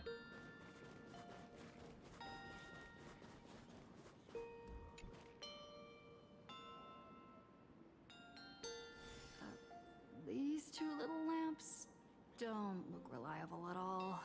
Whatever. It's not like I have any other way. Snowball fight. Who dares disturb my 1,000-year slumber? Not only will I refuse to grant you 3 wishes, I shall also lock you in my canvas to suffer in my stead! Are you dead or alive? Thanks for the invite. I'm not quite dead yet, but I don't feel alive either. Are you supposed to be working on your story? I'm testing the deadline. I snuck out. This mountain path is so quiet and secluded. Ooh, what a great spot for a night stroll. Listening to the calming sound of the springs. Who knows? Maybe my inspiration will flow again like these waters.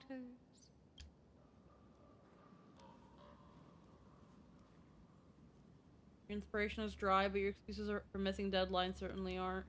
I was hoping to find some inspiration out here.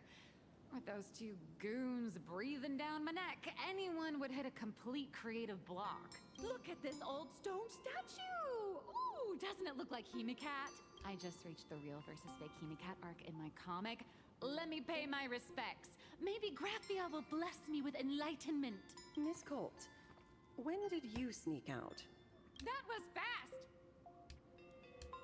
I let my guard down for just 1 second, and corporate asset, I mean Miss Colt, escaped. Now that's scary. No way are you running away and taking our jobs with you. Good thing this kind lady spotted where you were headed. Otherwise, you might have slipped away for real. Let's go. Back to the room to finish your work. Come on, not again! Little raccoon! Hauled away by 2 bodyguards, leaving only her drawn-out cries for help echoing across the hillside. Being an artist sure is grueling. I remember being held in a room and watched by 6 or 7 people too. I wasn't allowed to leave until I finished painting either.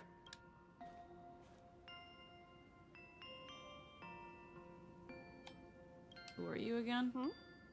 You're asking me? Weren't you the one searching so desperately for me?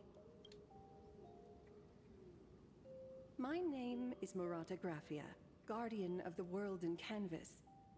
It is a pleasure to meet you, nameless of the Astral Express. Neat design. You're saying you are Graphia? Huh. She really does look a lot like Himiko. Can you prove who you say you are? Child, you were the one who lit the ground lamps, were you not? If memory serves, that was the secret signal my old friends used to call for me. I simply answered the call, yet you doubt my identity. How strange. Let me think. I believe I know why you've come to find me. The arbitrator of the Phantasmoon Games asked you to tell me that our old enemy, the Demon Lord from Beyond, has returned. Am I correct?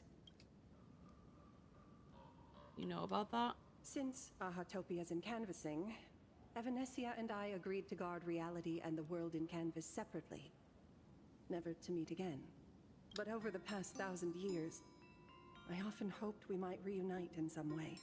Who would have thought, when word of her finally reached me again, there'd be no warm greetings, but instead only an impending crisis. You must have many questions. What exactly happened 1,000 years ago? My, you certainly have a lot of questions.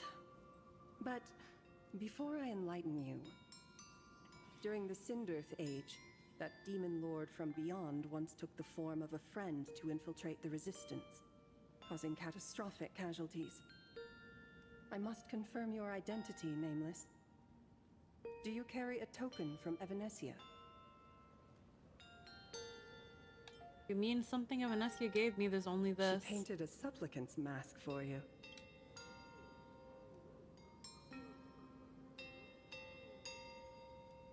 Does this mean you'll tell me everything now?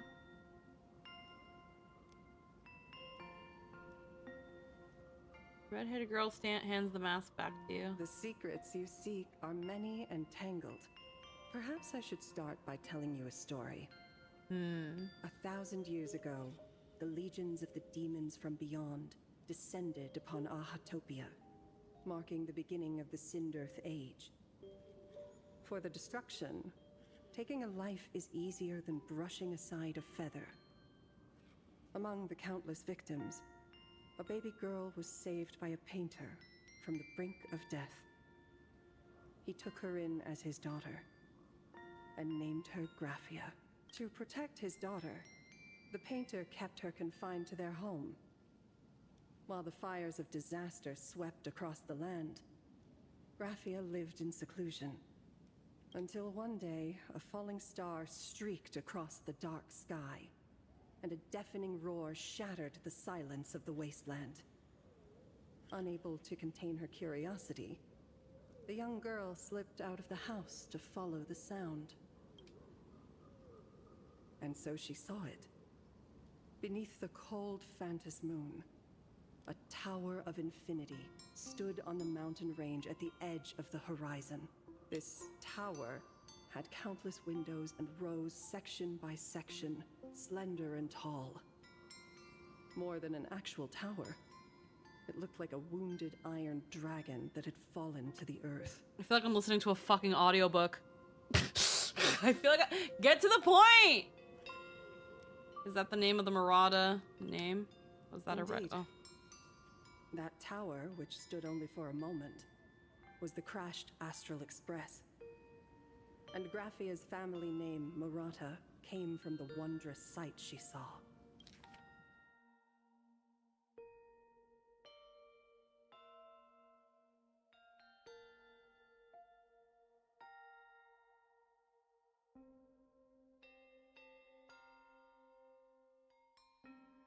Indeed. Yep. At the time, the wrecked train was surrounded by countless abominable monsters. Amidst these foul enemies, a few warriors in strange attire fought tirelessly. But they fell, one by one, unable to withstand the endless tide of monsters.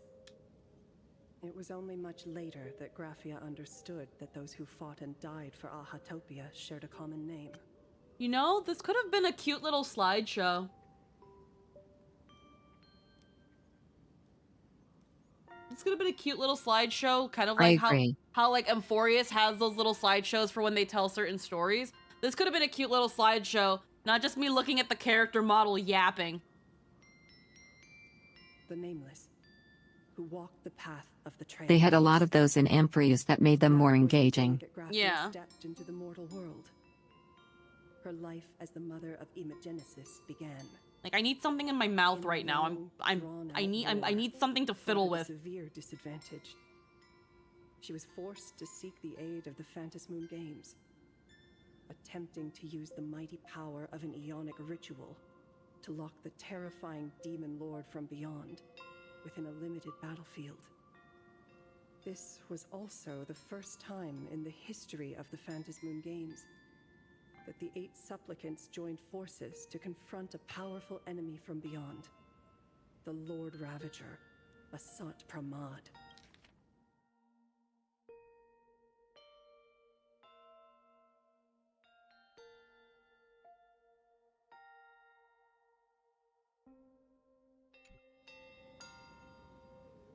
she win? She lost. Graphia did not win the Phantasmoon Games. Nor did she manage to kill Asat Pramat in the final days of the Sindirth Age. She gathered every ounce of wish power to paint the world into a scroll. Using herself as a nail to steady the canvas, she sealed the Lord Ravager outside. She made a seal capable of shutting out a Lord Ravager? Yes. As long as the scroll still enshrouds reality, he won't be able to lay a finger on the Leviathan's remains buried deep within Ahatopia. The story is over. I have received Evanesia's message. I also have a token I'd like you to give her. Please, let us journey together to the other side. Are we leaving now? So, are we leaving right now?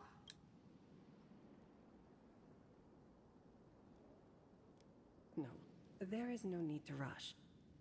You have a friend here who is lingering with a heart full of farewells. You mean... Blade? Follow this path down to the riverbank of Myriad Wish Grove. You'll find many Wispe gathered there. When you are ready, choose a Wispe. Whisper Graphia's name and your wish to cross over to the other shore. Then release the Wispe into the river. When the time comes, I will bring the ferry to deliver you into the canvas. Graphia vanished? Anyway, I should head to the riverbank of Myriad Wish Grove. Alright. Yeah, bro, that could have been a slideshow. That was when you should have had a slideshow. To be like, hey, here's little pictures of history. Not just show me the NPC talking. I was nodding off. I was like, I'm listening to you, but I'm eepy. I'm really eepy. You gotta keep me awake, Mom. Is this gonna be on the test? Is this gonna be on the test, bro? Alrighty. I've heard that Uh-huh. in the same forest, giant trees will fight each other for nutrients. How about this? We just feed Shuhu to that tree in the courtyard. It would save us a long trip. Say something. Didn't know you were a forestry expert. I'm not joking. I'm serious. If the Elwood absorbed another emanator of abundance, it would likely bring about an even greater catastrophe. Right now, there is no other option besides the Veracity Husk. If the abundance grows too strong, the ambrosial arbor loses control, and the Arcadia is doomed. If the abundance is too weak, the husk spirals out of control, and the Arcadia is doomed just the same. It's called an Arcadia, but the whole thing is built on a razor's edge. Does that mean the essence of the elation is just dark humor? You're afraid. I'm not. I respect your choice.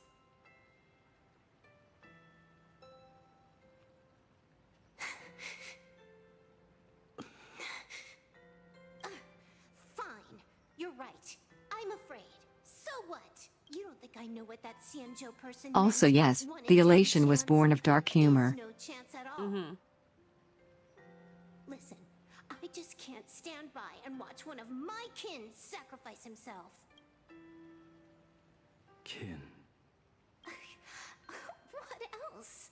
Friend? Colleague? Playmate? The guy who carries my bags when we go shopping? I suppose all of those fit. Friend, colleague, playmate, the guy who carries my bags when we go shopping. Yeah, you can call me that. How? Sometimes I can't tell if you're actually dumb or just plain dumb. I hear you. Just assume it's the former. Simpler that way. My mind is made up. You should understand. Misplaced emotions will only cause the mission to fail. You really are just plain dumb. To be honest, I'm the same way. If I could see Firefly cured of her illness, Kafka finally finding the heart she's looking for, and that girl reclaiming her future, then I'd be willing to pick up that level 999 cartridge too, even if it means becoming nothing but a shadow of the Dark Zone. Don't. At the TV tower, you already severely overspent your time. Don't touch that thing again. Besides, why are you telling me this? You should tell them yourself.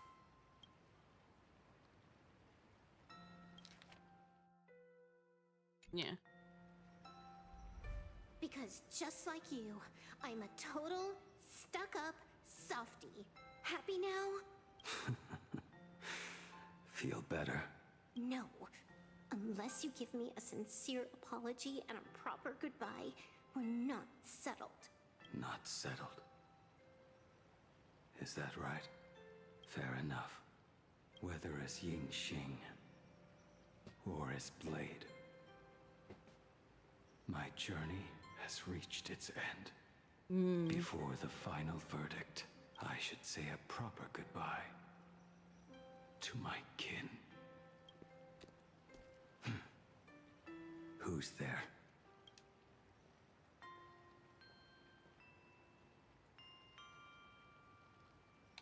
Didn't mean to eavesdrop. I get it. It was a deliberate accident. I knew you would come. I found a way to the world on canvas. The legendary Graphia. She told me a way to enter the world in canvas. If we simply chant her name and release a Wisfei into the river, she'll come to ferry us. A legend from 1,000 years ago. And she's actually still alive? It really makes sense. After all, you two are practically the same age. Knowing that gives me a bit more hope that you can actually make it back. Then let's begin. Summon Graphia's fairy.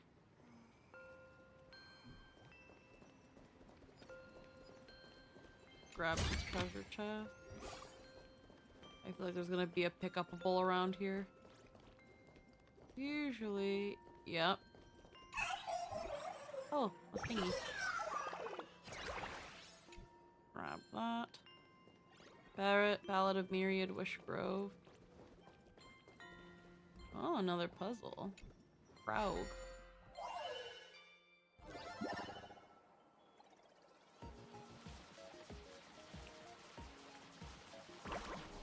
Okay.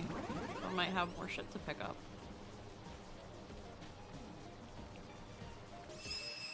Nope, just two.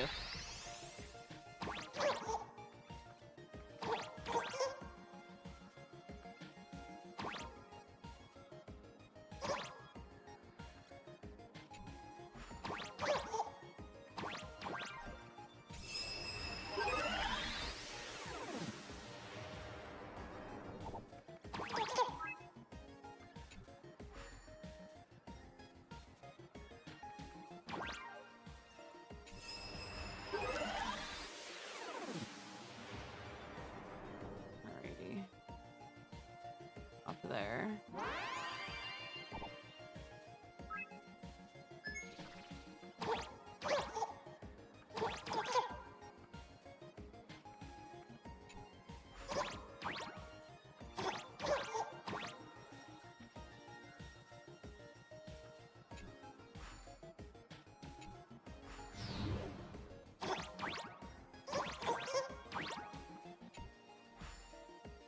Easy. I wish to collect every last stellar jade. Alrighty. Not much else here, so let's... There's Umbrella Head. Umbrail. Sure is. Alright, where's this thing? There it is.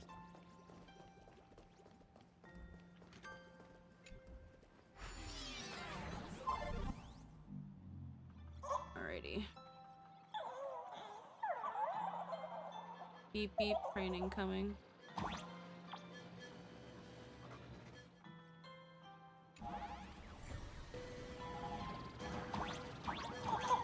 Back in the mother of Imagenesis. Wait. Little one, I choose you. Everyone, let's go find Raffia!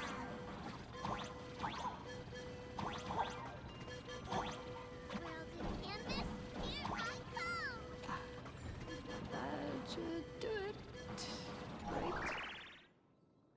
I summon Graphia, mother of Imagenesis. May she come forth and deliver us into the world in canvas. Well, did I really? No Wispay were harmed in making of operation.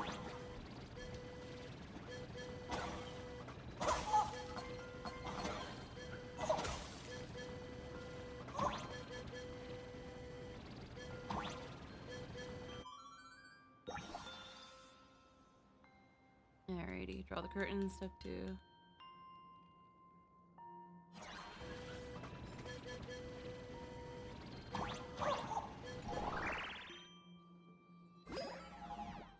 Okay.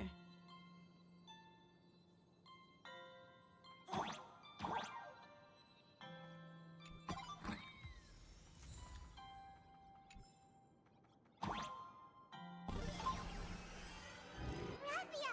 Raffia! Everyone, into the world in canvas! How odd. This time, the visitors actually know of my existence.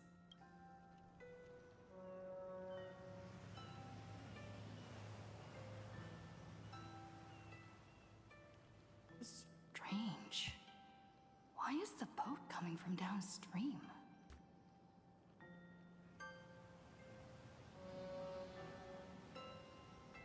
I heard your call, and have come by boat to guide you across. Greetings, travelers who seek to leave the mortal world behind. It is a pleasure to meet you. Oh? Not an Imagine, but someone here to settle the past and family members seeing them off? I guess so. The power of abundance. What a nostalgic scent. There is something terrifying slumbering within you. I've heard that something lies at the end of the world in canvas, with the power to suppress it. Will you show us the way? Ah, I see. You are better informed than I thought. I understand. Time is of the essence. Please, step aboard. Thank you. Need to reheat my water bottle. The mountains Not lie warm distant. anymore. The waters still. And snow settles. A fine moment to bring this weary life to its end. Bring a weary life to its end. To my eyes, the power taking root within you is far from withering away. It's just a matter of time. The journey downstream is long. As is custom, I must collect your past stories as fair. I shall use them to paint the path forward, which will guide us to the other side. My past stories. I am not much of a storyteller. There is no need to weave your thoughts into a complete story. A single memory, a single breath. These too are parts of your past. Only by letting go of the past can you truly set forth with an open heart. Is that not so? Go ahead. Say something. I'm curious too.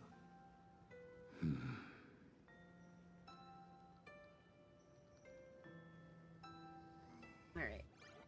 What? What the fuck? Then, I shall begin with that lone island of Insumosu. It was a desolate wasteland, untouched and forgotten. Desolate, cold. The perfect place to lay the dead to rest. I planted rusted, broken blades in the wasteland as a mark of my departure. Little did I know that even after joining the Stellaron Hunters, I would find myself returning there time and again, bringing along a few new swords with me. Their owners, some of them sought my life, only to fall by my hand. Others simply wished to see me one last time, as their own lives flickered out. I was once a craftsman, and those swords, they were all my own creations. I raised those wordless monuments for my old friends, one by one, until they became a forest of broken blades.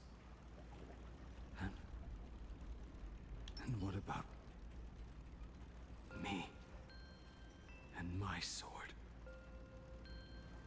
When will it finally join them in that forest? I will follow your words with my brush and paint the ideal end.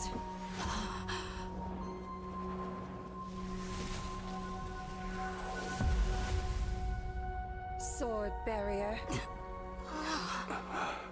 We've reached the shore you've been seeking. What is this place? This is the world in canvas. A mirror to your soul, blooming as your heart dictates. May this meadow be everything you wished for. Superb artistry. And yet, I thought you would paint the desolation within me instead. Desolation? I saw no desolation in your story. Instead, I found the lingering regrets of a master craftsman. The fire that tempers black steel and shapes 100 blades does not burn upon the forge or anvil. It burns within your heart. That spark within you has yet to fade. It is why this plane has chosen to bloom into flowers. We've got no clue what you two are on about with all this cryptic talk. But you smiled just now, didn't you? No, I didn't. We should go. Alrighty. Company Blade on his final journey.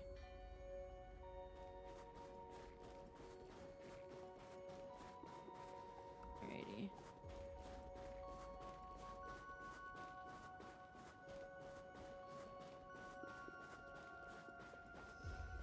He finally smiled. I'm actually the one who can't even smile. This sucks.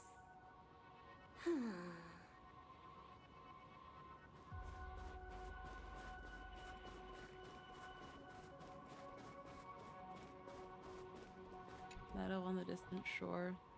Situated on the dark side of the Phantasmoon.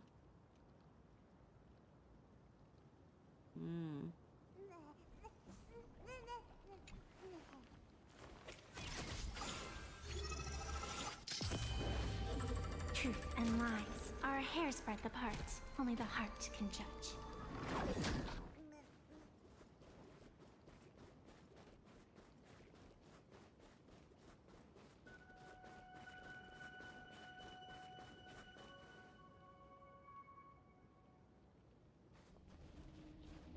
We have reached the end. That blue maw. So, this is it. Correct. Driven by the buried secrets of Ahatopia, you have come seeking liberation. And now, I have shown you the silhouette of the beast's maw. If you should find a way to get out, I ask that you swear to keep this secret. My lips are sealed. I will keep the secret. blue maw, can it truly consume the abundance? Only a beast of insatiable hunger can end a plague of eternal growth. I have stood watch in this realm for a millennium, beholding the eternal conflict where the veracity and the abundance remain locked in strife. Oh, undying soul, the fate that awaits within those depths lies far beyond the reach of our conjecture. Perhaps you will vanish into nothingness in a mere heartbeat. Or perhaps you will endure a millennium of gnawing, constantly regenerating only to suffer once more, with liberation remaining an elusive dream. Beneath that calm of yours, I can feel an old friend lingering. Agony. This is the price I must bear for becoming one with the canvas. You're telling me if he leaps, he has to stay down there and be torn apart for ages? I'm not okay with this. Yao Guang never said anything about this when we went over the plan. I have lived for nearly a millennium. I stopped wishing for a swift end a long time ago. If the Leviathan does not consume me utterly, then I am still alive. And until that moment comes, I will pin Shuhu to the anvil and swing my hammer once, twice, and again, and again.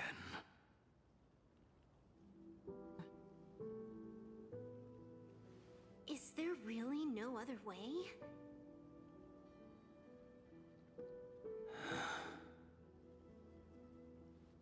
Silverwolf, I was never one for sentiment. I'll only say this. In my past life as a smith, I made it a point to forge something for those friends I found tolerable.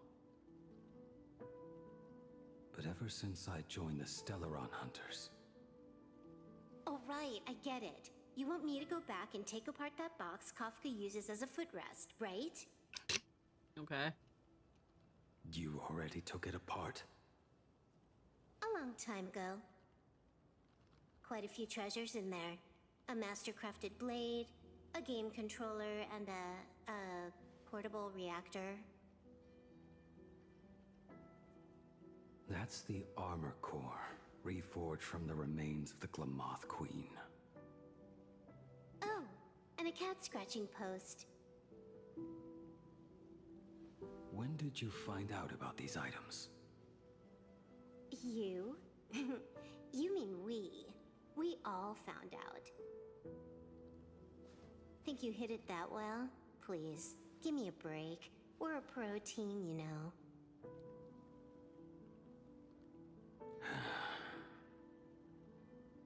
Just split it among yourselves. Consider it a keepsake.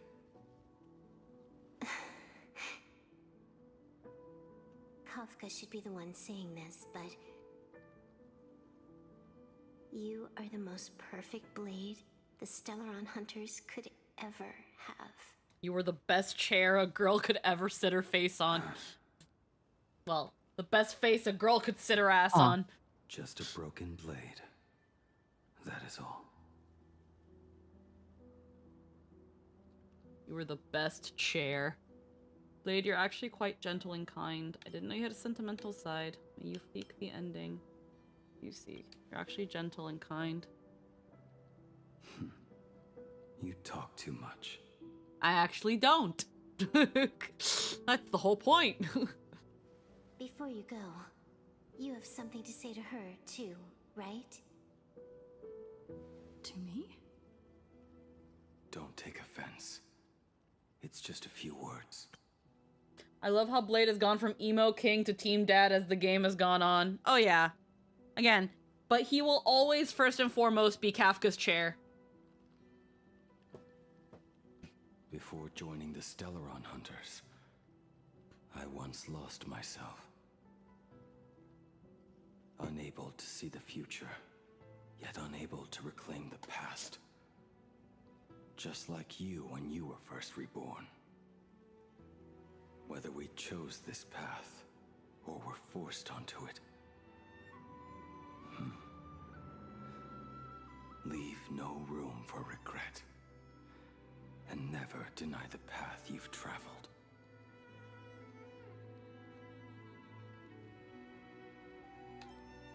I understand what you mean. Then, let it be.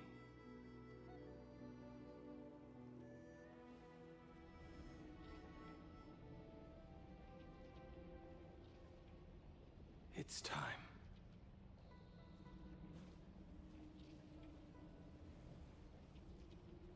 Do you still remember that passphrase?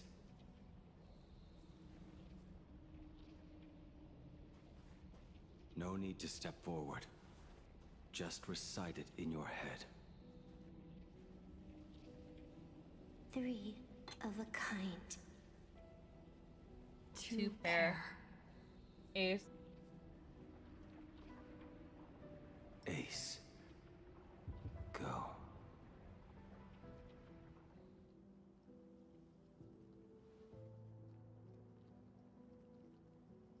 Farewell.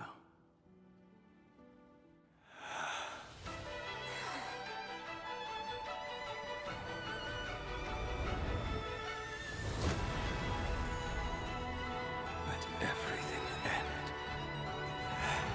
Or truly begin.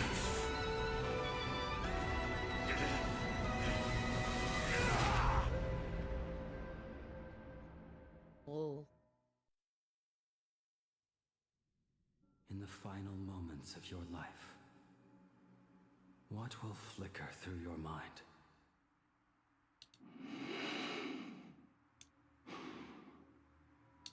The devouring. Has it begun?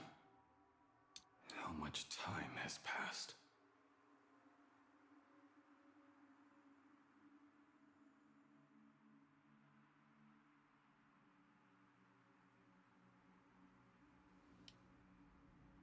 Sea of clouds. Ambrosial arbor.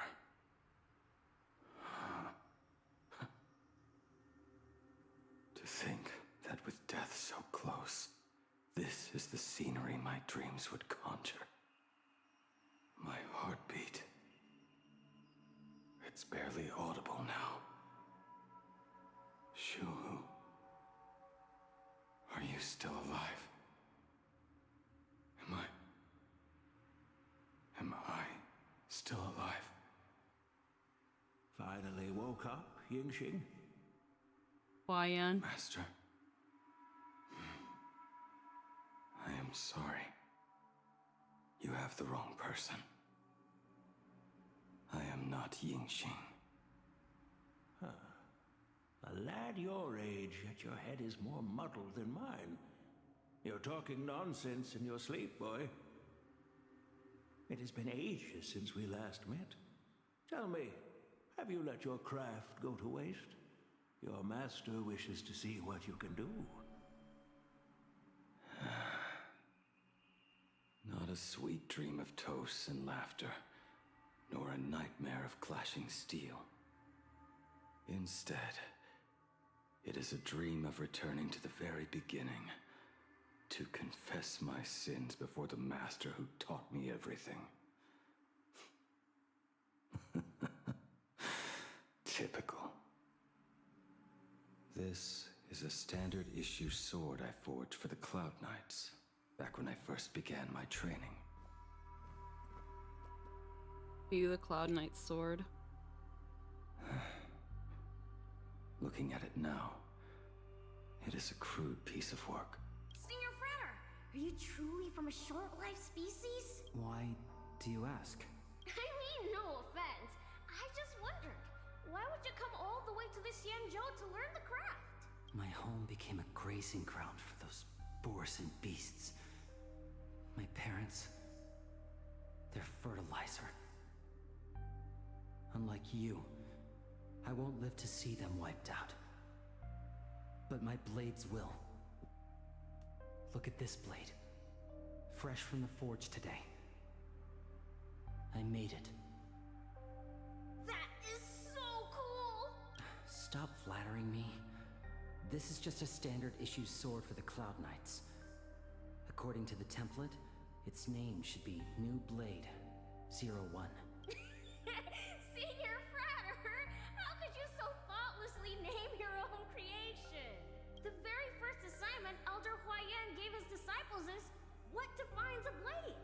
He always says a name carries the weapon's destiny. A lone cloud drifts. A crane departs the woods. Let's call it Departure, Junior Frater. Senior Frater! I thought you'd go with Lone Cloud or Guiyun!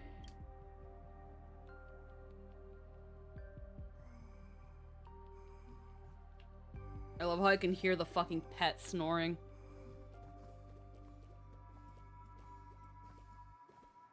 Bai Hung. And that bow I forged for her. You the recurve bow. In the end, it was I who forged the greatest sin. For me? Thank you. I told you, didn't I? As long as you set your heart on what you love, nothing can stop you. Hey, did you give this bow a name?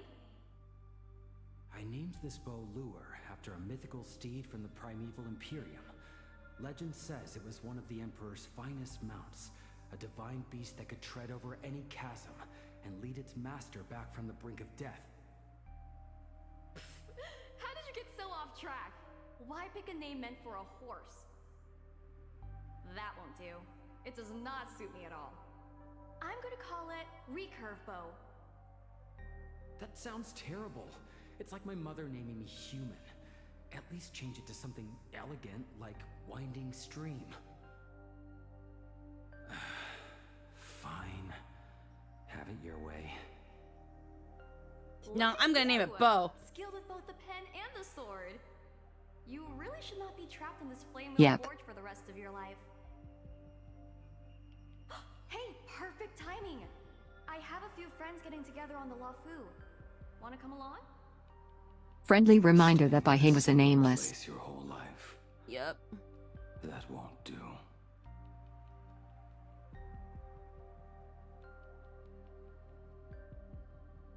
You the Okay, we saw the recurve bow already.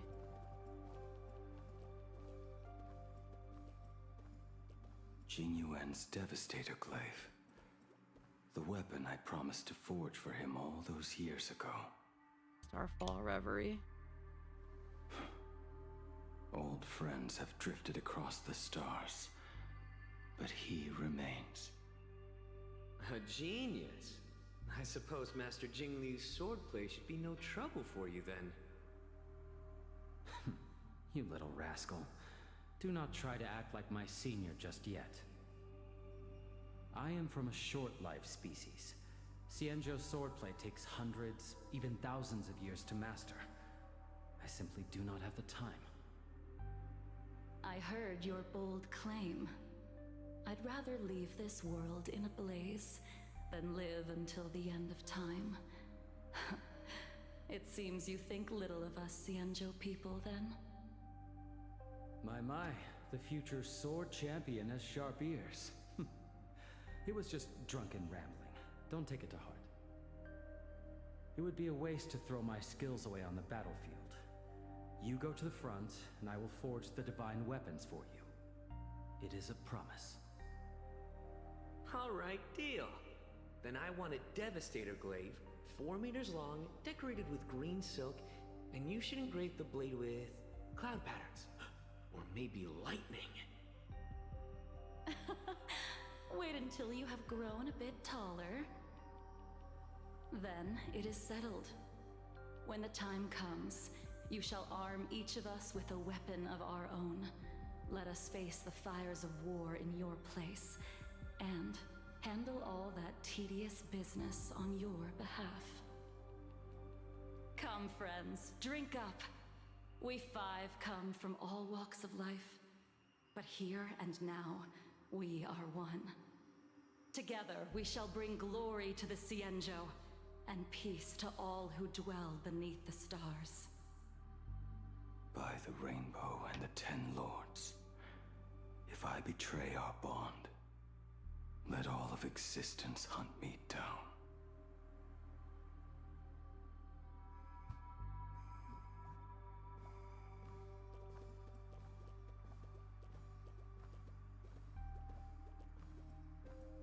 The prosthetic arm and sword staff for Mr. La Mancha were works created by my master and me. They say, yeah, that's Ashvale's. And then that's Don Hung, and then that's Kafka's blade. You, the Ranger's King. He came to visit me even after I was cast into the shackling prison. Ying-Ching. No. Ying-Ching. How did you end up like this? The shadow has tasted the flesh of abundance within you.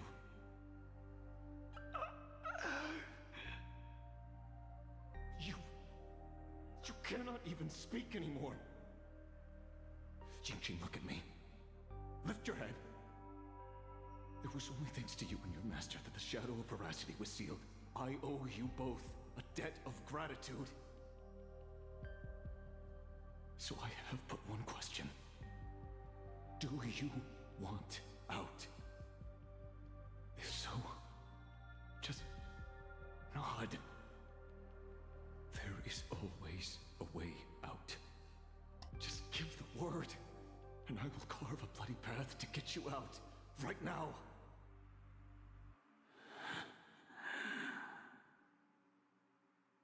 There is no need. I must atone for my sins.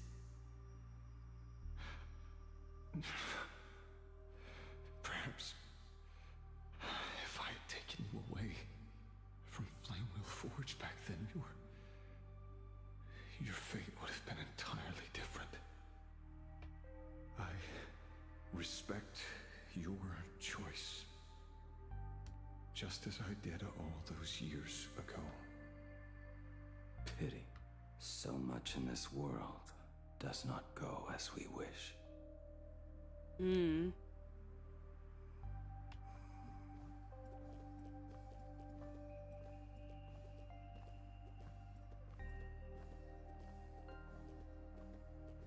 This is not my work.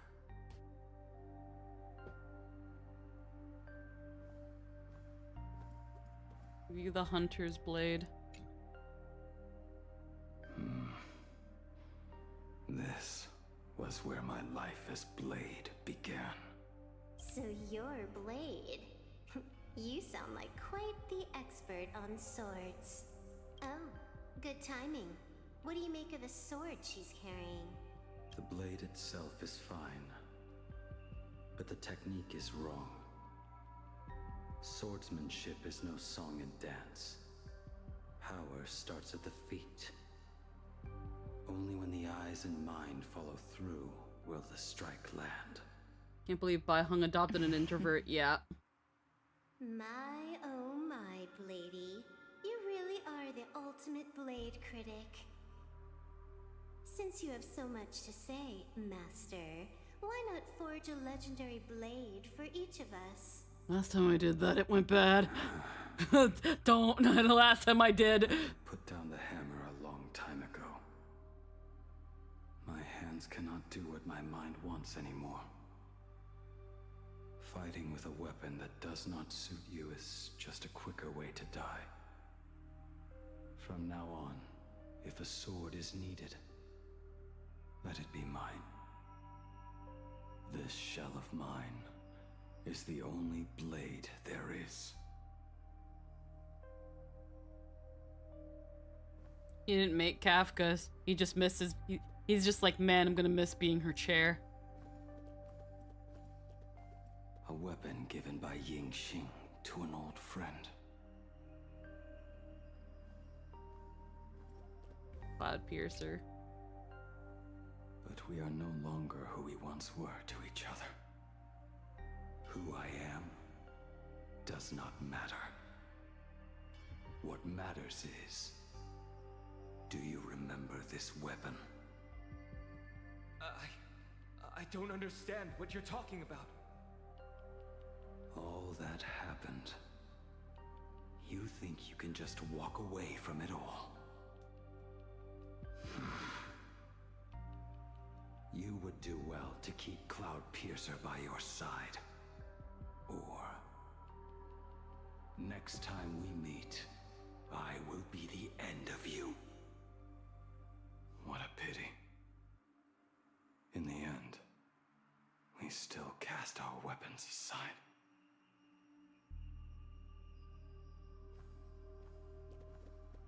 Apprentice, come here. Finally. Is the end in sight?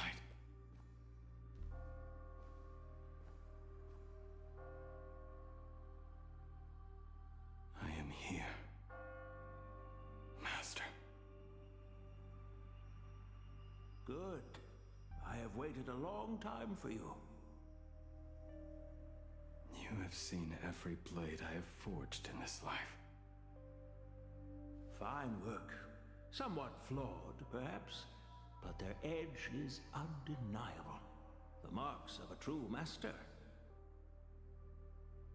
Gazing upon the weapons I forged in days past, I can only feel a surge of endless regret. The hammer falls and cannot be undone, yet I have spent my life taking one wrong step after another. I betrayed my friends and broke my oaths. Even with these divine blades, I failed to protect those I held dear. My hands are stained with blood. I loathe the reflection it casts back from my blade. But what weighs heaviest on my soul is the debt I owe you, Master. In this life, I fear I will never have the chance to repay it. Damn, we're getting some emotion.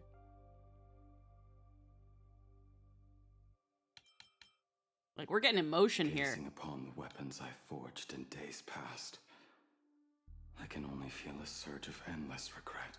And I like how it builds, too.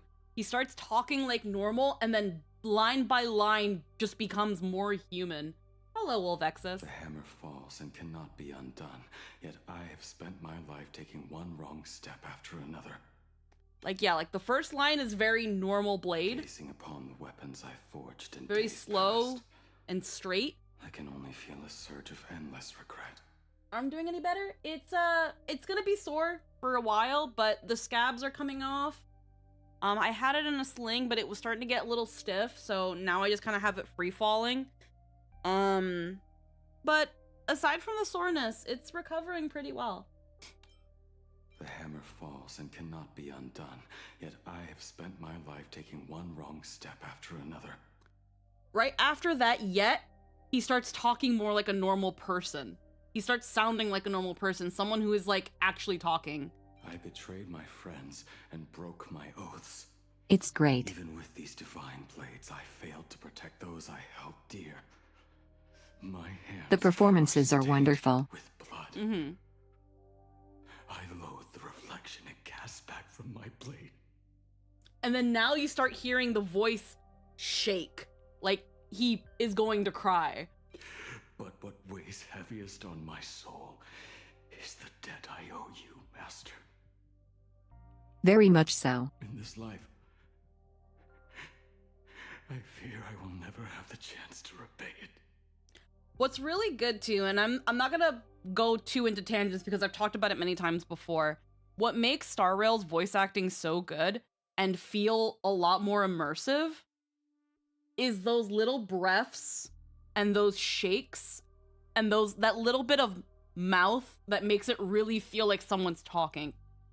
Normally in anime voice acting, they cut all that out or if you breathe too much into the microphone, you have to redo the take. In this, they want that. Like, I wish I can like fast forward on this, but you hear it when he says, "My hands are stained with blood." Yes, the way they don't just speak, but they emote through their breath. Yeah, and it gives it so much more dimension. Even with these divine blades, I failed to protect those I held dear. My hands It really are does. stained with blood. I loathe the Because that's what people do. Yeah. So, like, if you take a moment and you listen back to these lines, you can hear that shake in breath. Like he's trying to hold himself back, but his emotions are taking over. The regret he feels is taking over. He can't bear it anymore. He's so tired. He has so much that he regrets. He feels like he couldn't do enough for, again, We sigh, we grunt, we hyperventilate. How we breath is so much of how we speak. Yeah. And a lot of anime voice acting, and a lot of just voice acting in general, tends to remove this. But these little things make a performance so much more human, and Damon Mills did amazing. Now, I know he didn't spoil anything, but I know Damon Mills posted that playing Blade means so much to him and is one of his favorite characters to play, and that he really hopes his performance in this patch really shows how much he loves Blade as a character. And again, it's been amazing so far. These lines already, just you hear that human finally coming out of Blade. It's so good, and it's so much. It's everything right now. With these divine blades, Just those little shakes in the breath, like, oh. My hands are stained with blood. I loathe the reflection it casts back from my blade. Just, oh, the little shit, like, like, just, again, just trying to, like, contain himself. He's holding back tears. He's holding back this anguish. And you feel it. You hear it. When you hear that shaking breath, you feel and you hear those emotions. This is a guy that you don't know how much more he can say before he is going to burst crying in front of you. But what weighs heaviest on my soul? It's also crazy because it makes Silverwolf's performance feel a bit behind. Her voice is great, but she's so anime trained she struggles with this. Yeah, no, unfortunately, Silverwolf's attempts to be sympathetic kind of really fell flat. When she was like, "I don't know what to do. How do I tell my friend I don't want him to go?" Like, it's unfortunately very anime acting, and maybe she was with a different voice director, because there's occasionally a different voice director in Star Rail, but Silverwolf just didn't have the punch and the hit. She didn't sound like someone who is in anguish because she thinks she's going to lose her friend. She sounds like someone playing the role of someone who's about to lose her friend, if that makes any sense. She sounds like she's acting, which is crazy because she is an industry, she does great until it hits points where she really needs to punch. She Yeah. does the melancholy great, but the anger doesn't come through as much. Yeah, and it's crazy because, again, she is an industry, she's been in the industry for a very, very long time. Like, she is an industry professional. She knows her shit. This is where I kind of have to maybe give a little bit of slack to whoever was probably directing her at that time. Or maybe in just trying to keep with Silverwolf, that happens. But the thing is, though, in this patch, Silverwolf has made it very, very clear she does not want Blade to do this. She's like, can't we find any other way? Does it have to be this? Don't you know what you're doing? This means we're going to lose you. We don't want to lose you. And I don't feel that. I don't feel that from Silverwolf. But I'm hearing Blade, who has all this anguish, all this regret, and is finally able to bear it out and say how he feels, and you hear it in his voice. I can hear the tears welling in his eyes. I can hear that pain. But what weighs heaviest on my soul is the debt I owe you, Master. In this life, I fear I will never have the chance to repay it. It's so good. She's great as smug. She's good at melancholy, but she doesn't convey desperate pleading. No. I feel like Firefly would have done really well, Isn't but there one last piece you've yet to show me? Yeah.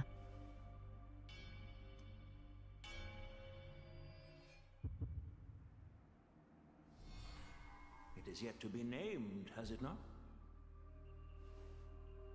That is a mere scrap from the forging of Shard's sword. I hid it away, fearing it would bring shame upon our school. Master, how did you... Can a mere boy keep secrets from his master? I entrusted General Yao Guang to bring it to you. Since the day you left, I have kept this blade hung in the hall, gazing upon it daily. That raw, youthful spirit within it, it burns to the touch. It is the same light that shone in your eyes the day you bowed to me. It is the keen edge of a craftsman. I am but rusted scrap now. My light has long since faded. This is where I belong. Buried.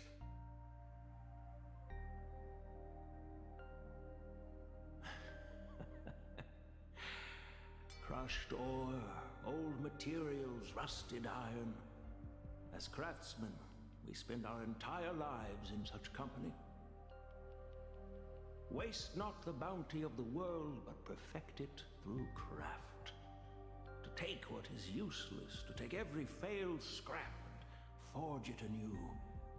Isn't that our very mission as craftsmen? Even for a life that has reached its end. A life built on nothing but mistakes. As it is with the work of a craftsman, so it must be with the life of a craftsman. Do you still remember the question I once asked you? What defines a blade?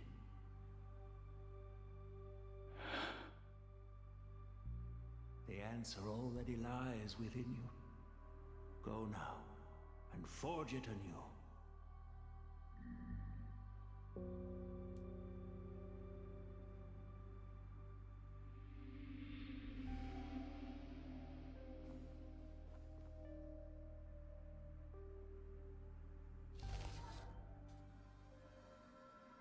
Forge it anew.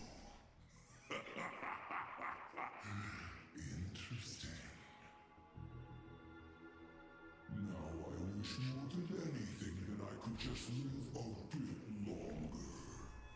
Ying Qi himself said that back when he was nearing his end. Shoo. You fought me all this time and leapt into the Leviathan's maw. Nothing more than a bid to drag me down with you. A pity, truly. For so long as a single soul in this vast world prays for abundance, I shall return to bestow my grace. And now, I have come in answer to your prayer. Within the Leviathan's maw, I shall grant you 1,000 years of agony, as your flesh will be remade, only to be devoured again and again. You shall find no release. Is this not exactly what you call forge it anew? Poor child. You and the Xianzhou citizens are always so short-sighted. Trapped in this waking dream called life, you cling to what is gone and tremble at the thought of being forgotten.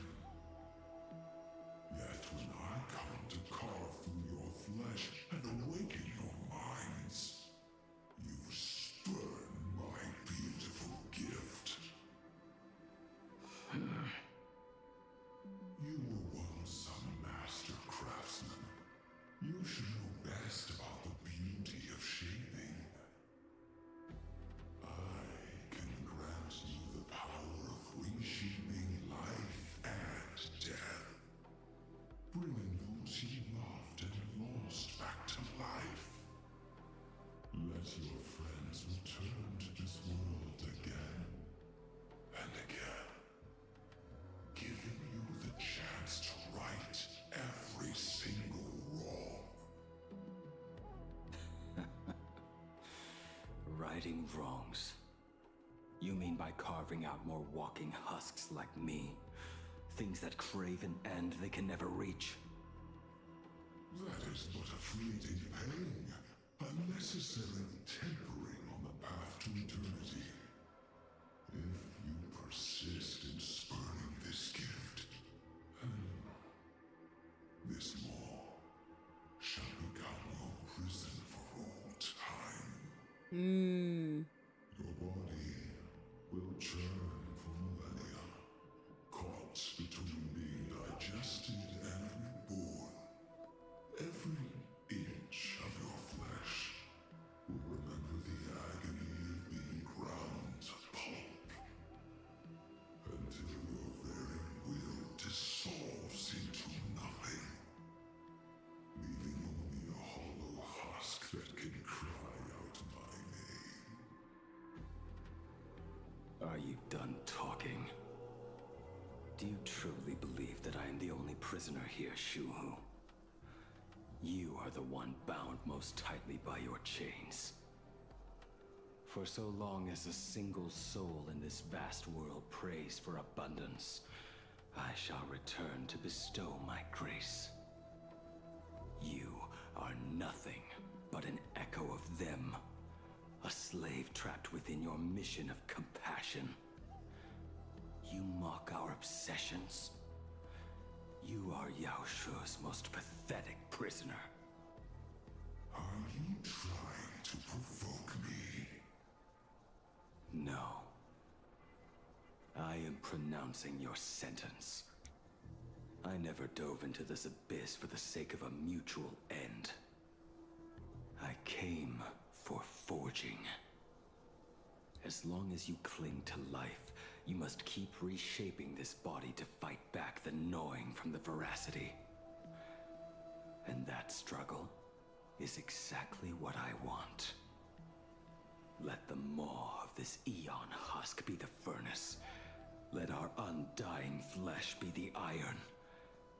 And let death, 1,000 times over, be the hammer. Right here, I shall forge and recast you again and again. Not to destroy you, but to create a cage that can hold you prisoner for all eternity. And the thorns of this cage shall forever be aimed at that savior who branded you with your mission, Yao Shu. Are you ready to turn your vengeance against your god?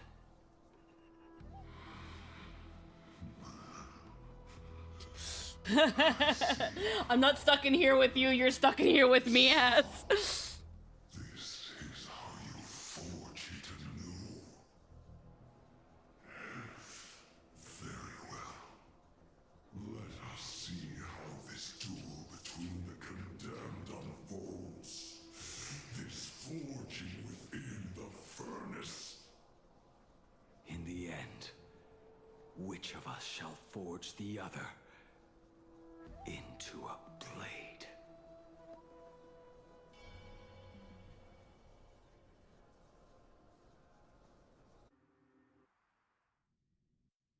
Himeko.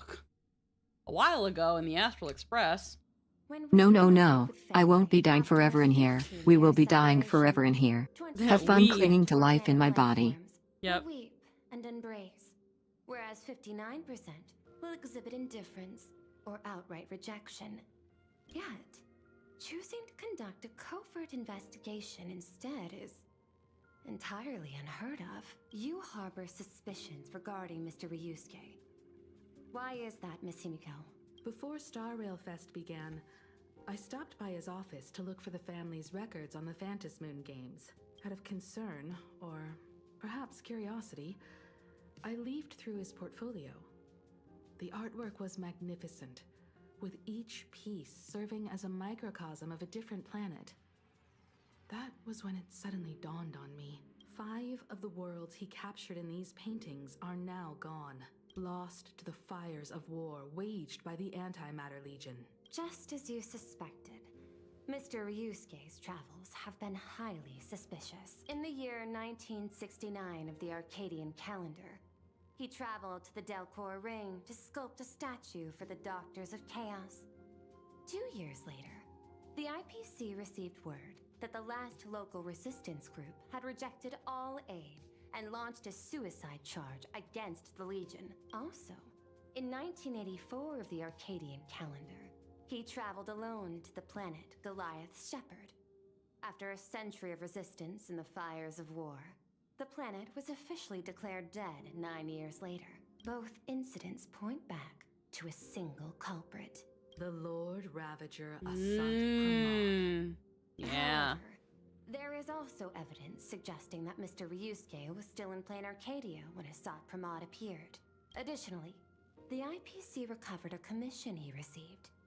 It read, "Please carve a trace of our lasting glory, just before the world meets its destruction." He accepted the commission, even though he knew the Legion had surrounded the planet? Legends of the Graphia clan abound within plain Arcadia. To this day, many believe the Weathering Curse is a scar seared into your very bloodline from Graphia's struggle against the Legion. Conjecture. Mr. Ryusuke was tracking the demon from beyond. He likely believed that finding him was the key to breaking the Graphia clan's curse. Any other conjectures? There is another possibility. Please forgive me if this sounds out of line. There is a 52% probability that Mr. Ryusuke was being used by Assad Pramod. He might have even chosen to work for him. I'll have a word with him. I'll leave it in your hands, Miss Himiko. Dad, do you have a minute to talk? I do. I'm 1000% free for you. What brings on this surprise call for your old man? I was worried you were too busy, so I didn't want to bother you these past few days. That foolish didn't hurt you, did she? Actually, what am I thinking? A mere herald of death is nothing to my Himiko. You probably handled her in no time. And that kid is something else too. I'm telling you, everyone at school is a huge fan of the Astral Express now. 15 years. The blood-stained games are finally over. And this time everyone survived. It's time we sat down and talked. Just as father and daughter. Huh? Am I dreaming? My little girl actually wants to have a real talk with her old man. Well, I don't care if I heard you wrong. I'm taking this to the bank. Praise the Astral Express. Praise Hachivelli. Give me 10 seconds. No, make it 8. Your old man is on his way. This would be so sweet if he wasn't suspicious. Fuck. There's no need to rush like that. Love you, kiddo. I should have seen that coming. Himiko. Yes. It's your dad. Himiko, come over. Tell me more about this. All right, give me 1 second.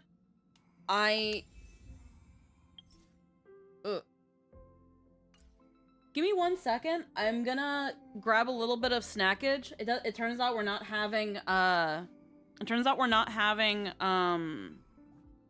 Theros. We can go a little bit longer. I'm not sure if we'll be able to finish patch, but we can go a little bit longer today, but I'm gonna need some snackage. So I'm gonna be right back.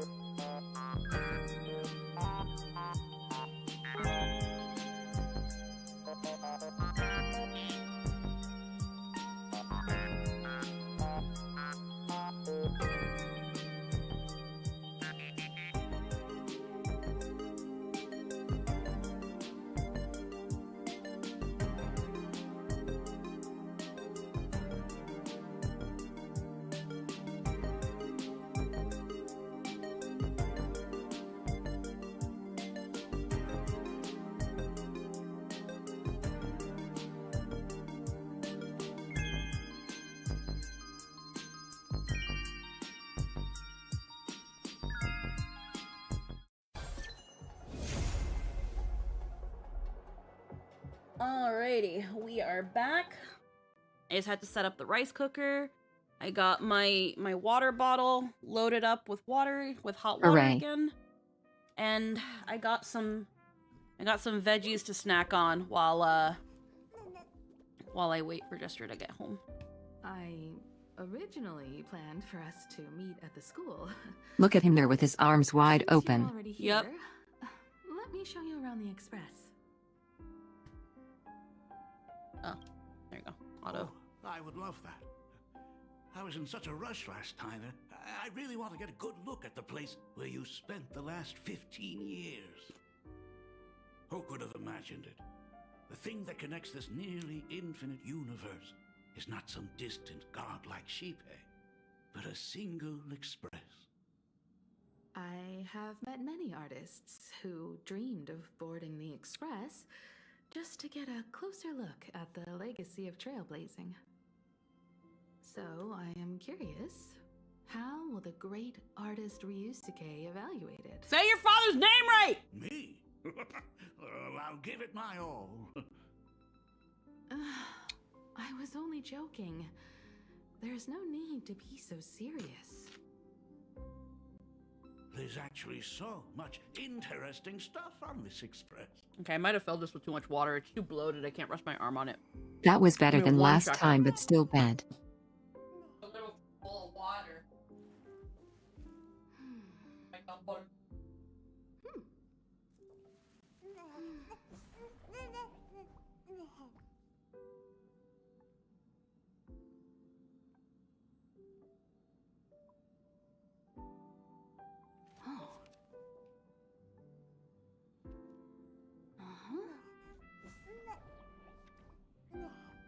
Can't fill these too much because then they're too like bloated, and then you can't rest them on what you want to rest because they just bounce right off.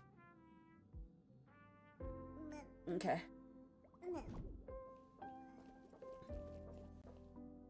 Graphia Academy's dean. It really wants you to know that. I mean, they all look alike, but this one doesn't seem authentic. A lot of old furniture was destroyed when the express crashed. Pom Pom and I spent quite some time picking the right replacements. Ah, out with the old, in with the new, huh? Well, the express has been running for years, so it's only natural to have to patch things up every now and then. You must have had a hard time keeping it running. It's not that hard. I'm used to it.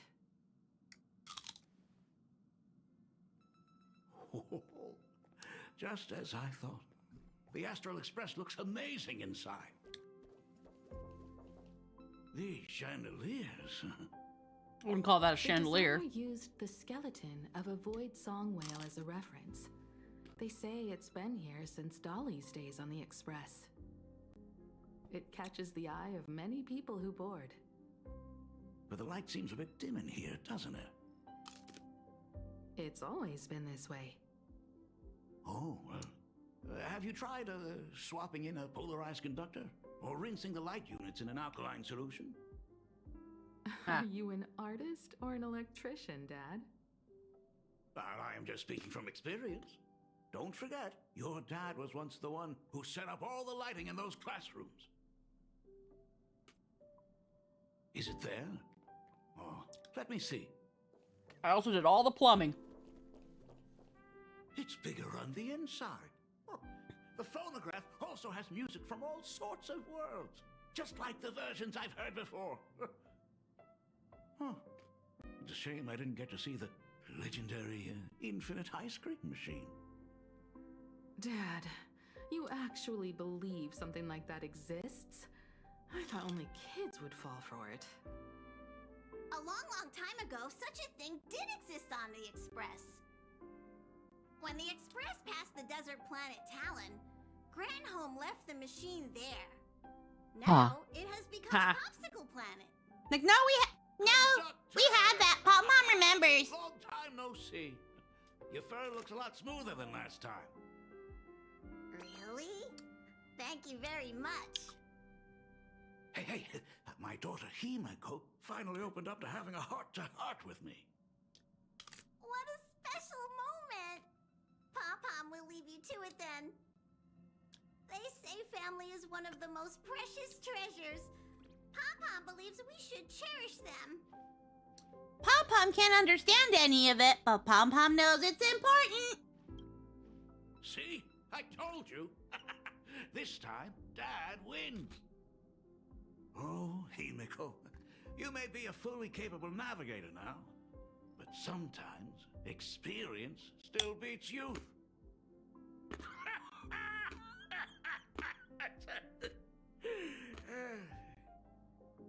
Aren't you tired of talking non-stop? Are you Called him actually here. worried about me? I am so touched. Perfect. I'll make you some coffee. Huh? Huh? Well, might as well swing by the meeting car to say hi to that, Intellitron buddy. Your dad don't even want your fucking coffee, bitch. Y'all better find a Starbucks. Pom-Pom finds Himiko's father very easygoing. Himiko, come on. Let's walk together. They say family is one of...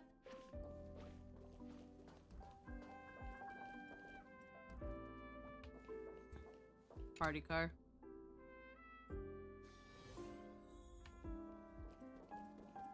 He seems to know things he shouldn't. Long time no... Rumor has it that the drinks in the World's End Tavern are all brewed from jokes. Since we are in plain Arcadia, any single joke before a drink would be second to none. Since there is only a single joke, it is quite literally second to none. Mr. Ryusuke, the tension detected in your micro-expressions has increased by 33% since our last encounter. Tension. Oh, nonsense. Himiko is brewing up a cup of coffee just for me. Is there anything in the world more wonderful than that? A cup of hot coffee right before the end. This must be what they mean by life is short and bitter. Huh. Wow. Well, now I see why they call you Shush. Well, since I'm still among the living, let me tell you a joke for a change. A long time ago, there was a truly terrible nameless. They snuck aboard as a passenger, seeking a certain answer. Now one day, they ordered a drink from a service robot on the express and told it a joke. A long time ago, there was a truly terrible nameless. They snuck aboard as a passenger seeking a certain answer. I have retrieved the same joke from the archived logs. It is indexed under the title, An Unfunny Joke. But did you know, the first time the robot heard that joke, it laughed with pure joy. Don't go filling Shush with nonsense. Its database is already enough of a mess. I love how he has the dad wheezes. He has the freaking dad wheezes, like, down pat. Dad, here's your coffee. This cup is huge. Himiko, tell me, are you still holding a grudge against me? What are you talking about? Now drink up while it's still hot. Analyzing components. Results show coffee concentrate, Heldoran butterfly scales, a species of fish from a gas giant, trace amounts of iron particles, and various other unknown substances. Mr. Shars, you must be exhausted after telling all those cool jokes. How about a nice hot cup of coffee to warm you up, huh? My inspiration circuit is vibrating. My radar indicates that the conductor requires my immediate assistance. Good luck, Mr. Ryusuke. Ryusuke gazes at his cup of coffee with steely determination, as if the liquid swirling within were molten magma from the core of a planet. Why is Himiko's coffee so bad?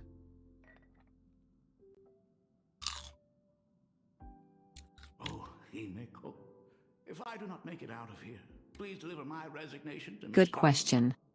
Tell her I will not be coming in tomorrow. Why does no one just tell her her coffee sucks? I think of an Ryusuke grabs his coffee and downs it in one swift gulp.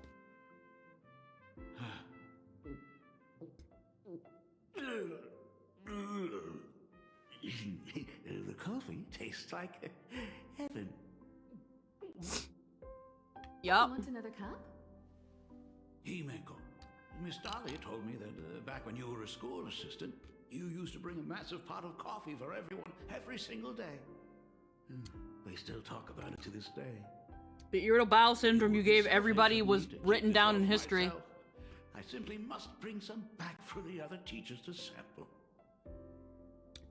Some of them want paid leave. It will be long cold by the time you get it to them. What's the microwave for? But as you said, it is time for us to head to the school. We must return to the source of all these tragedies and put an end to the blood-stained games. Are you truly ready to say your goodbyes? We can stay a little longer if you like. We still have plenty of time. We should go now. I have been ready for 15 years.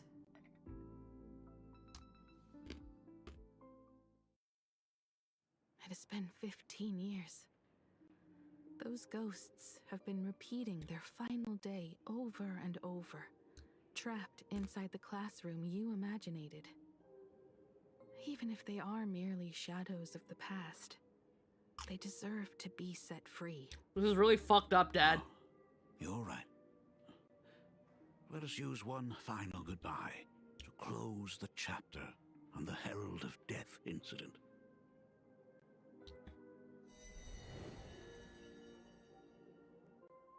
Senior, you are back! We're all waiting for you. Sorry I'm late, everyone. It's okay. Thank you so much for coming. Himeko, we don't have enough time for the lobby. Could you please use your amazing Imagenesis skills to decorate the stage for us? I am begging you. Mia, stop bothering Himeko all the time. If you and the others hadn't slacked off on the rooftop, we wouldn't be in this mess right now. But the school anniversary is tomorrow. If I do not get this done, Ms. Dolly is going to skin me alive. You should start by tidying up those ribbons. Once we are finished with the classroom, we will all come and give you a hand.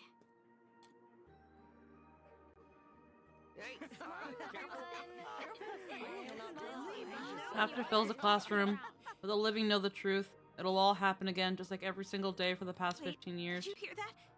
It's him. He's back again. Everyone, hide! Don't let them find us! Run, Senior! The Herald of Death is back! Don't be afraid, Belle. I'm here. No more running away. We don't have to face any Herald of Death anymore. Really? When have I ever led you astray? Look, even the Dean has arrived.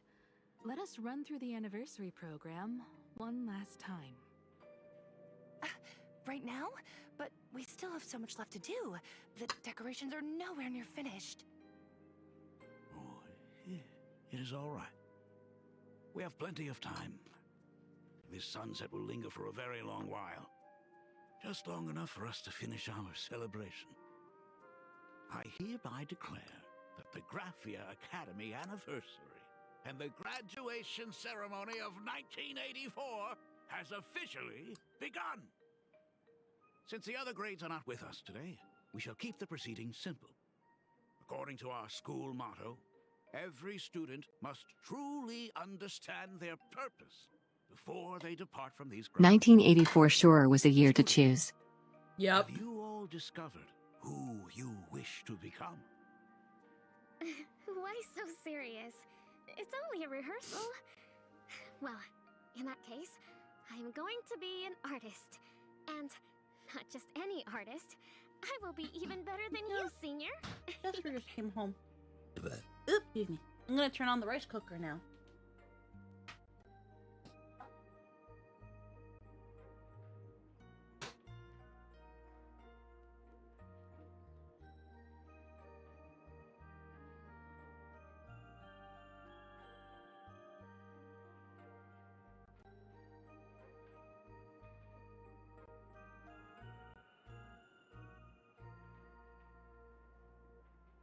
have D&D tonight, so... I plan to study at the Intelligentsia Guild. I want to learn how to create even more interesting imaginae. I want to study cinematography and become a director. I want to capture every single moment of happiness in the Arcadia. I hope that in 10 or even 20 years, you will all still hold these dreams close to your hearts. And now, please welcome our distinguished graduate representative, Himeko, to the stage to offer her final blessing to the graduating class. Our senior is doing this? That doesn't happen a lot. Himeko? Are you nervous? Relax. Give us a smile. I do not know what to say on an occasion like this. All I know is that this is a comfort the living leave for themselves. But take that step forward. Go and embrace tomorrow. Become someone that the person you are today would be proud of. Congratulations to the class of 1984. Senior, don't miss us too much. Himeko. See you around. Himeko, what's with the sad face? It's not like we'll never see each other again. Farewell. Belle. Full Wish. Mia. Safe travels, everyone.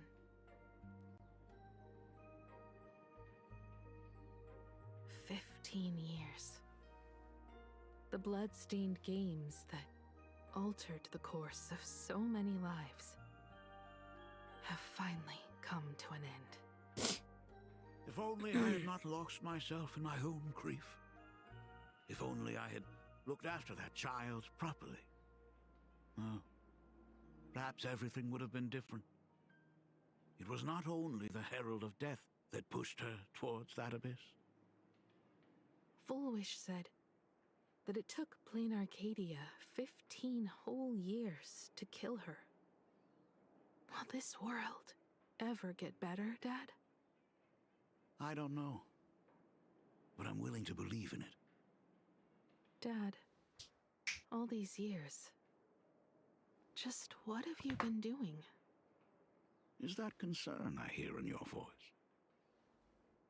If you say so.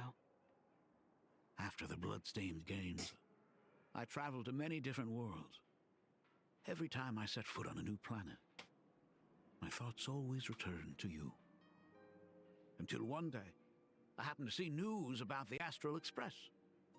The person on that screen was so different from the daughter in my memories. I was afraid, to be sure. I did not want to disturb the life you had found. As long as I never saw you in person, I could keep telling myself that lie.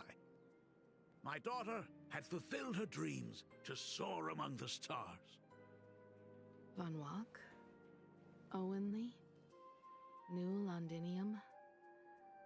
Step by step, I made my way into the very bedtime stories you used to tell me. Were they beautiful? In this vast universe, nothing holds more beauty than the lands en route, yet to be reached. You may have been a poor excuse for a father, but even so, thank you for setting me on this trailblazing path. Same here. Thank you for fighting so hard to be here alive. It's still early, huh? Let's have a walk. Here's a question. If you painted this room, why wasn't there a specter of Himeko here?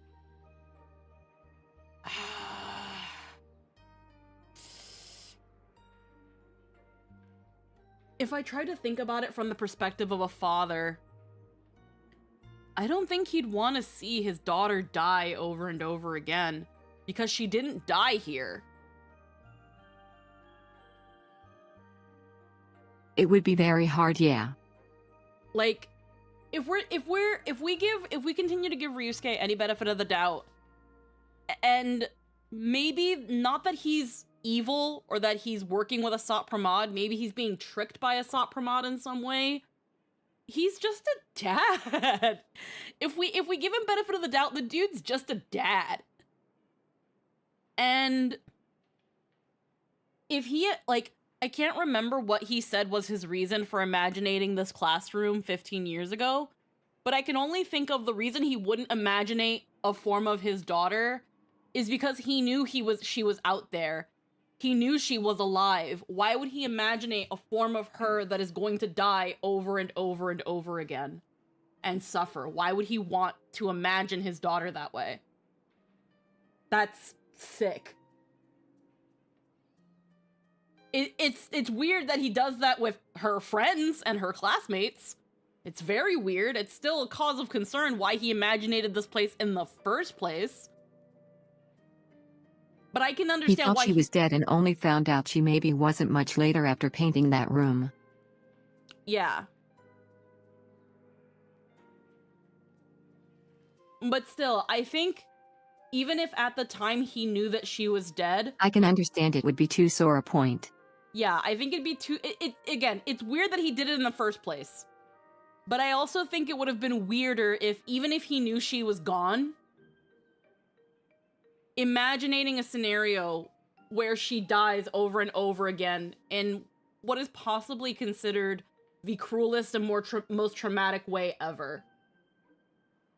I don't think anybody, let alone a parent, would ever want to witness someone they care about that way. And then, yeah, Eric brings up a good point. He probably held out hope as well. There was probably a little bit of hope in him that because they never found Himeko's body, that she somehow got away. I have something very important to tell you. But it can wait. Something very important? No. It is also true that tragedy is the darker side of elation. The only other thing I can think of, too, if Ryusuke does turn out to just have been a good guy and a victim of the Lord Ravagers, it would be crazy if they do the same thing to him like what they did to what Phantilia did to Ting Yun. That would be insane.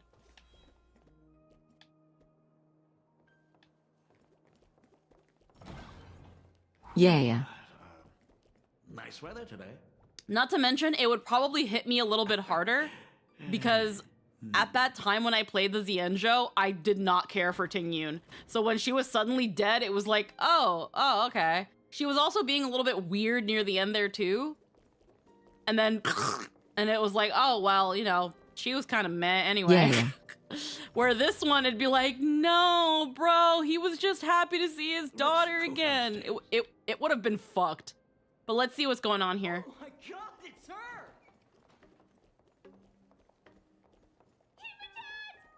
Oh my gosh, I'm such a huge fan of yours! Oh, go on. Himeko. Slow down a bit. Your old man's arthritis is acting up again. Oh.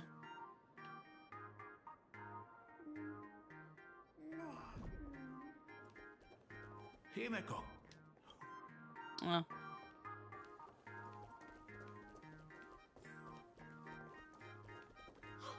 Senior Himeko!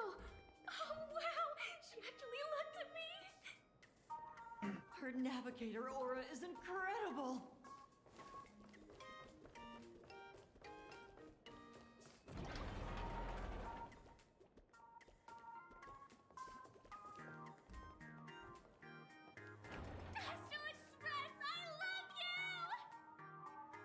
Like a love song, baby!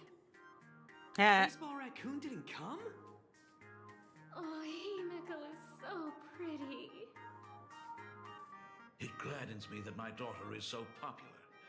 But you're all supposed to be in class right now. The Herald of Death incident just ended. It is only right to let them breathe and relax for a while.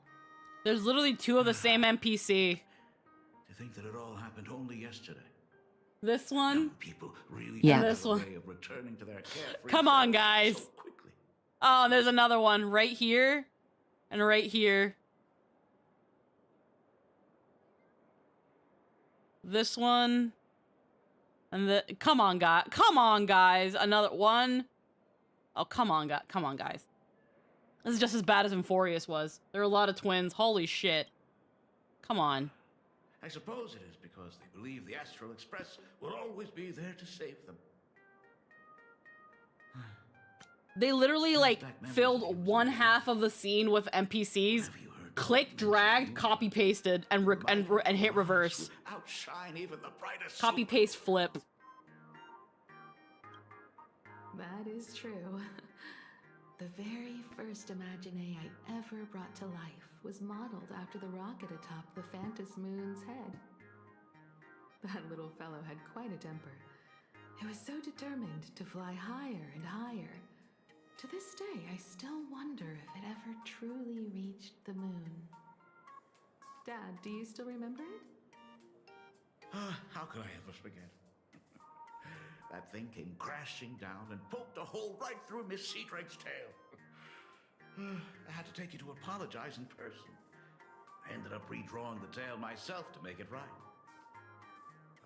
These days, I wouldn't be able to handle that kind of trouble anymore. My poor old back wouldn't allow it. Now that I am free from the weathering curse, you don't have to spend your life wandering the stars anymore. Why don't you just settle down here? I just can't face the thought of coming back to nothing but an empty home again. Don't worry. I'm not going anywhere.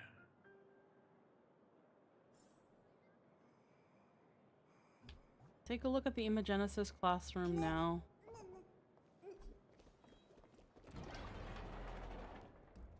Okay, he's right behind me. The Imagenesis classroom is ahead. So nostalgic. Ms. Dolly? She might have taken the day off.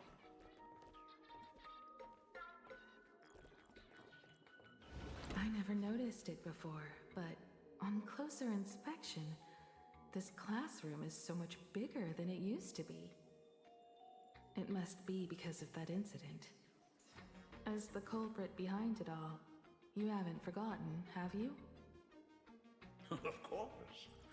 Well, since I couldn't get you onto the real Astral Express back then, I figured drawing you a substitute instead would be easy enough.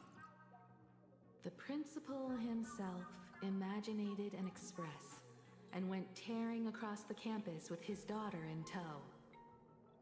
It even made the front page of the Dual-Mention City News back then. Looking back, you're always such a bright and spirited girl. Which is why I encourage you to reach for the stars. When the weathering curse took hold, did that dream only end up weighing you down? If it weren't for those dreams you gave me, I wouldn't be the person I am today. I'll never forget. Whenever the weathering curse flared up, you would always sit by my bedside and hold my hand, telling me the stories of Sir Camor. That was always your favorite. Whenever your fever refused to break, you would cling to my sleeve and just wouldn't let go. So, I would start from the moment Sir Camor invented the diving device and go all the way to the second voyage of the Interstellar Explorers. Like clockwork, right about then, you would close your eyes and drift off to sleep. Yeah, that was the first story you ever told me.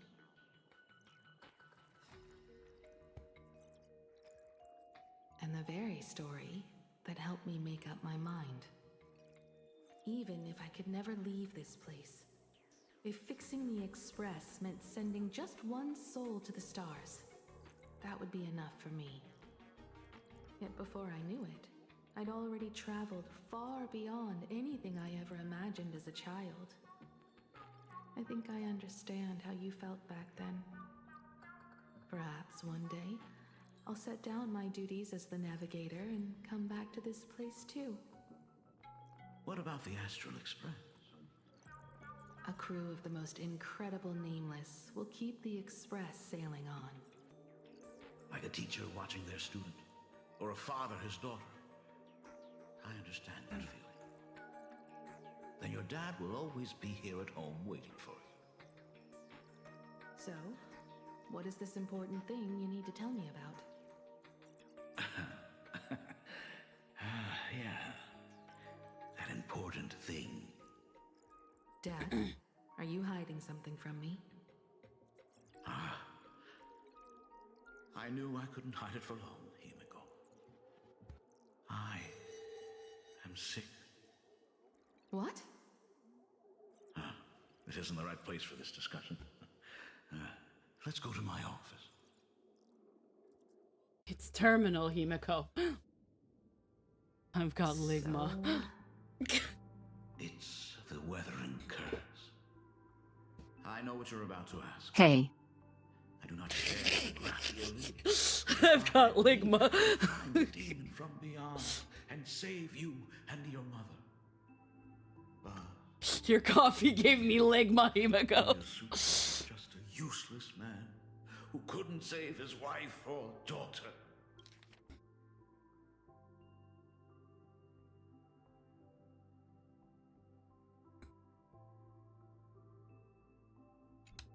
Yeah, the fact that he has it now, if true.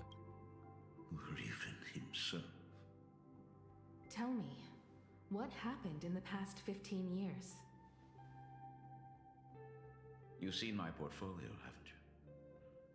Those worlds are just like plain Arcadia. Every single one of them has fallen victim to the demon from beyond. In those places, luck is a very real thing. And the demon from beyond can manipulate misfortune. What does that even mean? In ways beyond comprehension, you feel misfortune crashing down like a tidal wave. Solar storms, diamond rain, system failures, one disaster after another. But if you make it out alive, bizarre strokes of luck come swarming back to you. And so the cycle repeats, washing over the world, tearing it apart. It sounds more insane than the Phantasmoon games.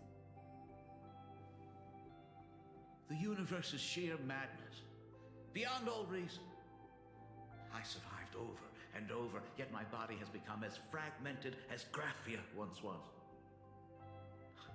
Is this his way of torturing the rebels? I don't know. But by the time I realized it, there was no escape. Why didn't you tell me earlier? I could have reached out to the IPC's doctors. It's no use. I've been chasing after him my whole life. I know him better than you do. Himiko, remember when you first learned to paint? I told you then why we must paint the beauty that we see. Because the ugly, the despicable, and the cowardly, they endure forever through evasion, like beasts driven by survival. Beauty remains ever fleeting, just as heroes find their end in sacrifice, and stars dissolve after they shine. Humans have surpassed their animal nature. We face our pain and our end to win a dignity that the vast universe cannot ignore. So we must capture what is noble and bright to show that such things truly lived.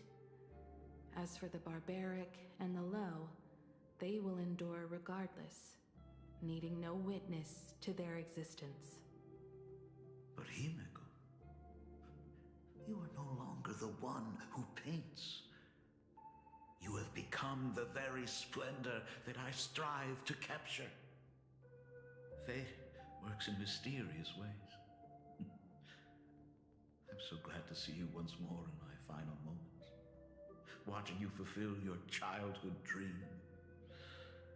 You are standing before me as the navigator of the Astral Express. I should have come back earlier. I'm so sorry. No. am the one who came back too late. I've thought about it 1,000 times. On that final night of the Bloodstained Games, if only someone had been there to sit by your side. After everything, does this tardy father still even deserve to hear what his daughter wants to say? If you're willing. I'll tell you about everything that happened. Thank you, Akiveli. Thank you, Himeko. All of this happened after you went away. You were jumping from one job to the next, and for 4 long years, I had heard nothing from you. During those 4 years, I found the stranded express deep in the canvas world and kept trying to repair it. Watching the Phantom Moon grow fuller, I remembered the mask that had been handed down through our family for generations. If I could claim victory in the Phantom Moon games, then perhaps by harnessing the divine authority of elation, it might just be possible to set the Express in motion once more. But the Herald of Death was a complete madman, and he smashed every dream to pieces.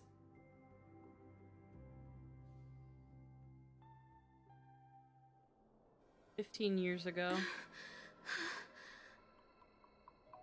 These bloodstains. The Herald of Death is heading to Dovebrook. He's already killed so many people. When will it be enough? Himeko, are you afraid? You're asking if I'm afraid?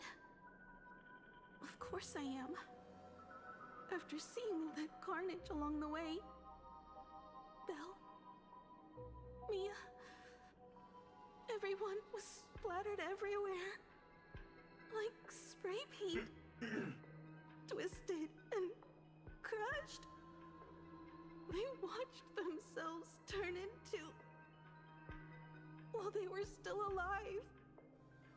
But Himeko, I'm here for you. I'm okay. I'm fine. If I don't stop him right here and win the Phantom Moon games, there will be no tomorrow for anyone, let alone a new journey for the Astral Express. And someone needs to avenge those students at the Academy. That is not your responsibility. If you are afraid, let me handle it.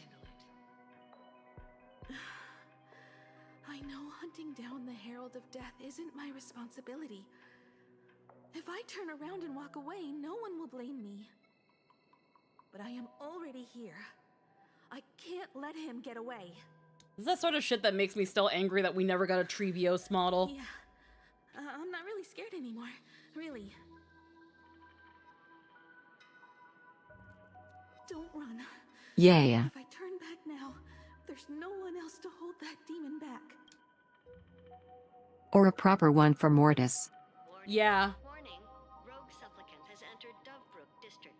Aberration threat level, calamity. Aberration name. It's over there. Well, sorry for wanting to explore.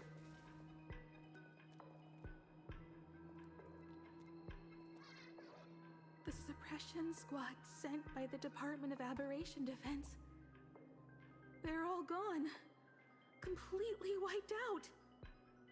They struggled through the pain as the Herald of Death dragged and smeared them across the ground. But these stains... Is he really so far gone that he's using himself as paint? Even so, he still managed to break through the blockade ahead. Unfortunately, those two aren't Dawei's favorite character. Yeah. Like him, you need a single perfect strike. Overwhelm him before he can even react. I think I've got it. But I mean, they're red-haired. They can totally be another Himeko. All right, but buying time is easier said than done. It's too narrow here. We need more room. The best bet is to pin the Herald down on that bridge. I'll take all the wish power I've gathered since the Phantom Moon became full, and use it as fuel to paint it into existence. The sheer destructive force unleashed from creating a massive object will break him and leave him completely incapacitated. But by doing this, even if we defeat him, you would be giving up any hope of winning the Phantom Moon games. Yeah. By burning all the wish power, I will be forfeiting my victory. But even if I did win the games and restart the Express, what would happen to this city? To my friends, my teachers, and everyone else? Where would they have left to go? To set the Express in motion with Aha's power, while standing by as innocent people are slaughtered by monsters? To soar into the stars while turning a deaf ear to the screams on the ground? Someone who does that has no right to call themselves a nameless. I knew I should have stuffed an orbital cannon or a molecular saw into the case, using that bigger on the inside Trailblaze tech, just like the Astral Express. Remember that for the future, then. Right. When this is all over, I will have to give it a try. Another body.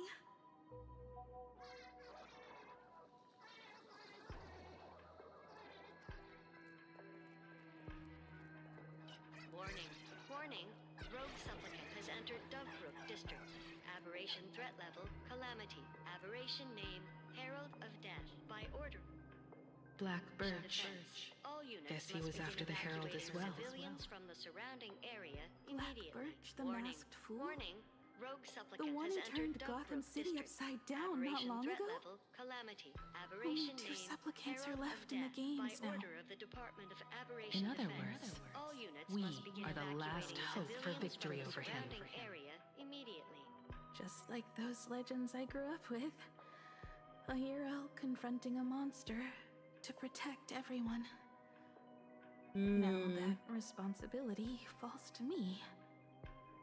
I will take him down. After that, I will repair the Express myself and see it fly over the horizon and break out of the atmosphere. What a beautiful sight that will be. Then consider this the first world to be saved before the journey on the Express begins. The very first stop, then? It'll certainly be quite memorable. The stench. It's about time.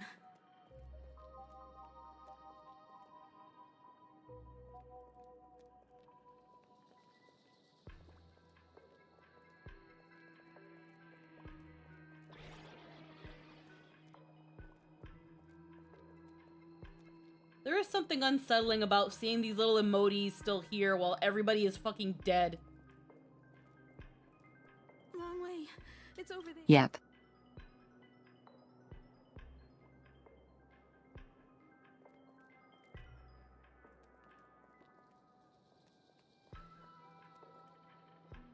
So exquisite! These flowers blooming in plain Arcadia. Like a ghost down with all the lights still on. Yeah. Tips of my nerves. What is that? You say this is not enough. Still not enough. I need more pigment. I mix my colors with screams of terror and pray for the catecholamines to drown me. Department head, I shall show you the error of your ways. This flesh is the culmination of life. Its own kin is right here.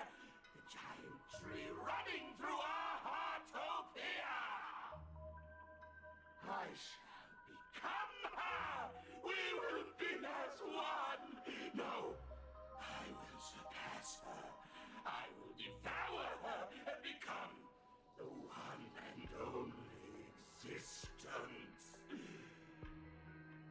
Another new new shade, dazzling, shattered crimson. Are you perhaps the color I've been missing all along? Step into this masterpiece! Become one with me and lay the final cornerstone for the future of human evolution! Y'all guys couldn't even try to make it a good-looking NPC? We hear Herald of Death so much in the time we've been playing, and this is the guy. This fucking HR nerd. Okay. Quick and Tear as Student A. You should have at least made a mask for him. Yeah, put a mask on him. Put the mask on him. I don't need his face.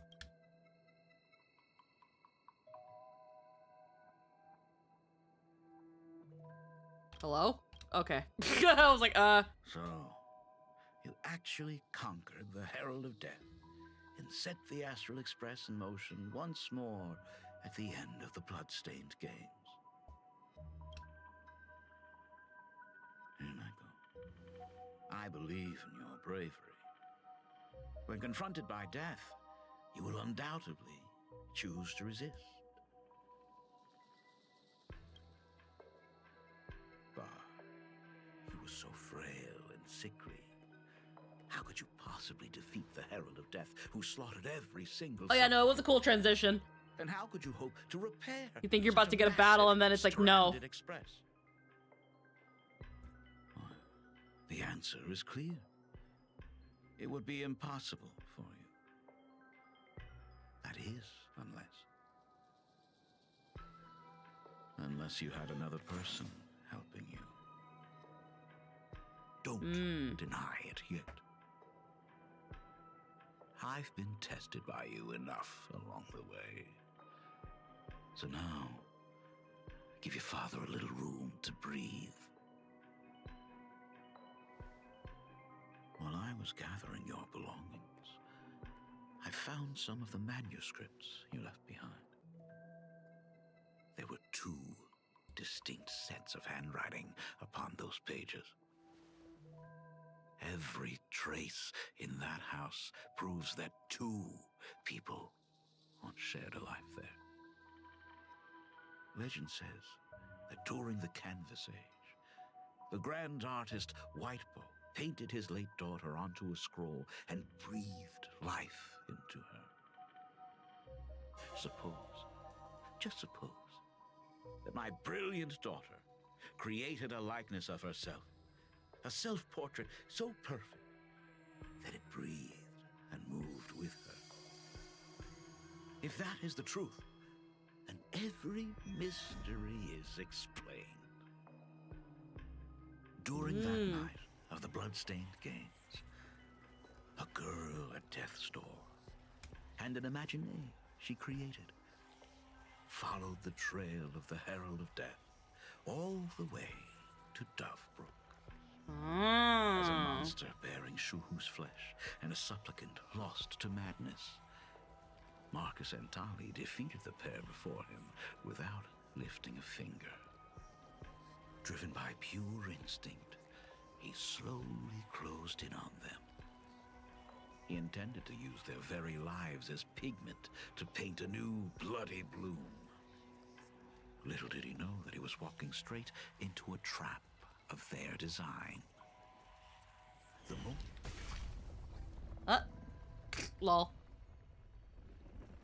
The moment he drew near, a massive iron fist was imaginated from the sky above. It crashed down and crushed him to dust. The moment he drew near, oh lol, a massive iron... It was the night of July 22nd, 1984, of the Arcadian calendar. A colossal shockwave radiating from Dovebrook district shook the earth. As the dust settled, a strange urban legend found its way into every corner. And that's why we could hear she was talking to our Himeko. Reported a giant arm descending from the sky that evening. In the hours that followed, the Department of Aberration Defense confirmed that hello, Cryptid. Hello, hello. was completely incapacitated. The theories were endless. Was it a divine act by Aha? Or a weapon built by the IPC? No one knew for sure. Yet the silhouette of that giant remained etched in every mind as a testament to heroism. It was just an arm. Yet beneath the brush of a girl who yearned for the stars, it became an extension of humanity's reach.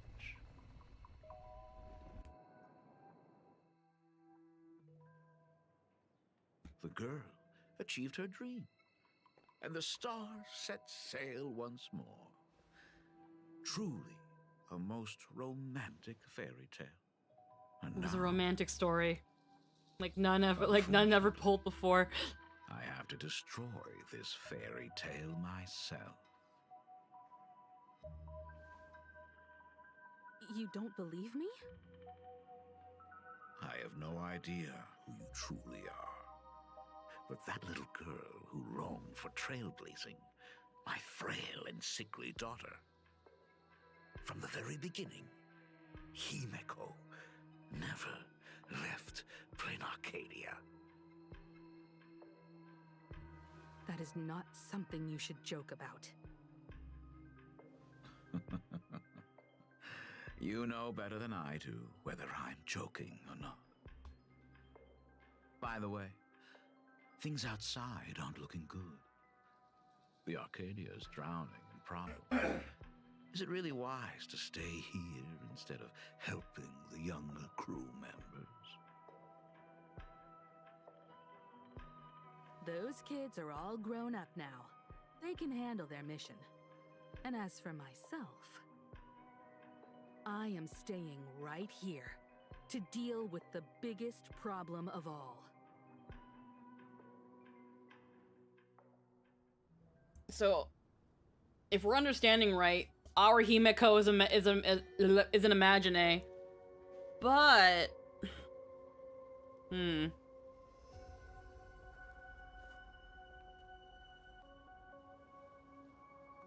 Are you intending to stay here until the outcome is revealed? It might take forever for him to return, or he might never come back at all. Or maybe, if I just complain and say, I wish Blade were here, he'll just show up. Anyway, it was his choice. We already said our goodbyes. Thank you for staying with him until the very end. Something we've been expecting since back in 4.0, but we don't quite know how. yeah, because from what we had heard, Imagine can't survive outside of Plan Arcadia. But if that young girl, if that Himeko was still able to defeat the Herald of Death and was able to make a wish, she could have wished that because she was going to die, that her Imagine can go and become the navigator of the Express and have the memories of Himeko. And that could explain why she was able to leave despite being an Imagine.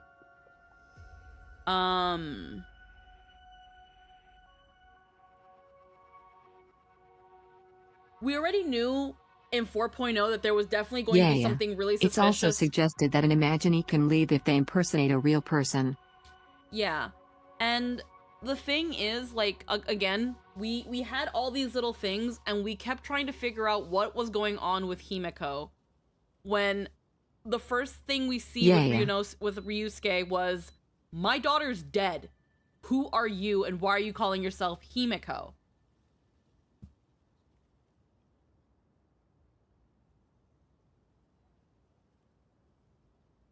But it's hard to say. And then to know that a Himeko left Plan Arcadia as the navigator of the Express, he knows it's not his daughter, but it's what's left of his daughter. So of course he sees this Himeko as his daughter, but there's still the reality of it's not his daughter.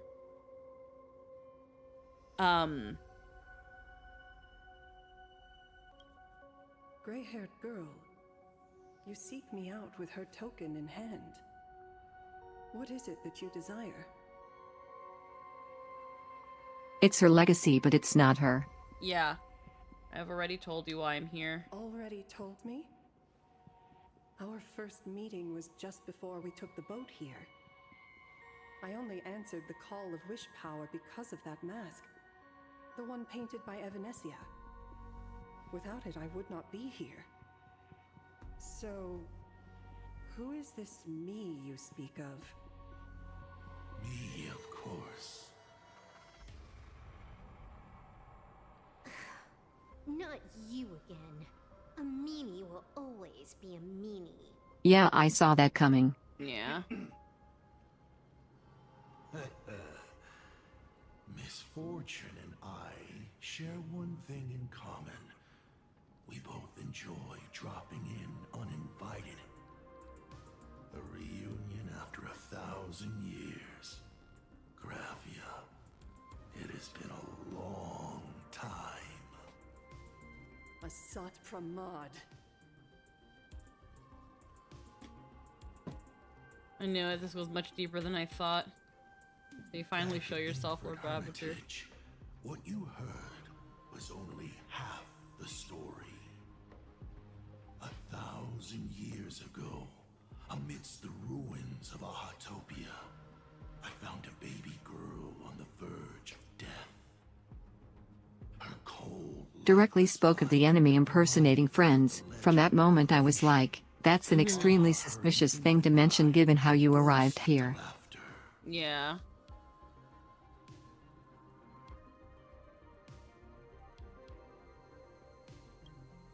Too bad I never did get the joke. So I came up with a much better one. I infused that child with the power of destruction, giving her the rebirth of a Void Ranger. I taught her to paint her monstrous beasts using the life of the veracity as pigment, all to carry out the Legion's divine will.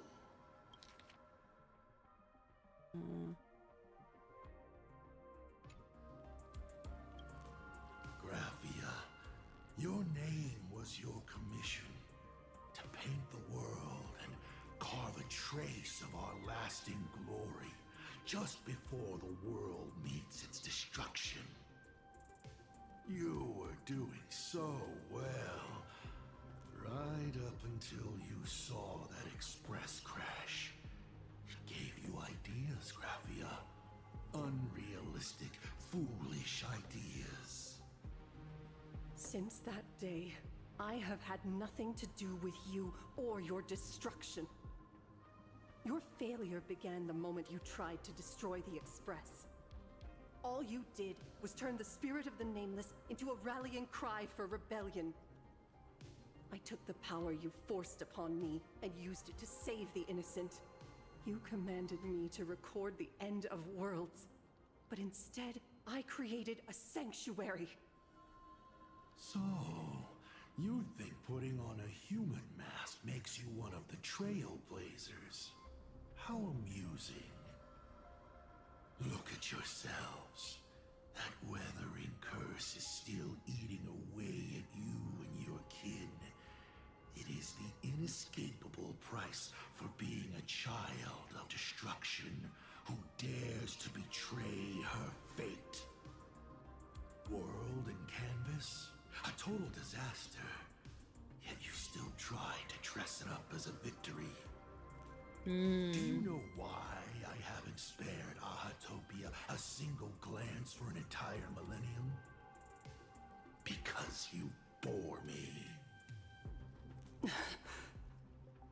But now, things have changed. Someone far more interesting than you has returned. And unlike you, she is the real deal. A genuine Nameless.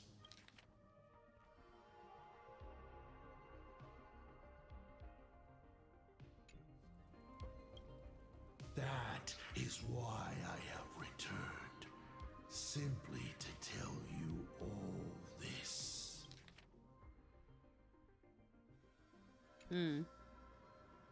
That genuine nameless. I've had my fill of this drama. Now, I'm dying to see how your face handles my fist. For 1,000 years, I have painted them over and over again. Every innocent life you extinguished during the Sind Earth Age. Tell me, Asat Pramad, are you prepared to What face? their Yeah, they're fury? like, what face? I have more important things to do than linger here. But this little parting gift of yours, why not let them have a taste instead? Come forth. Demonstrate your defiance.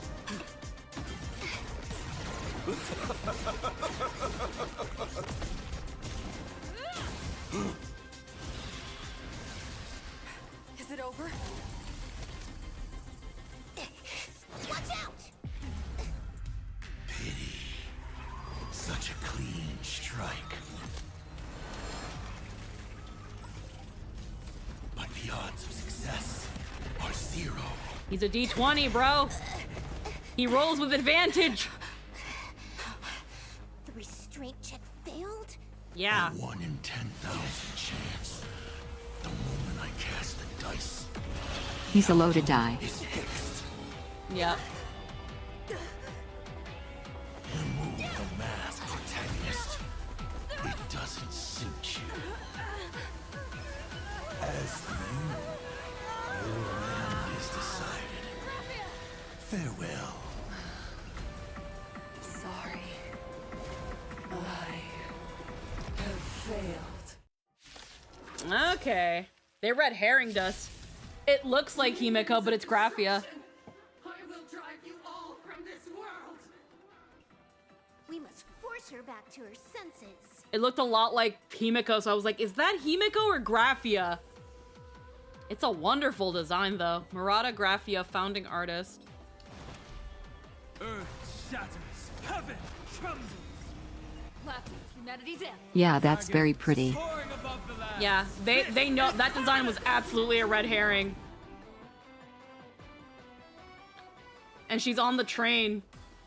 She's on a pillar that looks like the head of the train.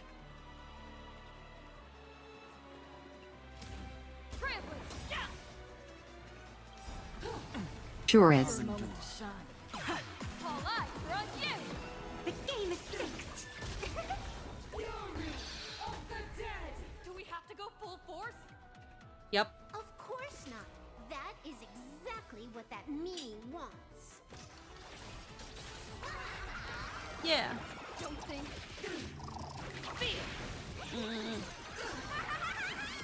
You've stepped out of line. That's all the spark you got. Free to devour all. Dear viewer, part to the end of the world.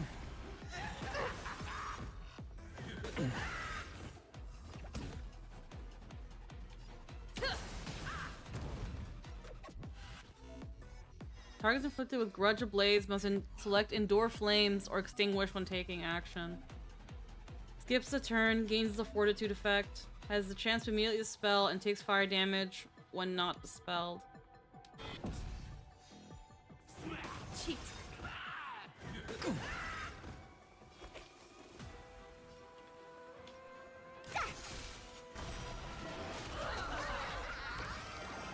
All martial arts are my command. The game is fixed.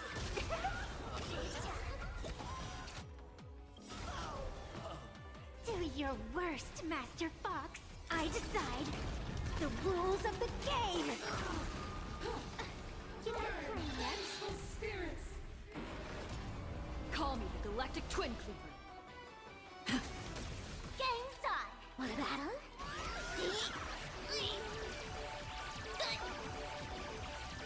It's such a pretty boss design. I'm like living for it. My purpose is to protect. Mountains roar, dragons rise! Dragons soaring above the land. It's so good. This is permanent!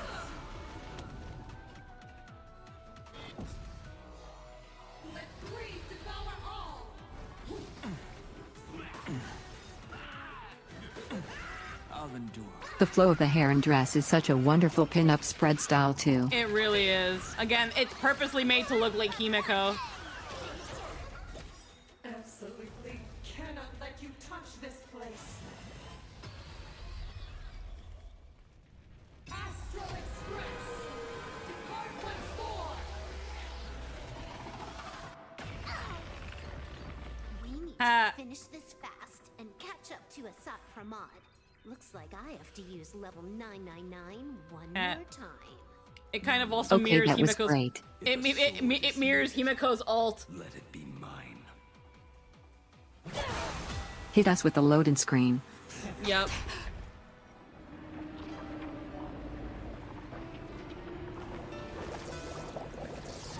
Have you thought it through?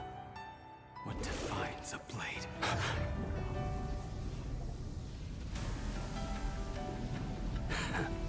The sharpness that endures, after all has worn away.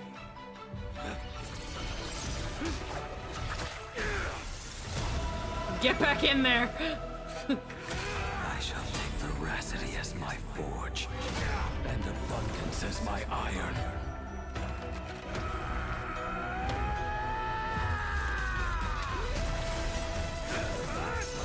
Die a thousand deaths. Tempered into a blade!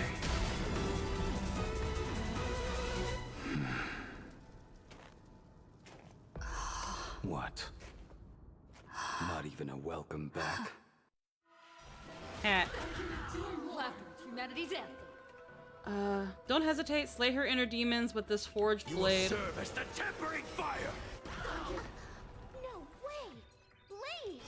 You answered my prayers! No way! Blade! You answered my. What was that? You answered my prayers! Are we in 2010? That was so 2010. That was horrible. Do not let this moment slip away. That was ass. Mountains roar, dragons rise! You will serve as the tempering fire!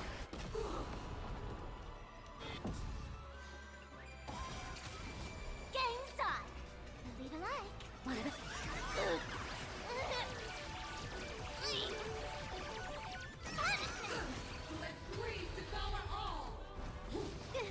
What happened to her? We don't know. Asat Pramod's handiwork. We have to bring her to her senses first.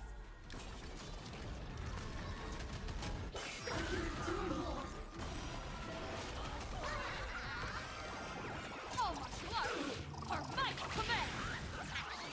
Congrats to you! You stepped out of line. Your moment to shine. All eyes are on you.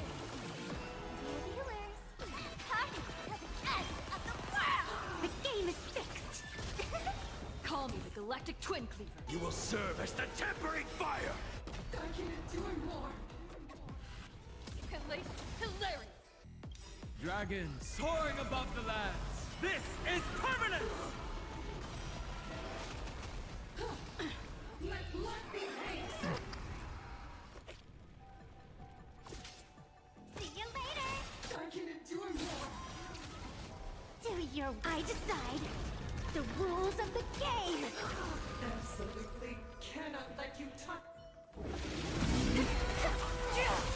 Holy moly.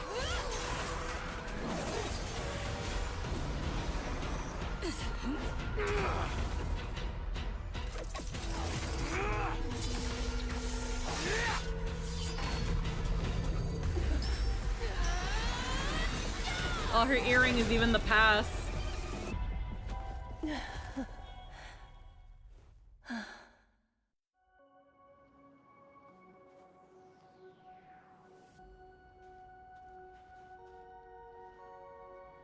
hope I am not too late. Are you kidding? Your timing is impeccable, Blady. But isn't this a bit much? How did you even change outfits? What happened down there? I used the Leviathan's maw to imprison Shuho. But that doesn't matter. What matters is that you made it out alive and got the job done. Not yet.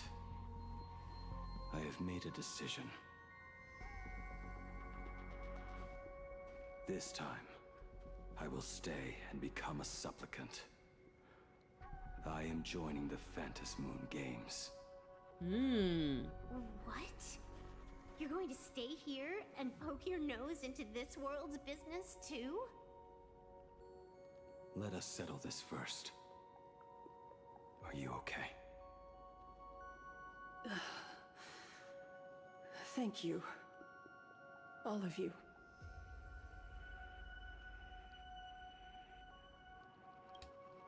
Oh, stop, Dice Face. I will do everything I can to help you. As long as the canvas remains, Asat Pramod cannot kill me. You have fulfilled what Evanescia entrusted to you. It was all me. For 1,000 years, I was the one obsessed with bearing every responsibility alone. Asat Pramod was right after all. I have been a ghost of 1,000 years past, arrogant enough to think my seal over the world and canvas was unbreakable. I really believed that accumulated wish power would be enough to strike him down when he returned. We are up against the same nightmare that survived a whole Sindearth age. The same monster that an entire era could not even overcome. Just how did he even sneak into the world in canvas? As a little thingy. The first time I stepped into Inkford Hermitage, a strange Wispay tried to latch onto me, but it didn't succeed. Maybe that was the first step in Asat Pramod's plan to infiltrate this place.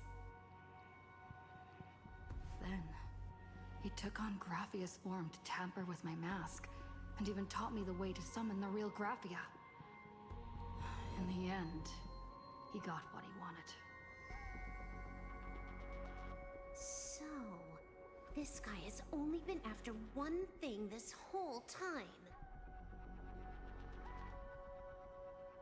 To break the barrier of the world in canvas. And to awaken the husk of the veracity. We need to leave this place as soon as possible. The giant maw that swallowed me is starting to stir. But he mentioned he had something more important to do. What is that even supposed to mean? He has so much on his plate, no way he can split himself into pieces and handle everything at once, right? Probably gonna go after Himiko. 1,000 years ago, the demon lord from beyond invaded Ahatopia. The power he unleashed was beyond all comprehension. He could appear in places thousands of miles apart at the exact same time, as if he possessed countless incarnations. What? He said he was meeting a genuine nameless. Himiko! She's in trouble!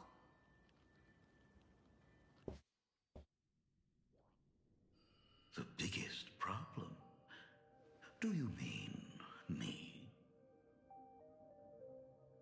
You said that classroom was a secret place of your own creation, yet Fullwish seemed to know everything about it. You are far too familiar with the Express, yet there is no way my father could have ever set foot on it. And another thing.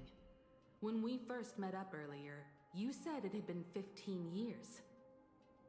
But my father clearly left much earlier than that.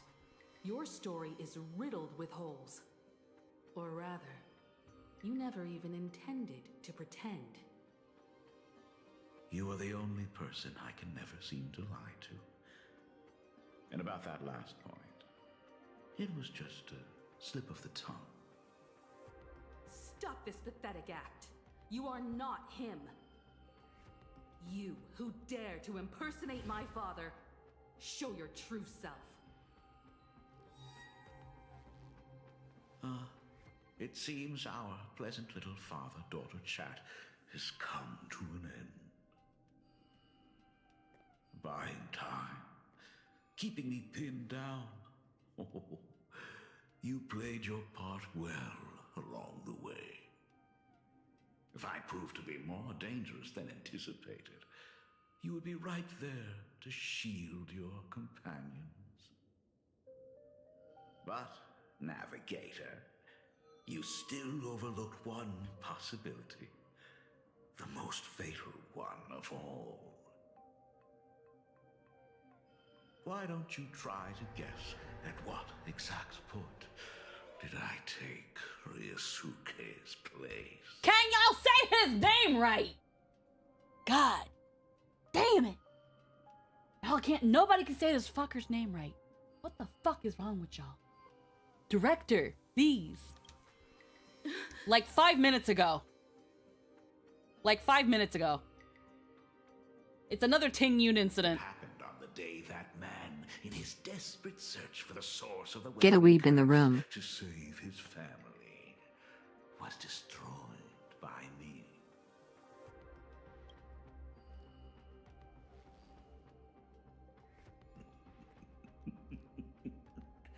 That year, Himeko was 6. At her mother's funeral, she met her father for the first time. You are lying. I have told you only one lie in all these years, my dear daughter. Nice to meet you. Yeah, that I'm your father. Your father, Ryusuke. God damn it. I can't stand when they say the fucking names wrong. Yeah, and he was like, I've only ever told you one lie. I'm your All dad. those years spent by my side. What are you really planning? Yeah, she's never known her actual dad. Even I find it hard to tell what goes on in this head of mine sometimes. But now, as I look at your face, at that exquisite expression, it all makes sense. I had so much fun playing a father. And the best part, that was not even the most fun I have had today. Hey, can you hear me? Someone who looks like a Supremod just showed up at the tavern. We are under attack by Asai Pramad. Dan Heng and I will do everything we can to cover Yao Guang. I've played along this far, so why not make it interesting? Let us add a dash of red to our little opening act. You have proven your theory by tearing off the mask of Ryusuke. As a courtesy, it's now time to strip away your disguise. The ugliest lie of the Trailblaze. The truth that has been hidden for 15 years. Your pom-pom's imaginary friend. When the Phantom Moon is full again, I will be there as I have promised. I will come back with so many stories to tell you.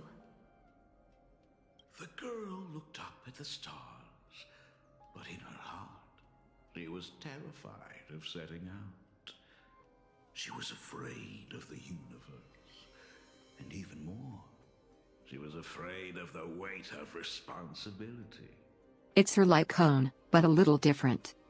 Yeah. In the end, she'd left her wishes to someone else.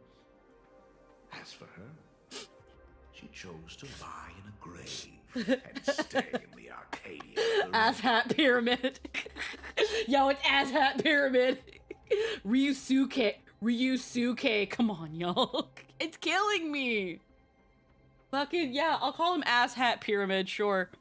Asshat Prolapse, let's go. Ryusuke's daughter, Himeko, is long dead.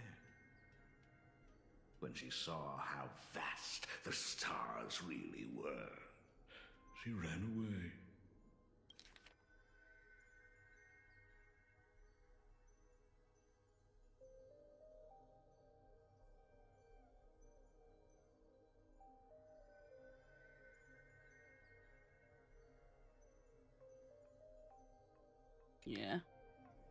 Yeah. So Himiko's been dead this whole time. This is an Imagine. Just as the trailblaze will always converge with the destruction, culminating in awe-inspiring obliteration.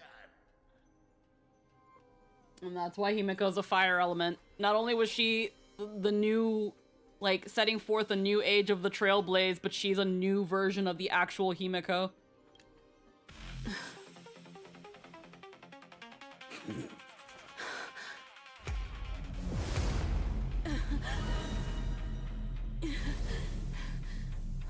So, you really are a fake. Right back at you.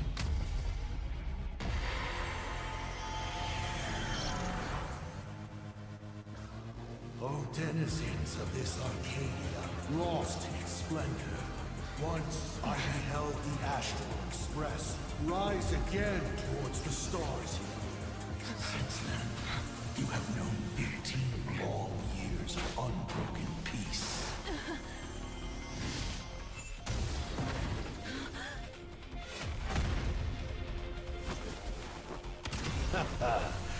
It's been a while, old friend. Oh, there's Don Hung.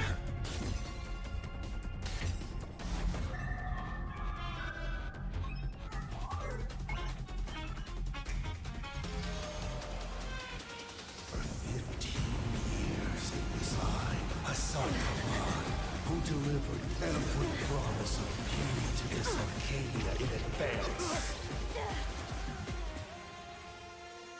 Yeah, he's Permancer. That was Permancer form. Please indulge in these long overdue surprises.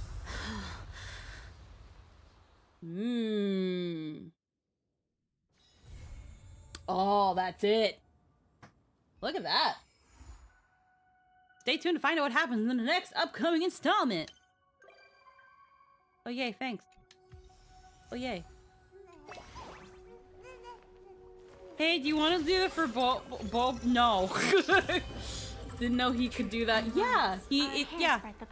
It's a little bit I'll of be a blink. real. Did not expect to finish in one stream. No, me neither. I thought we might have had to finish in half an hour. No, that was a good place to fucking end it. Holy shit.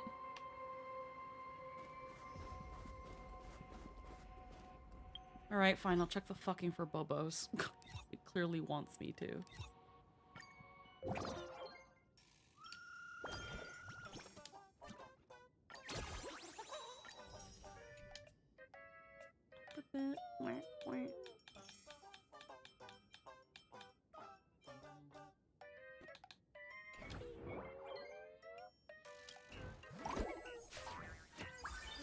And they did amazing with the transitions there too. Oh yeah, they Build did a up, wonderful. That was good. cliffhanger, transition, repeat several times. Yeah, no, they did a much better job. Again, I think my only critique, aside from people saying Ryusuke's name wrong, is the fact that, like, that one bit of, like, backstory that we got from Graphia, yeah, you could have given me a pretty slideshow. You didn't have to just talk at me. I didn't need that, you know? But, you know, it can't, we can't, you know, we can't hit every... We can't be perfect. We can't get them all, you know?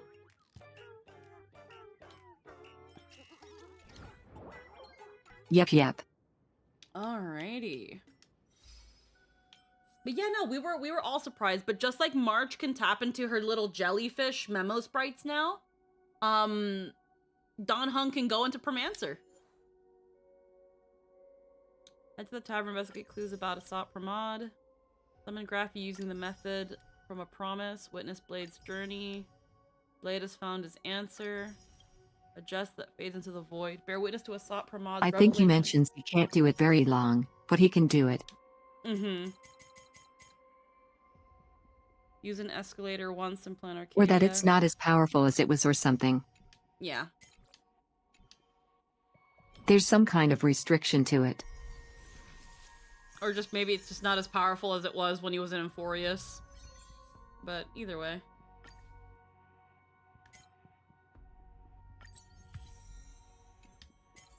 Yeah, and in a way, I just wanna... In a way now, I'm not gonna unlock this. You know how, like, we have, for this battle pass, we have Yun Li and we have Blade, and some people were wondering, why the fuck are we getting fucking Blade and Yun Li? And it makes sense. They're from the Zhou Ming, and she's the granddaughter of Huayan, and he's a student of Huayan. So it makes sense that they're both on the battle pass. That's cute. That's a cute little extra detail. She's basically his niece. Pretty much. Alrighty. Heckin' #1 Blood Enjoyer, thank you for the follow. Welcome to the stream. We are probably going to end things right here since we are done with patch. I thought this would last us a little longer, but I mean, honestly, we got to the meat and potatoes pretty quick. Also, Blade talking so much softer when he comes back. Blade was so good this patch. He was wonderful. Honestly, that pretty much means that if we hadn't yapped, we could have probably finished this patch in like 4.5 to 5 hours, which is pretty crazy. That means this was a short patch. But Yeah. Can I say the pasta? I don't know what you mean by the pasta. But yeah, I think with that all being said, I think this might be a good time to call it. We did go a little bit extra because of not having, But hey, that's what we want. Short and punchy. Yeah, no, I like short and punchy. And again, it had a little bit of like some yappy moments where I was starting to doze off, but I'm also, again, lack of sleep because of ARM. But yeah, no, this was a good patch. This was a really enjoyable patch, and I'm looking forward to the next one. Sucks we've got to wait a bit. I think we've got to wait like... Yeah. It also didn't feel like it was rushing either. No, it really didn't. It actually did pretty well. Again, that one really yappy moment, but I can forgive it. I can let it slide. When it comes to, unfortunately, as much as I would probably like to, I'm not like griping to pull Morton Axe Blade. I'm not in any like rush to get Morton Axe Blade. He probably would be good for my team, but I can't. What's wrong here? I don't care. Fashion item. Arcadia Rush. I'm not spending jades on fucking cosmetics, bruh. Eat my ass. I'm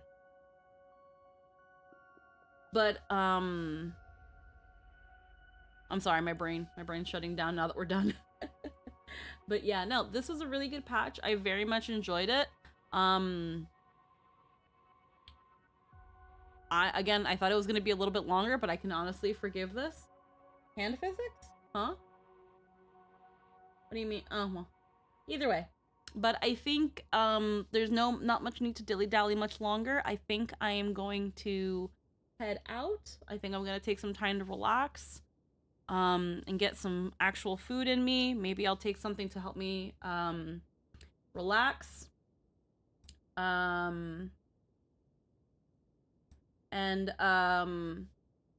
What we will do tomorrow is we will be going back to Final Fantasy XIV for some more heckin' comfy Final Fantasy. We'll do more of the Manderville quests. I think we've gone through most of them. If we do finish them all, we'll probably do just some comfy crafting because again, I only have the one arm, so I can't really use the controller much. But yeah, I think this was a wonderful patch. We'll see where things go. I have a lot of side stuff to do. There's side stuff that I didn't finish from last patch, because I just the Cosmicon and all that stuff, like it was from last patch. Yeah, so like these, I have to do these.